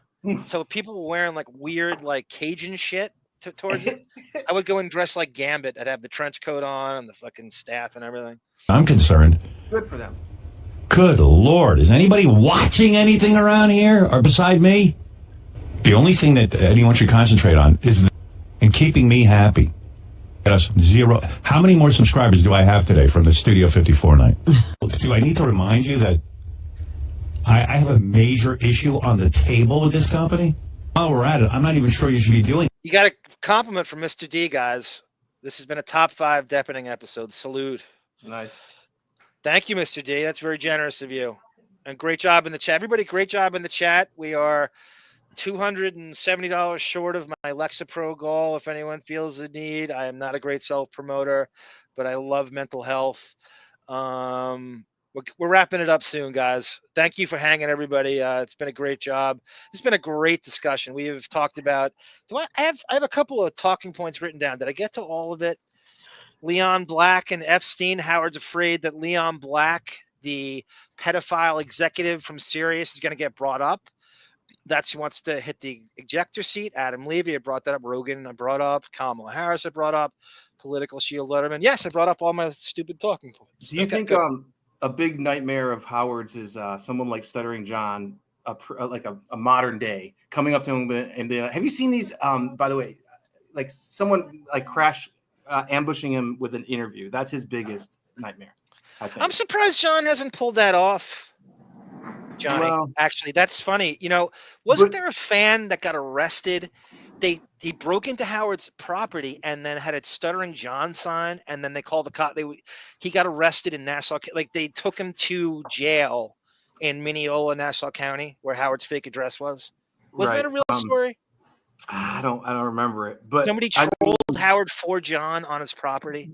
But on a related topic, have you seen like in New York City, some of these influencers, they go up to like celebrities that they just randomly see and say, "Hey, what do you do?" Have you seen? Steve Perry. Okay, like and Prince. No, Johnny, I have seen that. Okay, so that's kind of like on a soft level of his worst nightmare, but his real worst nightmare is getting like a Stuttering John, actually Stuttering John, or somebody in his vein being like, "Hey, can you give us blackface tips, Mr. Stern?" The closest we have to that is Opie. Really bad, hard-hitting questions he doesn't want to answer. We have Opie, right, at Sirius when he did the Good Morning thing and he recorded him walking through the studio. Like that's a really good troll. Good morning. Yep, that's a really good troll. But on the scale of trolling, it's maybe a 1.5. I mean, it's not. That's a fucking 10. Are you kidding me? That's a 10. No, an ambush interview is a 10. Let's see you do better. Listen, I'm not in a position to do that, but I'm just saying an ambush interview where he gets questions off that he's like running away from. He would have. No, I know, but to record him with the security at that time is absolutely nobody's been able to pull that off but him. Right, and not anything since. Like he keeps himself so far removed. I know. You got to get near his. Him. I'm surprised, John. I hope John loses it to the point where he will do that. I can help. If I could, with bodyguards and security. If I could get John's ear. If I could get John's ear, he can't get me on the phone. I would give John advice as to how to troll him. I know exactly where he's going to go. I could figure it out. I could totally figure it. You know who knew? Sunflower Dragon knew the walking path he was going down in Florida. Oh shit. So wow. There's cracks in it. There's probably times, yes, he is accessible, but he makes it so difficult. You know what I mean? Yeah, I know. So, like, I don't know. I'm not the stalker type. I don't give it much thought. I am. I know that's what he I know that he like totally. Fuck him. Everybody needs to stalk him. Fuck him. Everybody make his life miserable. Find him on the beach. Get him everywhere he goes. Fuck him. Fuck his privacy. He doesn't deserve it. Just take him out. I don't care. Everybody stalk him. Annoy him. Any chance you get. Fuck him. John, who's the lead singer of Rat? Oh God, I forget his Round and Round. I forget his name. Stephen Pierce. Okay, he they used to play that in Action Park. I'm Great Adventure. They used to play that on the fucking the Rolling Thunder when you would go around and round. What comes around goes around. Have you seen him? Man, he does not lately. He is not. He's a safe distance from bodybuilder. Oh my, Don Dawkin over here.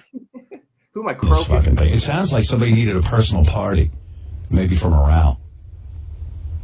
Because you weren't wronged at all. We checked your contract, and no, you weren't wronged. It's okay. You're not owed a ton of money. You don't know how to read your contract. So come on over and celebrate. Right? No one consults me. When I was brought into the company, they told me I was a partner, but I don't feel much like a partner. Because if I was a partner, I would have taken my other partners and thrown them out the... What, Bon? Oh, this is new. Yeah, this is not. I haven't been sitting on this for a long time. I haven't heard this one before. He just admitted it even further. Play that again. It was reserved for getting out the computer, and I made it here. I wanted to show people what his stake is at Sirius. Like, play that again. Do you know how much he was invited to this? Do you know how many invites? Do you know how many calls he doesn't return? Do you know how hard it is to get him on the phone? Do you know he does a thing where he ducks everybody, and the Buchwald agency can't be reached for comment? You know how does anyone believe this serial lying motherfucker a word he says in this? The only thing true is he's a partner. Come on over and celebrate. Right? No one consults me. When I was brought into the company, they told me I was a partner. Rupert. That's really funny. Rupert says they should have like an Obi-Wan Kenobi Don Buchwald hologram now. That's so funny, Rupert. That's so funny. God damn, we should do like a sketch on that or something. Have someone to draw. That's so funny. God damn, did you just think of that? Obi-Wan Kenobi he looks like Buchwald too. Doesn't Obi-Wan look like Buchwald? Can you do a good Buchwald impersonation if you practice? I got it. My voice is going on me right now, so I'll do it next time. Not now. I meant practice in the future because we could do a skit. Yeah. Definitely. I will definitely do it. Definitely. Contract. So come on over and celebrate. Right? No one consults me. When I was brought into the company, they told me I was a partner, but I don't feel much like a partner because if I was a partner, I would have taken my other partners and thrown them out the window when they approached me about Studio 54 night. Your partners ran off without you. Yeah. As soon as I wanted to get paid, my partners ran out the door. Hey, Justin, you're on the air. What's that, guys? He lost a lawsuit. The partners didn't run out the door and spend your money. They were allowed to, obviously. Otherwise, you'd be entitled to it back, this money they spent on Studio 54. Do you know how much money he already made in bonuses? Right, I'm sure plenty, but it's never $300 million. Right, it's not enough. So it's never enough. It's never He lost enough. the lawsuit. This is all just sour grapes because of that. He wanted to take credit for the sports channels. When people say they subscribe for to listen to the fucking Detroit Tigers game or the Lions game or the Pistons game, he's taking credit for that. He wants or credit the Murray State game. Or the Murray State game. I can't believe you remember my alma mater. That's great. That's great, Johnny. In Fort Lauderdale. Yeah, you're bitching about everything, man. It's not all about. Oh, this caller's great. I forgot about this guy. This is another great. See, this is on the caller show we do. This is you got to hear this guy. He slipped through the cracks. The good callers. Yes, he did. It did. And by the way, Johnny, let's compliment you. That was a phenomenal job. You actually have a very underrated. To break the fourth wall open on the show of just what's fake. I couldn't believe that call you made was fake, and it was 10 minutes long. I owe it to Harry Barbarian, the late Harry Barbarian. Yes, Electric Eel, rest in peace. I wanted to do a tribute show to him, but he was just a very prickly character. He was, and he had the Howard stories. Howard called him a genius. So Johnny called in. They had Johnny call in as a fake caller through the Electric Eel. And Johnny was on the phone for 15 minutes. Yeah, it was your role was you hate the Make-A-Wish Foundation. But Harry pitched me the night before. Hey, do you want to be on Stern? Hell yeah, let's do it. Okay, you are president of the Don't Make-A-Wish Foundation. I couldn't believe that was fake. Jake Snuffles. You get the who, what, where, when, and how the night before. Then in the morning, your phone rings. I think it was Gary or somebody. Hi, is Jake there? Yeah. Okay, hold on. You're gonna go on hold. and then you start listening to the show in delay. Then all of a sudden you're listening to the show, you're on hold, listening to the show, and all of a sudden you hear. Yeah, that sound, I know. Yeah, and you're brought into the live feed, and then you do your character. But how many times were you on? Was it just another once. one, right? Oh, I thought you had another one. Okay.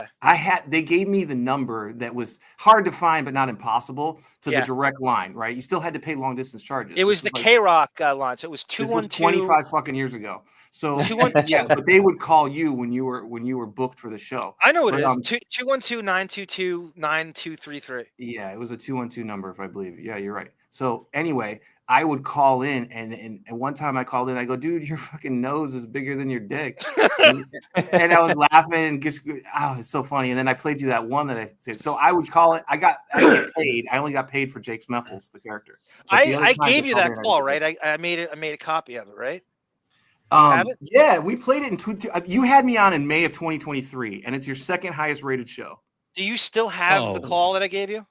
It's the second highest rated show. Johnny is responsible for any of you. That's totally you don't understand the following he has just from J. Edgar. The feud with alone. DiCaprio. I was in the trailer. If you look really hard, we have 125,000 subscribers, don't we, Johnny?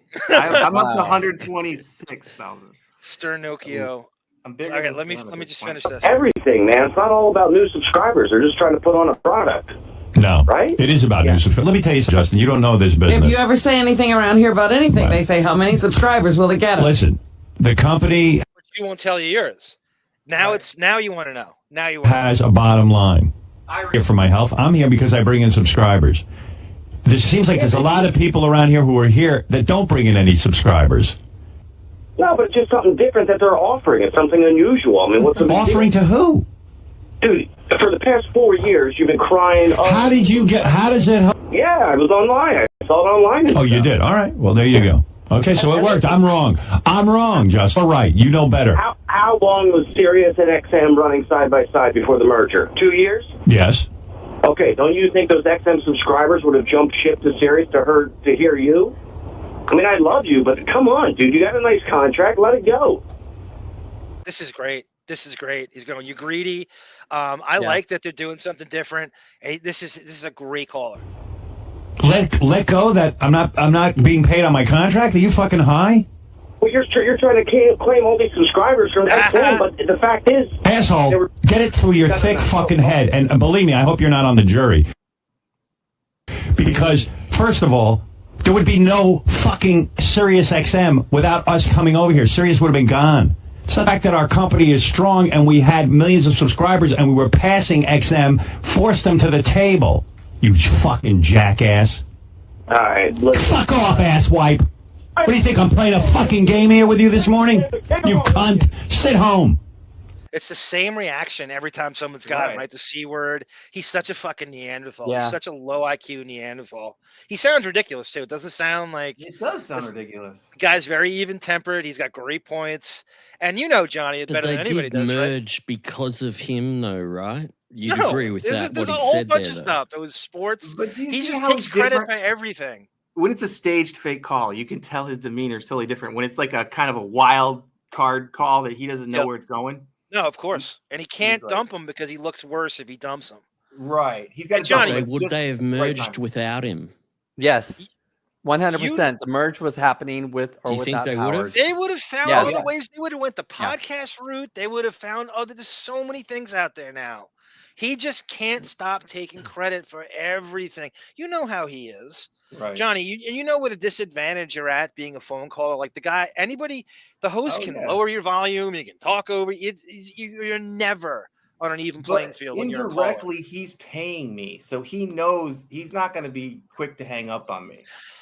That's right. You know, he called me a skinhead. He's like, "What are you, a skinhead?" I'm like, "No, I work at a fast food joint." You know. That's right. That was your alibi on the right because I wanted to be the working class sort of everybody, you know. But I gave you a copy of that, right? You have the full call because I have it on my hard drive. If you want. You know what? We went over it in your show 2 years ago. That's enough. It's not enough for you. You need the whole thing. I know you. I lived it. Yeah, that's a weird thing. I thought Johnny would be wanting that. I need you that. You need your face on a I'm video. keeping that off my resume. Oh, I played president of the Don't Make a Wish Foundation.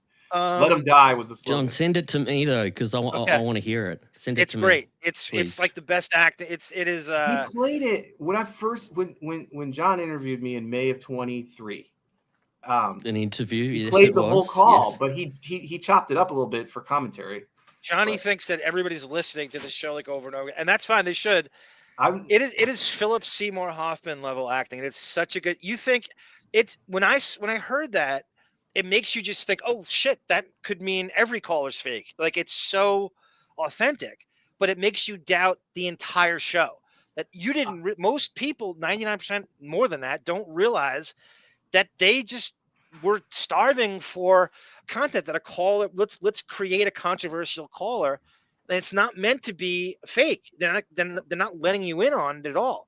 They fooled the audience. They bamboozled the audience into thinking he was real. Appropriate actor, and Harry said before he died, obviously, he said, Johnny, you were my best caller. I could go to you with anything because I used to do a lot of man cows, and man cows were, I only did Stern once, but I did man cow at least a dozen times. I was a guy pressuring his girlfriend to get an abortion. One time I was a guy's gay son, and he wanted to kill me because I was gay. This was man cow. You have those saved anywhere? There one time, the first time I did anything was man cow. It was 97, and I had to call from a payphone because I didn't have a phone installed in my place yet. I'm not joking. Holy So shit. it was Why does 97. this fucking guy bring up Steve Perry all the time? Who the fuck is this guy? So I was paid to stalk man cow. I got paid to stalk him. What'd they pay for? Per $100 per call, but good. It was pretend to stalk him because remember back in the day, Howard had a stalker, David Letterman had a stalker. Yeah. Howard got it was in a gun fucked up way chic to have a stalker. It was popular to have a stalker. So yes, it is. By the high grasses of the African savannah, Donnie the cheetah moves stealthily towards his prey. Donnie Brasco.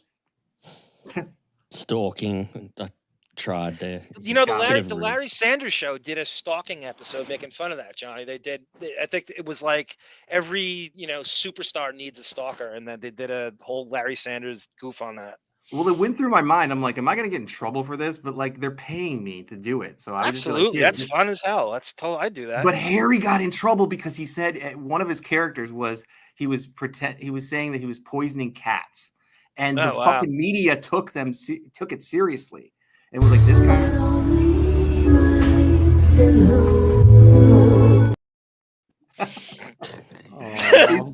So the media took it seriously, and he had to come out and say no, it's just a character. But by that time, it had gone, and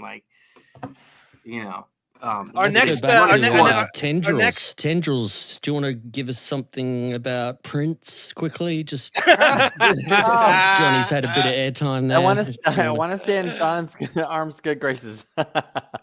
That's fun. No, I admire your passion for Prince. Like I said, you got me into you proved me wrong on some level about him, and I definitely became, between you two and our the great sexy Black Morticia Adams, who is a huge Prince fan as much as anybody.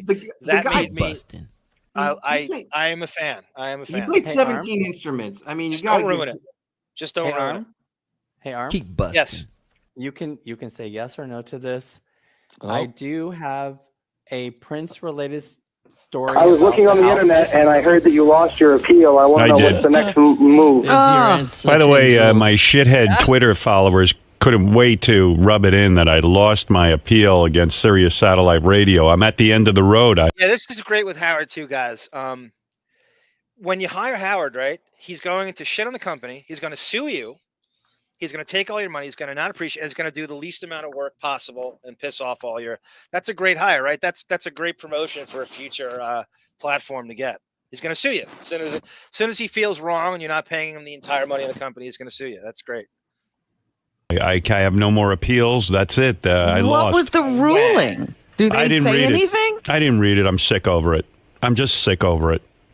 First of all, you want to know about the lawsuit? Let me tell you about that.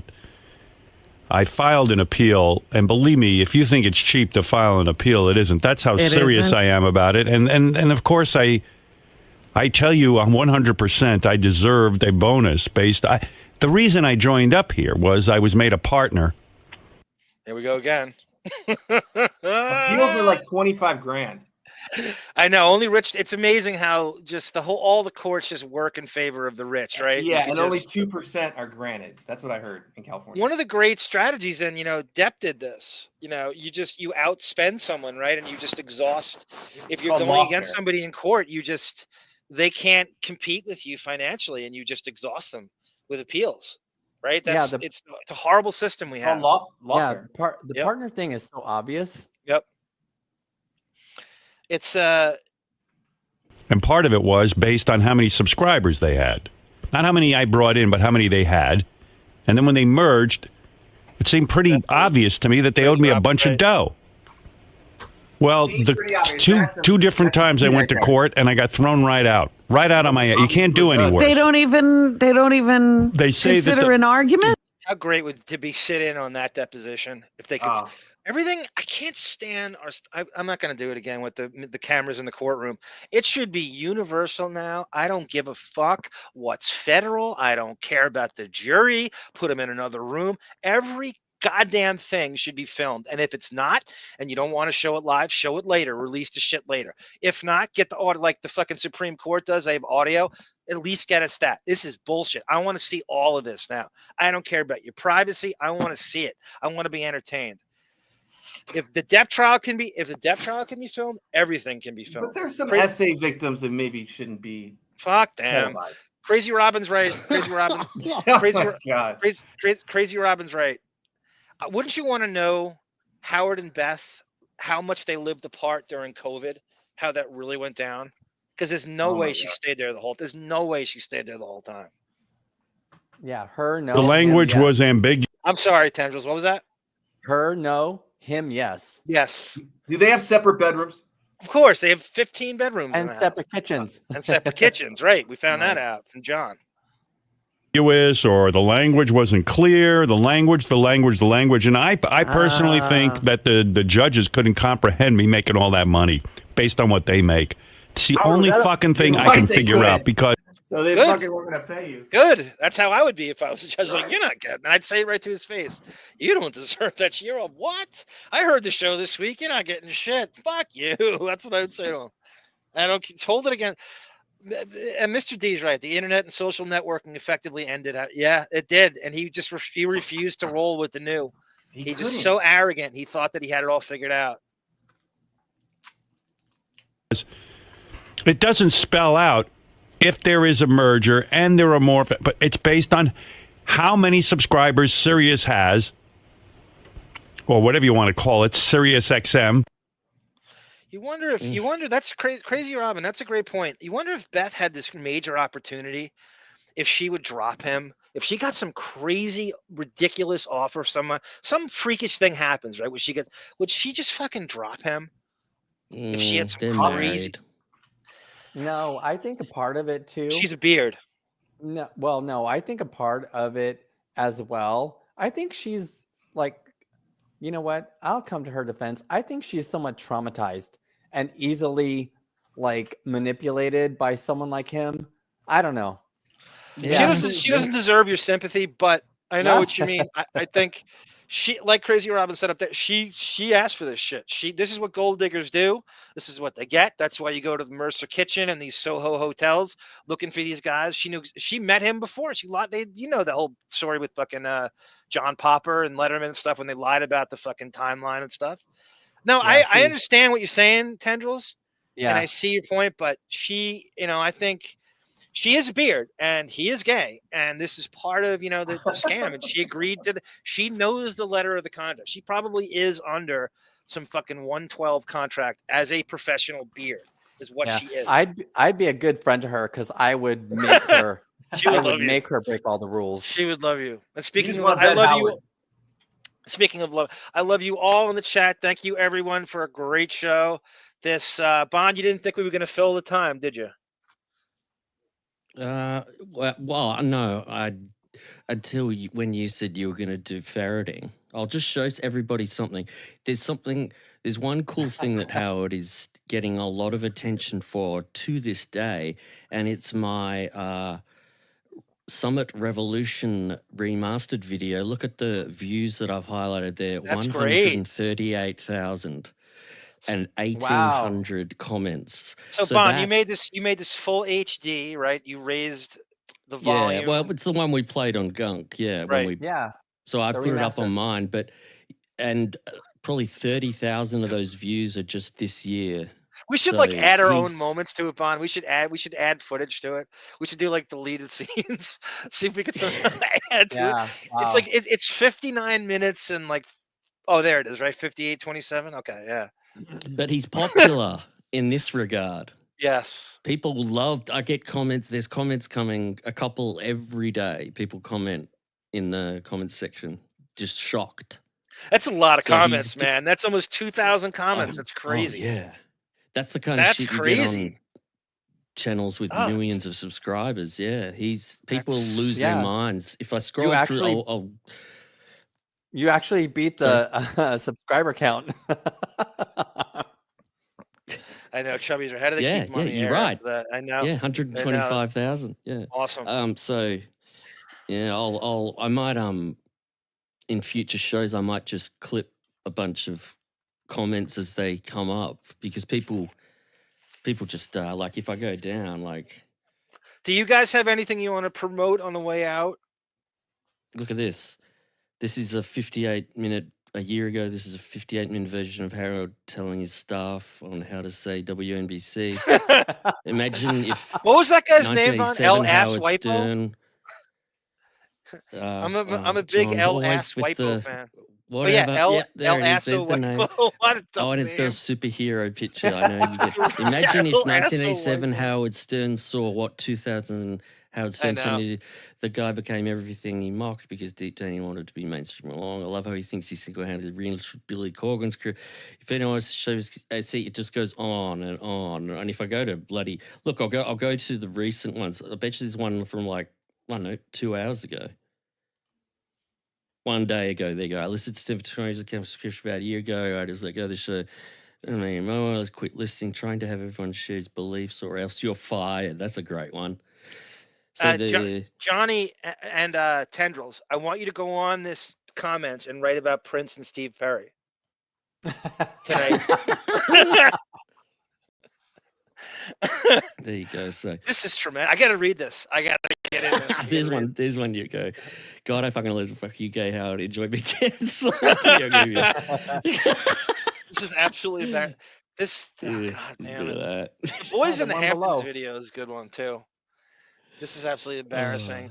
What's more embarrassing, the Boys in the Hamptons video or the Pelican Brief? Oh, here we go. This is the kind of staff comment. Some valid points. A lot of crap, but some valid points. So I'll just keep scrolling until you end this episode, John. Are you going to keep scrolling? 2,000 comments worth? Oh, crazy's Carrie in Homeland. That's great. The notes all over his study make him look as crazy as Carrie in Homeland. This is great. This is underrated stuff here. It really is. We can almost go through on the comments. You know what, Bon? Maybe you should just save it for a whole show and go through the I can comments. just scroll any show. Seriously, don't even waste it on this right now at the end. Because this is good stuff. I bet you there's really good stuff in here. Anyway, I want to thank everybody for listening. Thank you, Tendrils. Thank you, Johnny Meyer. And obviously, Bon, for getting up at that ungodly hour like an animal at 7 a.m. in Australia. Thank you, Sarah, if you're out there listening. I love you, Sarah, everyone next in the week chat. on the cleaning out the computer show if she can come on, because everyone who she's donated, just David a will be little back. wonder. Yep. Any guys, you have anything to promote on the way out? It could be Prince Johnny? or Steve Perry on the way out. Anything? Guys, thank you. I love you. I love you. I love you. Here we go. Terrific night. Terrific Great night of bowling, by the way. Yeah, we went out to a bowling alley. Yeah. And bowled. We had a fun time. Bowling can be fun.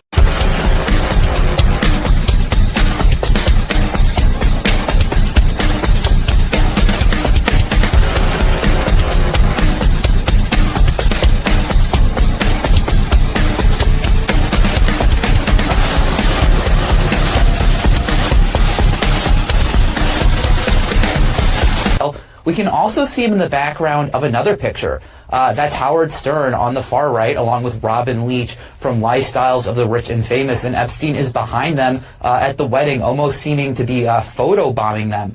We all